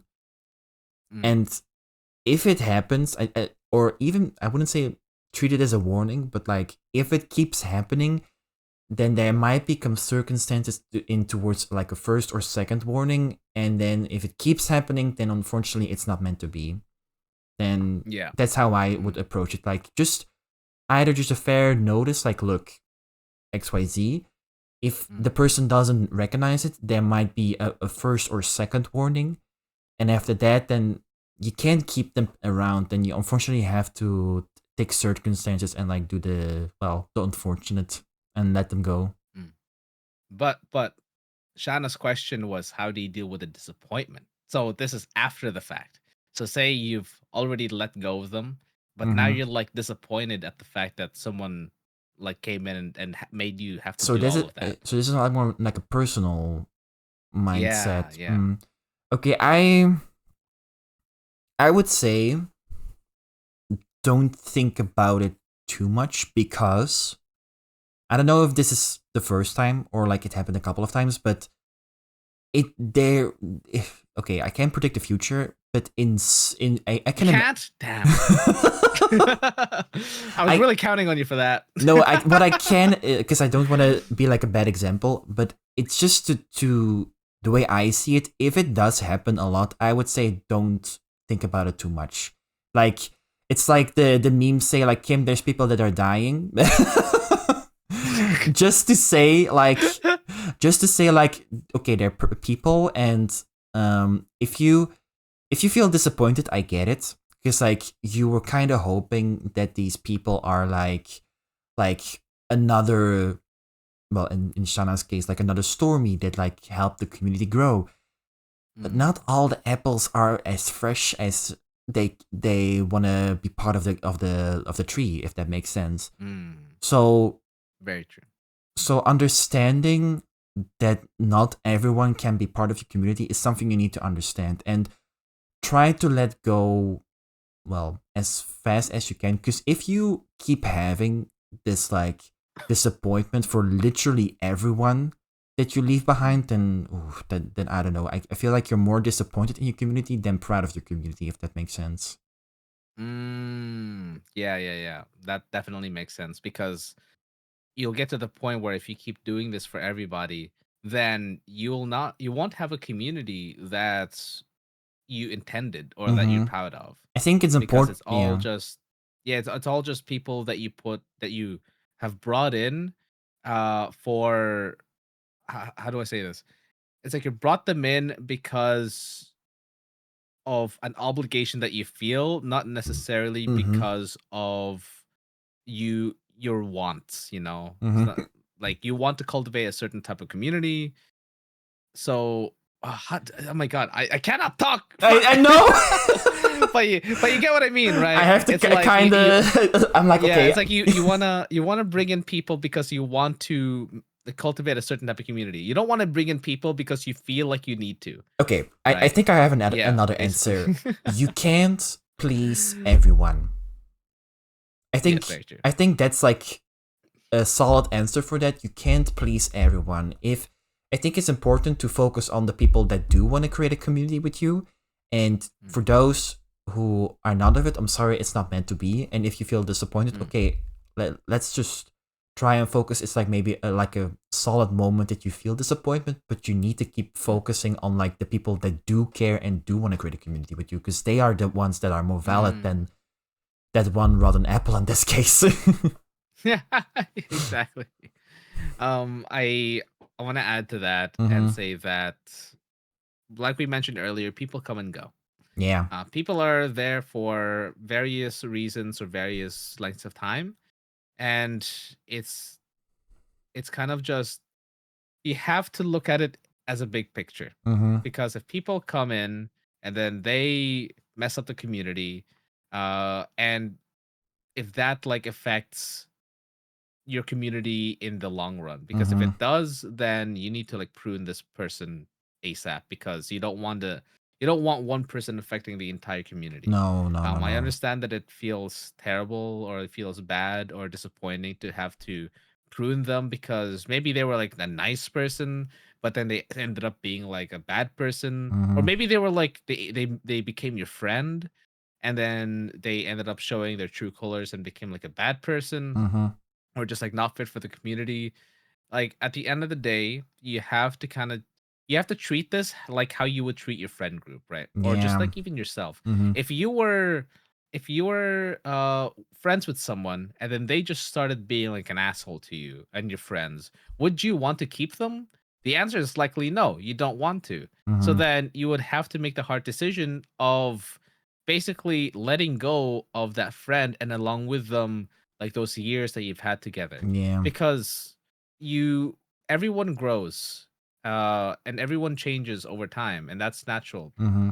And you just kind of have to like accept the fact that sometimes people just will change for the worse, or maybe they'll like just change in a different way to where you will just have to let go of them. Mm-hmm. And that's just like, I hate to say it this way, but that's just kind of like that's just life. It's yeah. Sometimes you have to let people go, Yeah, and it is. that's for the sake of yourself, that's for the sake of your friends, that's for the sake of the people around you, and you kind of just have to look at it long term. Like, is Mm-hmm. this person going to be detrimental to me, or is this person going to help me? If they're going to be detrimental to me, Mm-hmm.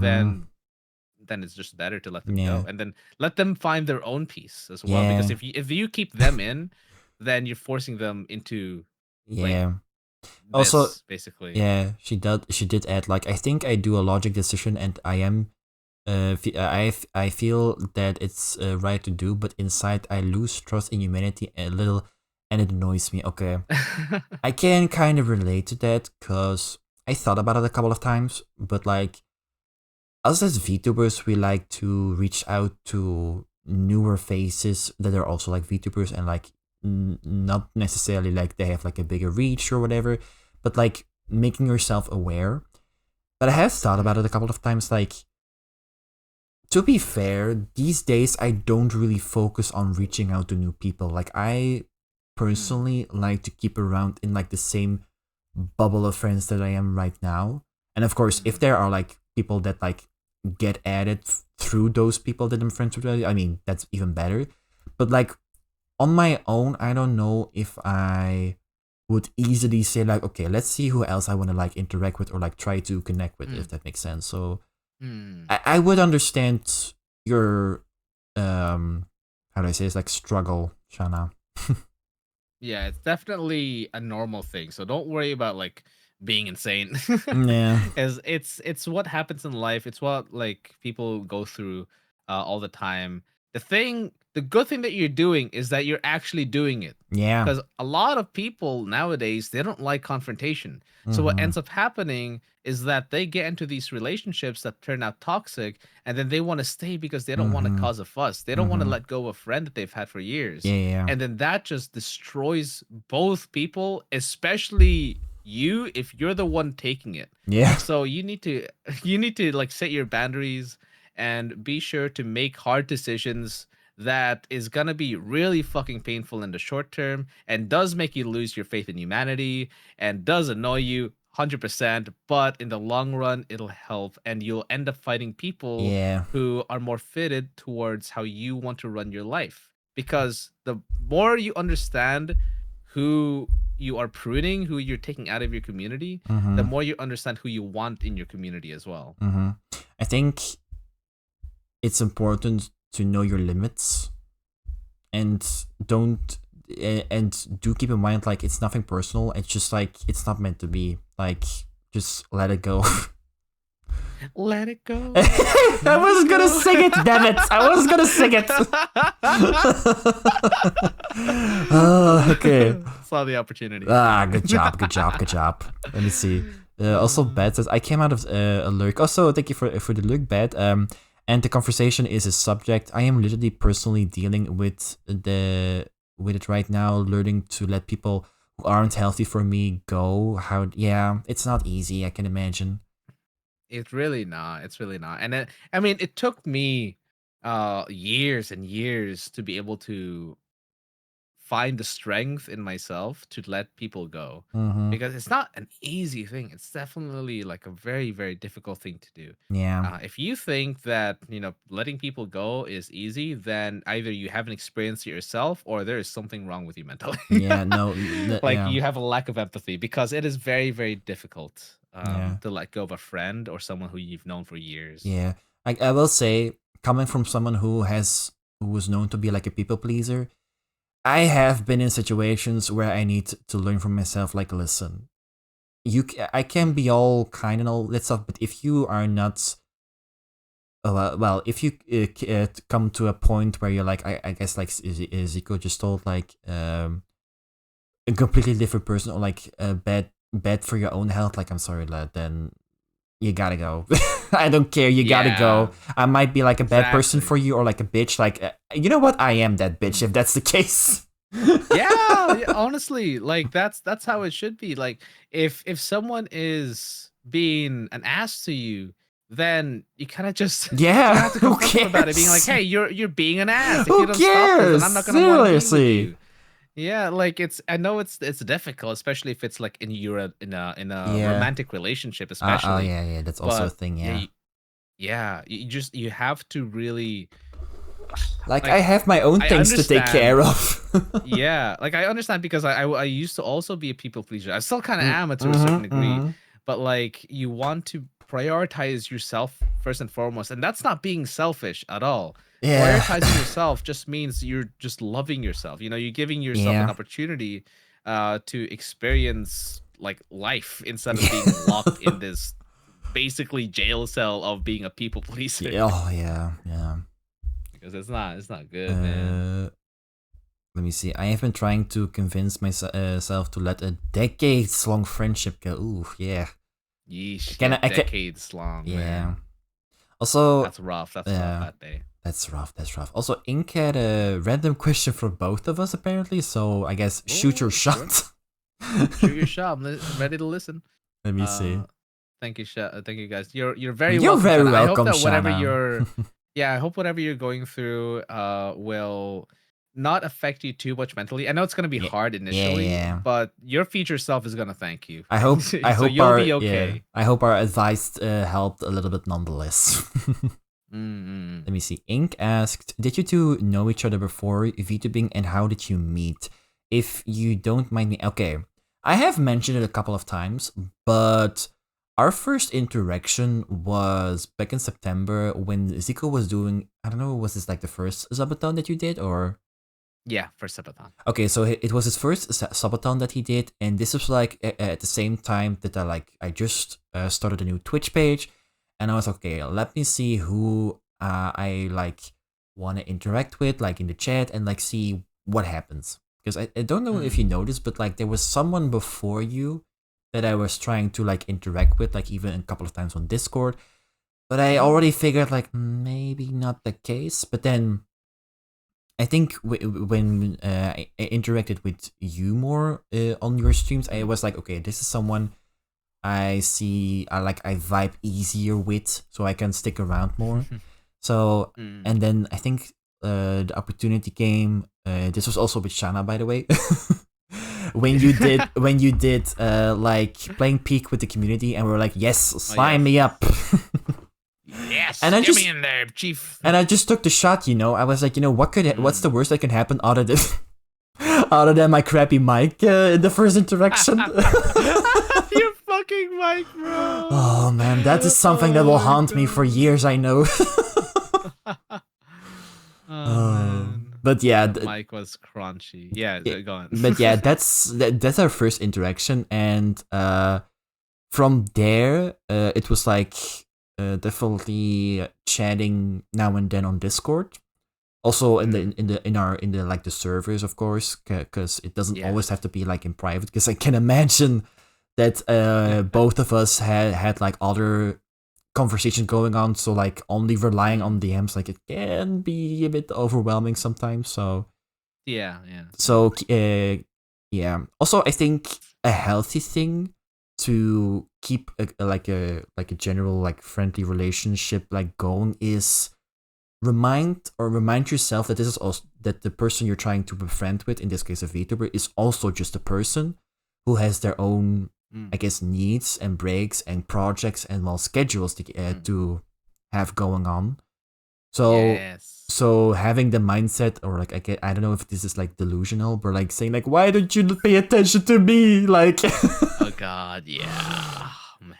So I think that's a good thing to keep in mind, to just know like have patience, because Yes. at some point they do appreciate your presence, and well, look at us now. Like, Yeah, if Ollie acted like entitled to my attention, we would not be here right now.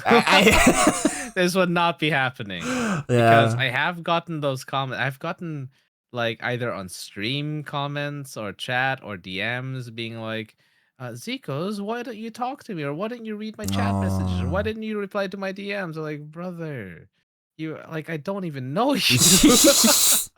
I'm not entitled to reply to every single one. But you know, everybody. You know, I think that's both in a sense, that's a good thing that you do have your boundaries. Like, sure, and I would completely get that. Of course, knowing with your like quote unquote status, like how long have you been doing this, and then people generally would be like, try to give it a shot and like really imagine like, oh my god, I'm like interacting with this big VTuber and like we're friends and all that stuff. Like, don't have too much hope in the beginning. I would say like it comes it comes with time if you just treat it the right way.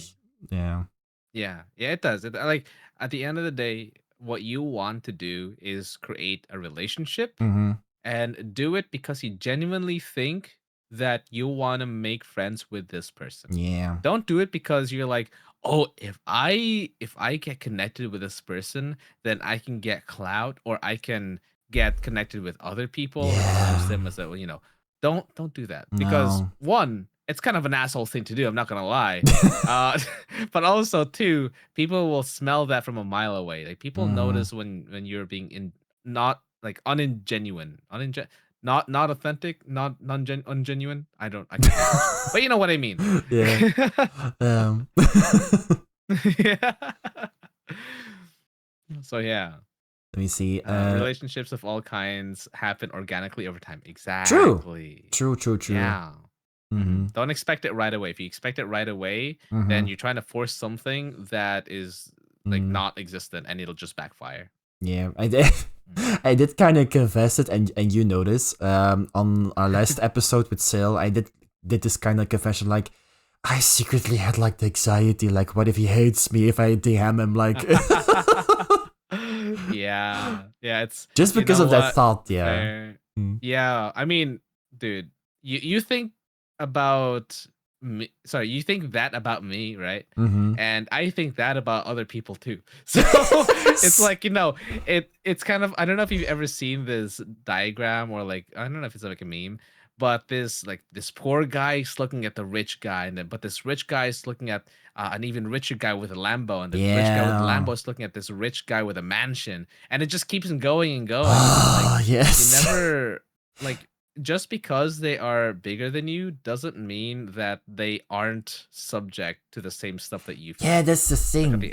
And also, but I'll come back to what you were saying. But that's also the thing. If you don't keep in mind that this is just a person who just happened to be longer on this platform than you are, then I feel you would react or like interact with that person way differently if you only focus on the fact like, oh, this is like a bigger streamer, like bigger viewers and all that stuff. That you would react or like interact way differently than if you just say like, this is a person. No, absolutely. However, that being said, it's important that you treat them with respect. Oh yeah, because while they are still just a person, and then you shouldn't put them up on a pedestal. Definitely never put people up on a pedestal, because that's how toxic parasocial relationships occur and happen. But just because they're a person doesn't mean that you shouldn't respect them, because like they are, for one, yes, they are bigger than you, and that also comes with more responsibility, more time to manage, and so they have like tighter schedules. You need to respect like all of that. For example, think about it from their shoes. For example, chat, when it comes to respecting one's schedule, I reached out to Zico for the podcast like at least a month in advance. Like, I think the thing is, because I started to reach out to people like, okay, who's interested to join the podcast? And it was like end of March, because I started the podcast in the first week of April with Mona, and I already have like my list of people, and of course asking like, okay, when is this like coming out for you, like, or like when does this like fit for you? And like in this case, you were talking about, okay, begin May works for me. I'm like, okay, good to know. I'll keep it in mind.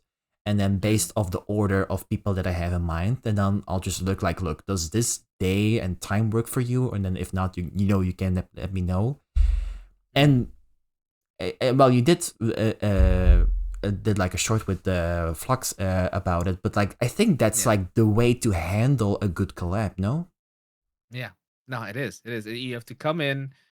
You are the host, so because you're the one initiating it, so you have to be the one that comes in with a plan, organizes everything, and make your collab partner who you are reaching out to, like, make their life as easy as possible, because they have their own shit going on. What you're doing when you're reaching out to a collab, and I don't say this to sound mean or anything, No. I'm just pointing to the reality, but you're basically intruding on their time and basically their life. That sounds dramatic. I understand, but it is true. So you need to make sure that when you're doing that, you are, one, aware of that you're doing that, and also two, be super accommodating to them, so that you know exactly what you're dealing with. And so that when you know what you're dealing with, then you can make their life easier.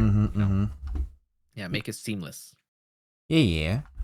Let me see. Bet earlier said like, wait, Ollie, you've only been in the flock a couple weeks longer than me. I thought you were one of those ones who's been there. I think. Well, no, I haven't been, because we didn't talk about earlier like if I either have been active for 2 months or a year. But I will say, actively doing the research and like starting my own platform, that would be a year almost. However, the streaming itself, that has been like 2 months so far. So, but that's the thing, in those like first months of what is it, like in those first months of like still preparing, I took also the time to reach out to people and like create these early connections, basically, which also kind of helps with your growth. So yeah. Also, Mona, thank you so much for the raid. Hello. Hi, Mona. Welcome. For anyone new here, hello. Raiders. Yes. For anyone new here, hello. My name is Ollie, or Ollie Dandelion, and I'm just a quirky little entertainer with sometimes a sassy attitude, you know. And we're having our podcast today with my lovely friend Zekoz. Hello. Yes.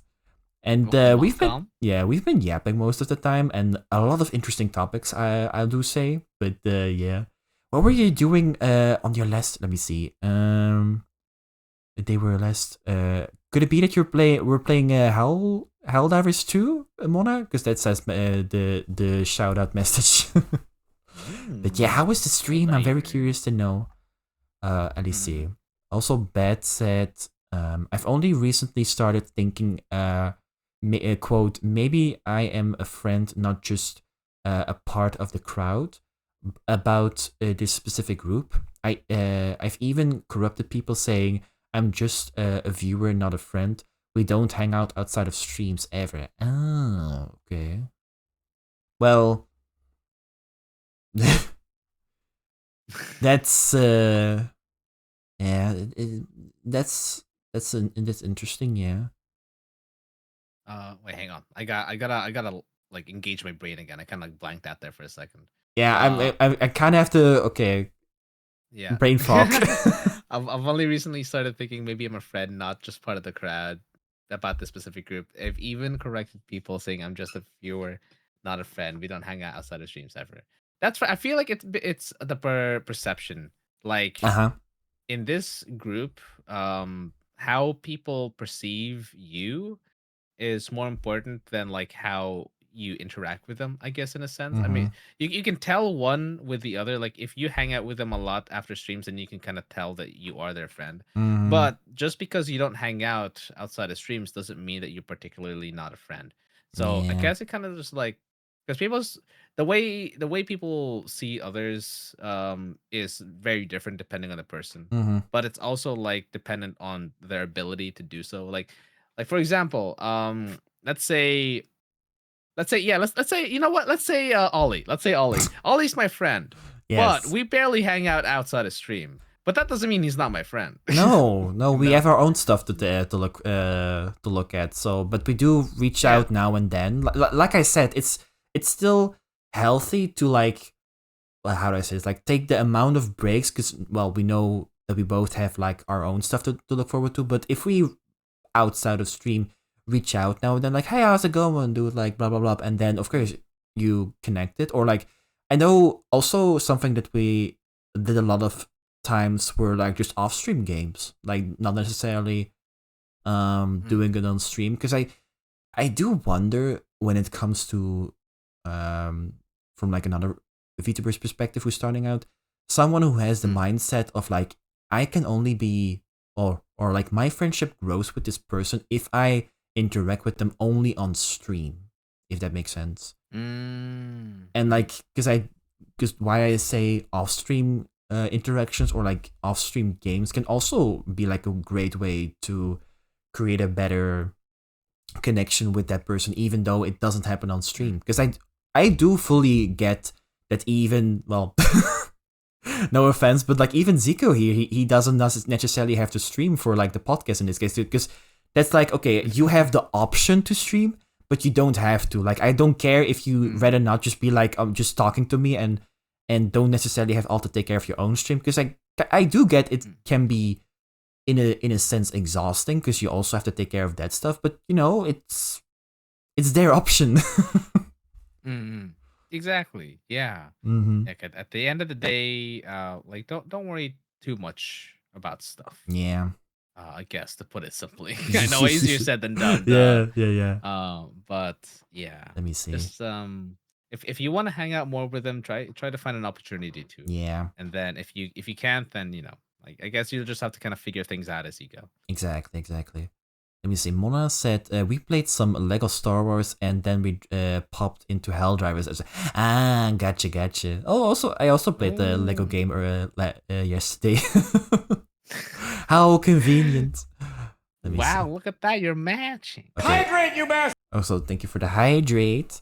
And Shana, now something more serious. Can you touch your toes without bending? No, I can't. No? You know what? I'm going to test it out right now. Okay, good luck. There you go. Let me get up. So, Shana said, wait, let me see. Touch your toes without bending. Okay, I'm going to try this out. Let me see. So I'm getting away from the mic. At times like this is when I wish he had a 3D model. I can confirm I can do it. Oh, you can do it without bending your knees? Besides that, my ankle was like making like the old cramp knock, you know. Besides that, like I can do it, yeah. Whoa, without bending your knees is crazy. Okay, yes. Fair play. They're flexible. Yeah, I can be flexible. Wow. Let me see. Cyber 2. Also, I cannot without bending. Okay, fair. Yeah. Cyber's okay. Like, I can't do it. I do not have. I have strength, not flexibility. I am working on that. Whoa, your model's going crazy. You what? God damn. Your model was like absolutely going insane. Oh yeah, that happens. That can happen if I like that it loses my tracking. Or although if I like stand up, makes sense. my model easily can follow me. So. You kind of look like Mr. Strange when he was looking at all the possible universes. Yeah. For a second there. Oh man. But yeah, no, I need to work on my flexibility. I've been trying to take like yoga classes at work, because we have like yoga every Tuesday and Thursday. Yes. So I've been trying to do it on Tuesdays. It's harder than you think. Oh, yeah. I am not built for yoga, that's for sure. I thought I could handle it. I can't handle it. Shut up! I'm kidding. Zekoz song, god damn. Let me see. Also, quick reminder. Well, we're already 3 hours and 45 minutes in. Goddamn! I know we kept yapping, but that's a good thing. So Then, yeah. I would suggest let's say 50 more minutes. So I would say if you have like questions, chat, like now's the moment. Yeah. But like let's say for 4 hours. but yeah, 4 hours. I would say that's like my max as well. Yeah. Because I could never. Sounds good to me. Yeah, I could never be the type of streamer that they say like, oh yeah, stream for 8 hours or unless this is an occasion, sure. But Yeah. nah. Yeah, No. I wouldn't be able to do that every stream. I feel like then That's you a would lot. get a burnout even faster. Oh, you certainly would. You would have to be a special kind of person to do that. Which, I mean, you look at all the top streamers like XQC and they just do it on the daily. Which, you know what, fucking fair enough. Fair play to them. Oh yeah. Goddamn, that's exhausting. Also, something that I ask all my guests, but we talk about future projects, or in this case, Ooh, okay, dream projects even. But let's say money was no object. You know the old saying, if money was no object, and money must not. Okay. Yeah. And if you just could DM the person and they instantly would say like, "Fuck it, let's do it." What would you say is like your dream, either collab or just project, and like who would you love to do it with? Ooh, hang on. I gotta pull up my list. Give me a second. Because I have a couple in mind that you mentioned a couple of times, but I'm curious if there are like still the same or like maybe others that you would say like, yeah, this is stuff that I'd love to do one day. So you mean like in particular with other people or just anything? I think Solo. anything, but also let's say an example when it comes to like anything, but also an example with like future collabs with like other VTubers basically. Oh, this is a hard one because I never thought of that. Really? It's because I have so many ideas, but a lot of them are stuff that like I can do right now. I mean, I have some stuff that are like for the future, but in terms of if I could pick a VTuber or some other content creator to do something with, oh god, I never thought about Interesting that you say that, because you have mentioned a couple of examples of like what you love to do towards the future, but I guess maybe they don't really count as dream projects. No, it certainly are dream projects, but it's like how do I say this? Like all the projects that I have are stuff that I know are feasible, even if they're gonna be really hard to achieve. But projects like, say, for example, I don't know, getting a famous VTuber to collab with me on something, it wasn't really on the cards because I just knew that it wasn't feasible. Whether for either I don't know what to make with them or just they are far too big for me to even like think about. Okay, yeah. You know? But that being said, this is a great thought experiment that I want to just like dabble in now. Yes. Oh man. Oh, I gotta think about. Okay. While I think about it, how about you? Okay. I think the most common answer that I would give to this question is I think on my own have a collab with Disney. Because I do think it has potential to see the VTube community do something with Disney. To give an example, because we have our interest in 3D, I would imagine if, let's say, there's like an opportunity or like a concert going on, and it happens in like, let's say, a 3D environment of like, I don't know, Main Street or like the iconic castle or whatever, and well, I don't necessarily have to sing, but let's say I would pay to see you sing. But let's say I'm just like a narrator or like someone who tells the story, and then you would see like a 3D version of Ollie and like do all the magical movement and like performance and all that stuff. That's so cool. And all the visual effects, and then a second later you see me dancing with all the Mickey and the Gang and all that stuff. Whoa! And before you know it, all the magical dust goes around us, and we turned into this like Fantasia wizards or whatever, and kind of like that. And that's how I envision it. But that's so cool. Yeah. Other than that, if it has to be with someone, well, I don't necessarily wanna be picky and say this specific person, because I do think a lot of people can be great with like this kind of collab. Just the opportunity to do like a 3D collab, let's say. Okay. Specifically towards those who like to sing or like do virtual concerts, that let's say they ask me like, hey, we would love for you to model a 3D stage for this person. Oh, okay. Maybe like something like that. That's pretty dope. Yeah, the thing is, because I, in the beginning, before, starting out, I did try to focus more on like making VTuber stages or like 3D stages for VTubers. But slowly after that, I got the interest of doing more of a variation of 3D stuff, and it can include VTubing. But yeah, so I don't know, maybe have the opportunity to create a 3D stage, because I have, well, in my previous position, I had the opportunity to design stages. Unfortunately, they didn't, got to make in 3D, or they were a lot different than the concept art, but at least the sketch are there, the vision is there, so, you know. Yeah. Oh, that's cool. Okay. Interesting.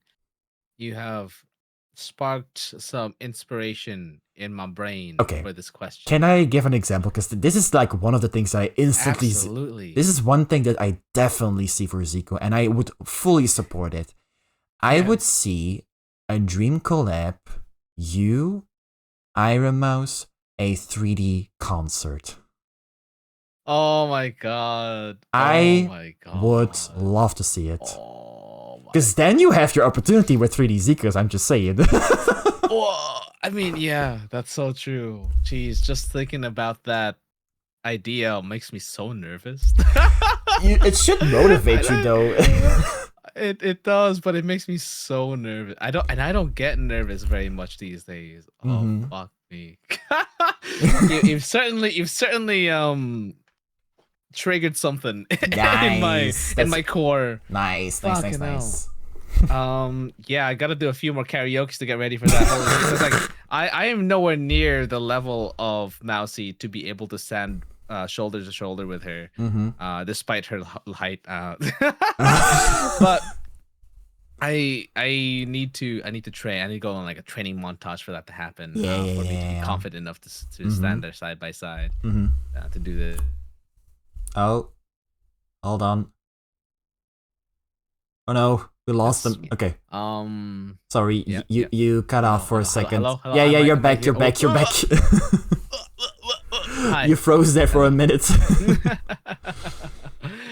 Okay, I'm glad I'm back. Okay. She did train in opera, so she's got a leg up on you. That's very true. I only really started training like 3 years ago, and even then, not very much. I don't have any kind of like proper background training, but I do like to sing. I think.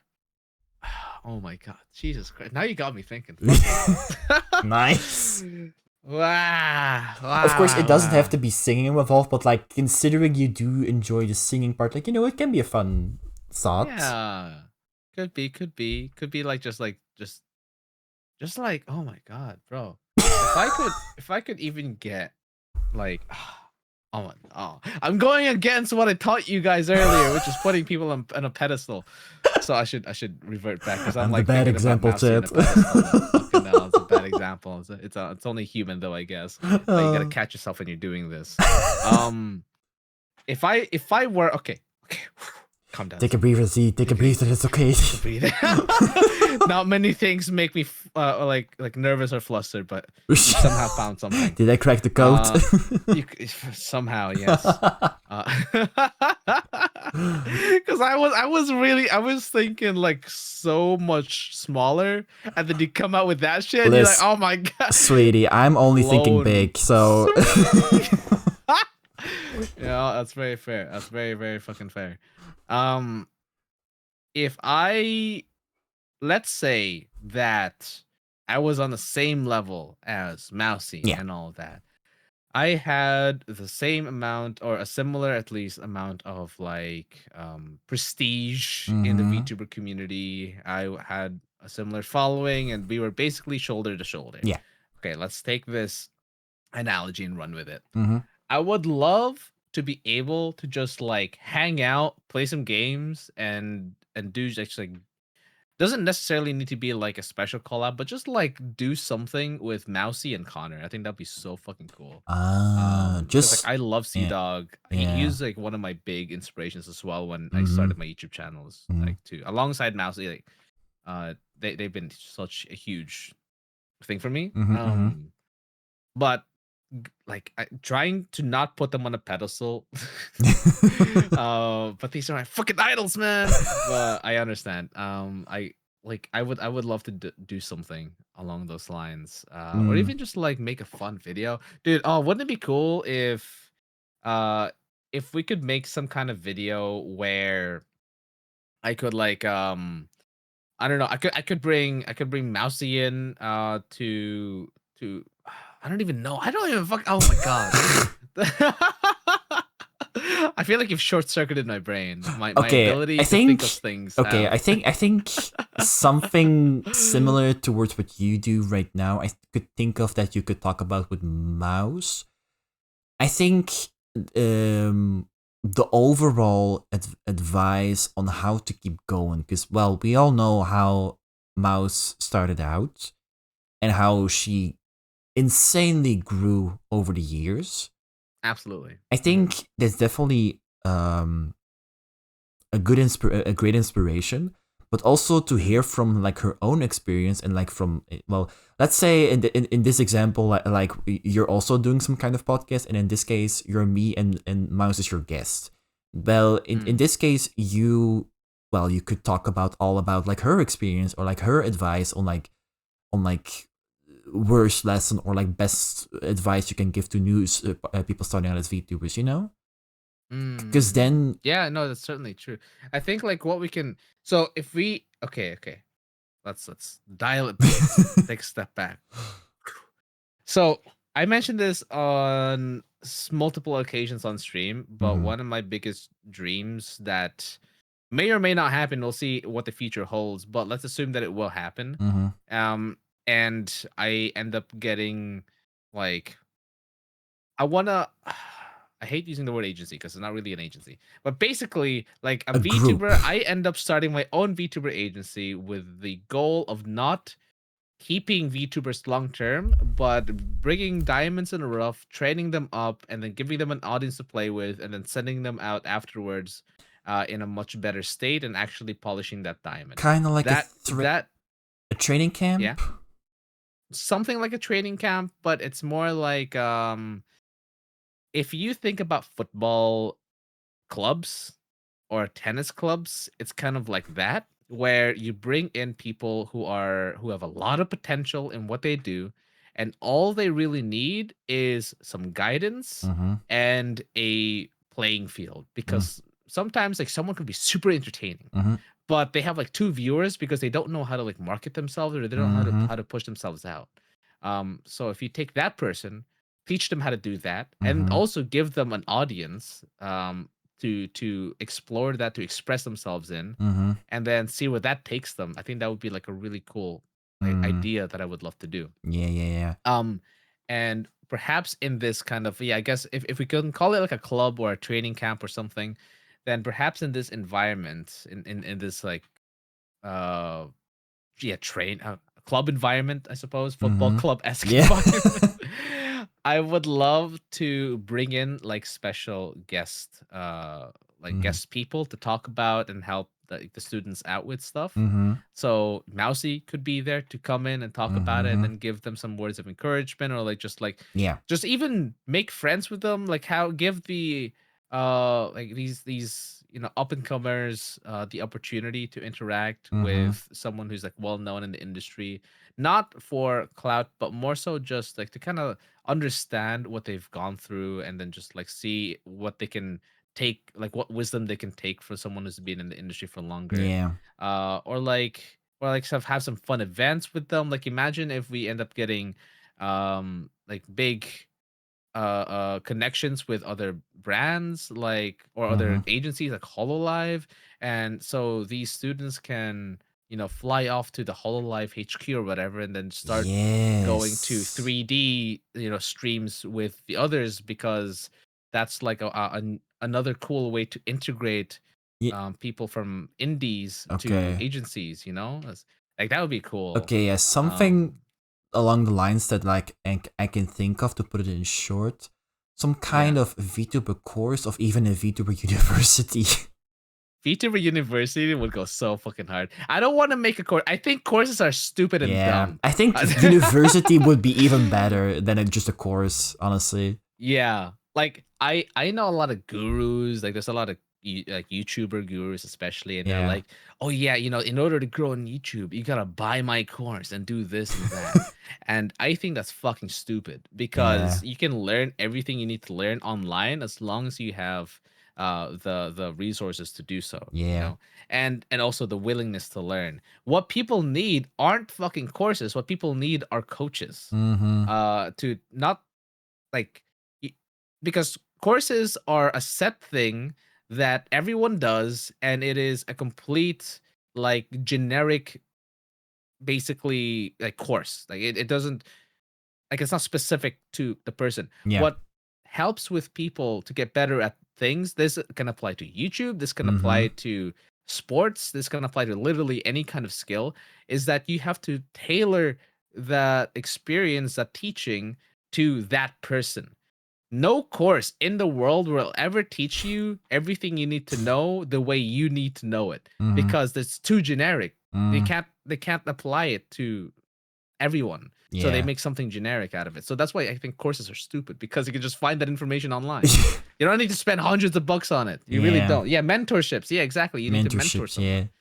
I'm sorry. This thought of a VTuber university and like Zico being the principal. The fucking headmaster. All right, kids, breaking Friday. Oh my god! Yeah, I'm coming out there with like the suit and all that, and the ruler. Oh my god, I love to see it. I do have this. I have had this thought of like the starting point could be me forming a VTuber education group, or like a VTuber group that's comprising of people who want to do VTuber education. Yeah.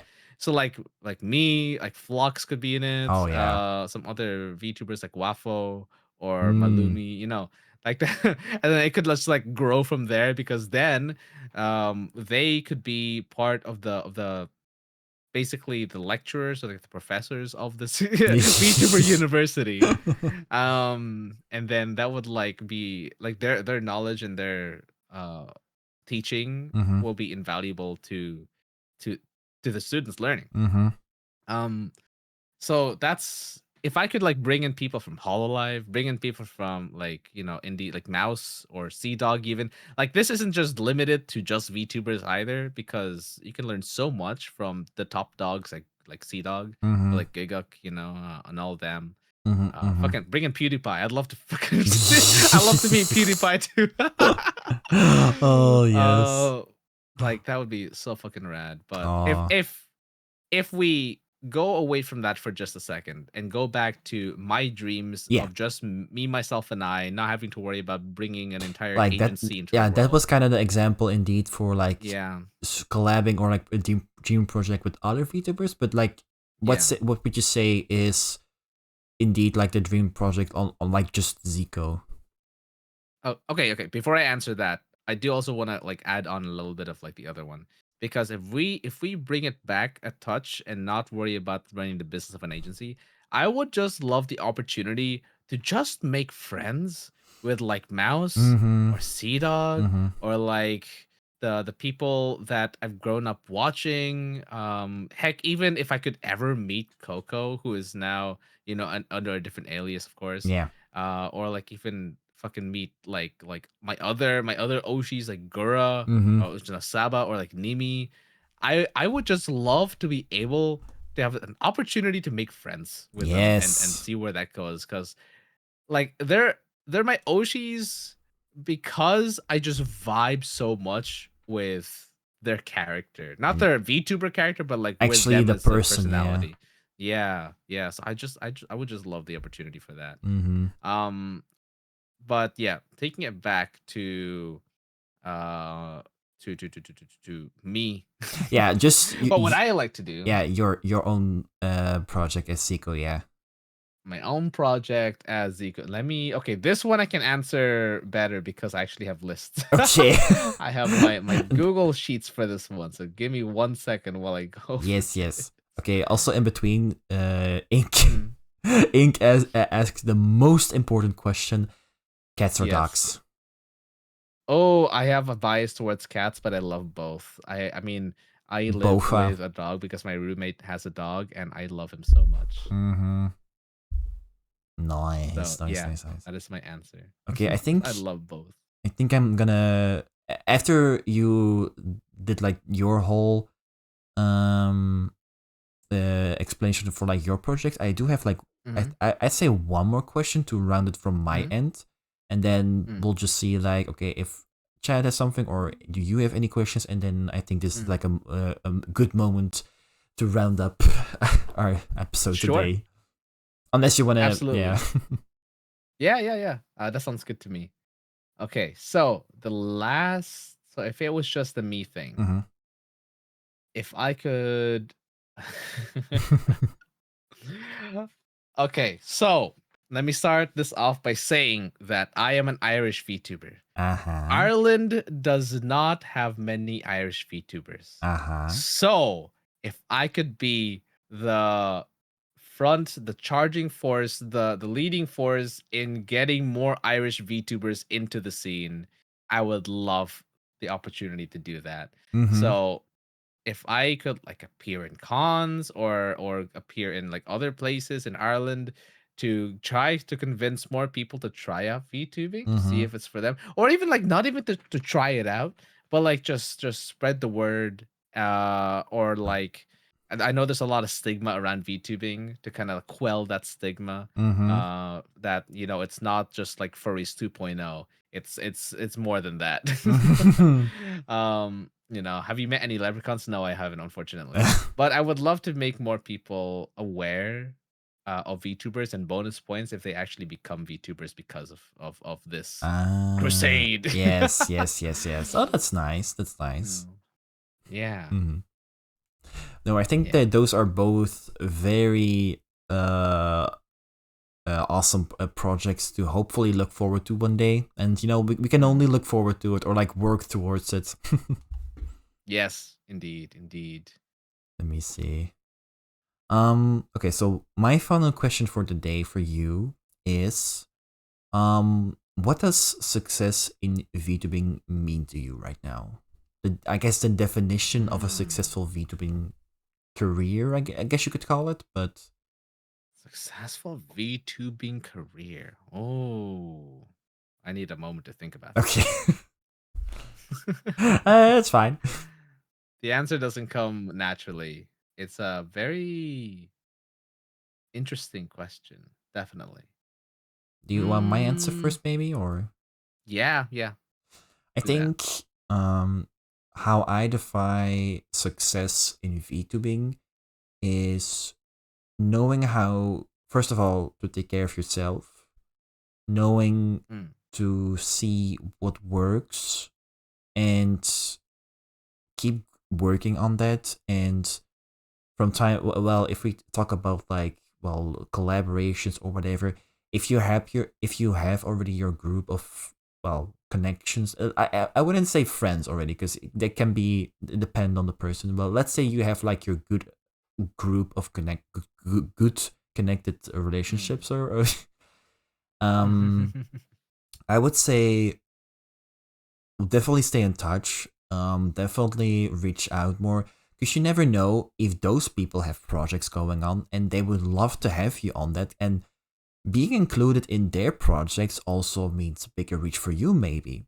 So I think definitely in that way to, even if it's not like, how do I say this, like even if it's not like the big numbers like Iron Mouse in this case.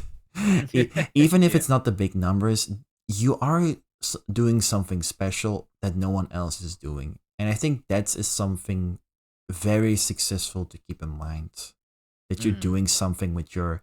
It's kind of like the video that you once pulled out, that everyone has a story that they want to tell, and I think that's definitely important to remind yourself. I have said it many of times, but I think that's the truth. Like, remind yourself why you do it, why you want to become a VTuber, because you might be thinking like, oh, I'm not doing good, like, oh, see and sour, or like whatever. In a sense, who cares? You can only grow from that. And before you know it, I mean, before you know it, you might be doing stuff that you never thought would happen when you first started out, And I think, from my take, that's how I see success with VTubing. Okay. Very good answer. Thank you. Very, very well thought out. Yeah, I respect that. Let's see. Success in VTubing for me, from my own personal point of view, because this is kind of like reflective of what I've been through as well. Yes. And I guess it kind of summarizes a lot of the things we said earlier. But if I were to say the one thing that to me would define success in VTubing, it would be the willingness to keep pushing forward despite all the setbacks you've been through. So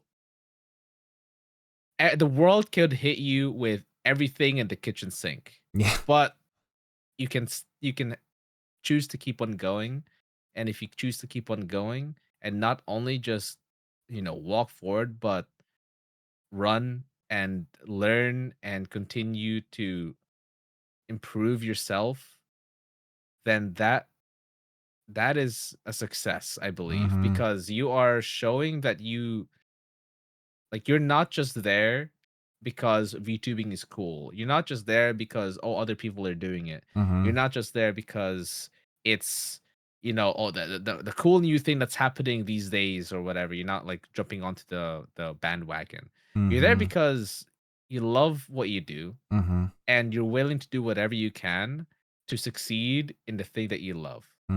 And that is very important in this space, especially as a content creator or like a VTuber. You need to be able to love what you do, and is borderline kind of obsessed about it a little bit. But yeah, if you can just pick yourself back up, no matter how many times you get pushed down, no matter how many times you trip over or get thrown off a cliff or whatever, you just okay, exaggeration.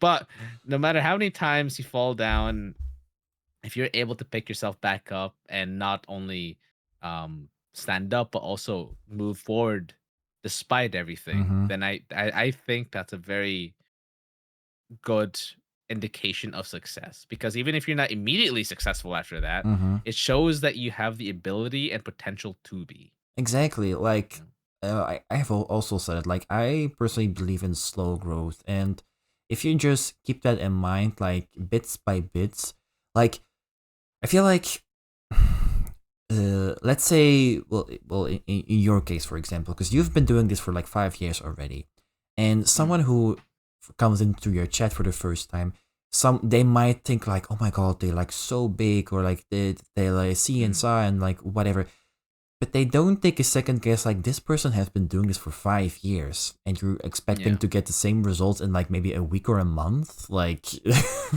Yeah, exactly.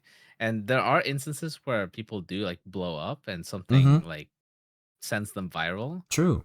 But that can also be dangerous. Yeah. That's like, a whole other topic. Exactly. So you got to be careful about what you wish for.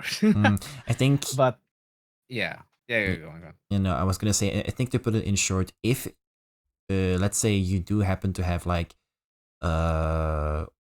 have a moment of going viral, I would suggest the way I would approach it is like, okay, that went viral, great. Just keep focusing on what you were doing in the first place. Like, don't change whatever you did just because something went viral. But definitely look at what went viral True, and try to like study it. yeah, that also. Yes. Okay. Okay. Cyber does also have a question. Also, Weko, hello. Hello, Weko. I think I'm a bit late. Well, it's been only 4 hours, but let me see. Cyber asked, what advice would you give to someone who's found themselves on the verge of trying it entirely through accident or provides or whatever? As in trying to become a VTuber actually, or... Okay. What advice give to someone who's found themselves on the verge of trying it? Yeah, also Weko, thank you for the follow, but okay. What I would say personally is just to try it. Mm-hmm. If your gut is telling you to try it, then just try it. What's the worst that can happen? Okay, I think I know Cyber's situation. Cyber, are you comfortable for me to explain it? Because you have reached out to me and like talk a bit about your situation with this question. I just want to know, like, is it okay for me to talk about it, or... Okay, I think he said yeah. Or maybe that was... No. That was... Yeah, it's fine. Okay. There we so go. Cyber's situation right now, he has been experimenting with rigging his own model. Right. You know, the cool. little cartoon that he, I think, like with like the PNG site that you also once talked about. Rad. But this thought that went through it was like, just because I'm rigging my own model, does that mean I now have to become a VTuber and do all the streaming stuff? You know? Oh, that's what you mean? I think that's what he means. Absolutely not. Yeah. No, absolutely not. Because I mean, okay, let's think about it this way. Yeah. Let's bring this to a topic that most of you will be familiar with. Mm-hmm. Right. If you're a mechanic and then you get a car and then you fix the car up, are you now a racer? Are you now obligated to go race? No, you're not. You just fix the car up. So just because you went and had fun making your model and rigging it and trying out these new things doesn't mean that you have to become a VTuber. It just means you enjoy the process of doing this, and you could find enjoyment in doing it and just leave it at that. You know, you could also, if you want to get something from it, you could be like a rigger. You could be like the people behind the scenes for these models, but you don't have to like feel obligated to stream. No, especially just because like you have a model and stuff. You know, I mean, like, people have models all the time for off-stream stuff. Like, they use it for Discord calls. Even that, yeah. No, I think that's like a fair thought. Like, just because like, oh, like I have like my model, does this mean like a VTuber? No. It just shows you are interested in this, like, I guess, in this community or like this sector of like VTubing. And I mean, most VTuber riggers or like VTuber designers, they don't stream. So they're just people who want to do the job for you. So I mean, I'm not saying that you should become a rigger, but you are now a rigger and have no other option. You're locked into this class. But yeah. To put it in short, like, no, that doesn't mean you need to become, in this case, a streamer just because you are doing the rigging stuff. Yeah, Cyber. Exactly. Like, my opinion is that you should just do the thing that gives you fulfillment and gives you enjoyment. If that's just rigging, then stick with that. Yeah. If you have no interest in streaming or being a VTuber or making content, then that's fine. Pursue the thing that makes you happier. You know? Or happy in general, full stop. Yes. Yeah. Okay. Statue cake. I think that is about it. Let's see. Ollie and I also talked about YouTube. Yeah, that's also a thing. Cause Cyber was also interested to well, what I said, with like the interest of like the rigging, but also I guess somewhat make content about that interest on YouTube, basically. Oh, dude, do it! Fucking do it! There you go. You heard it from the burb himself. Just do it. Well, so my thought process. This could potentially help you or not.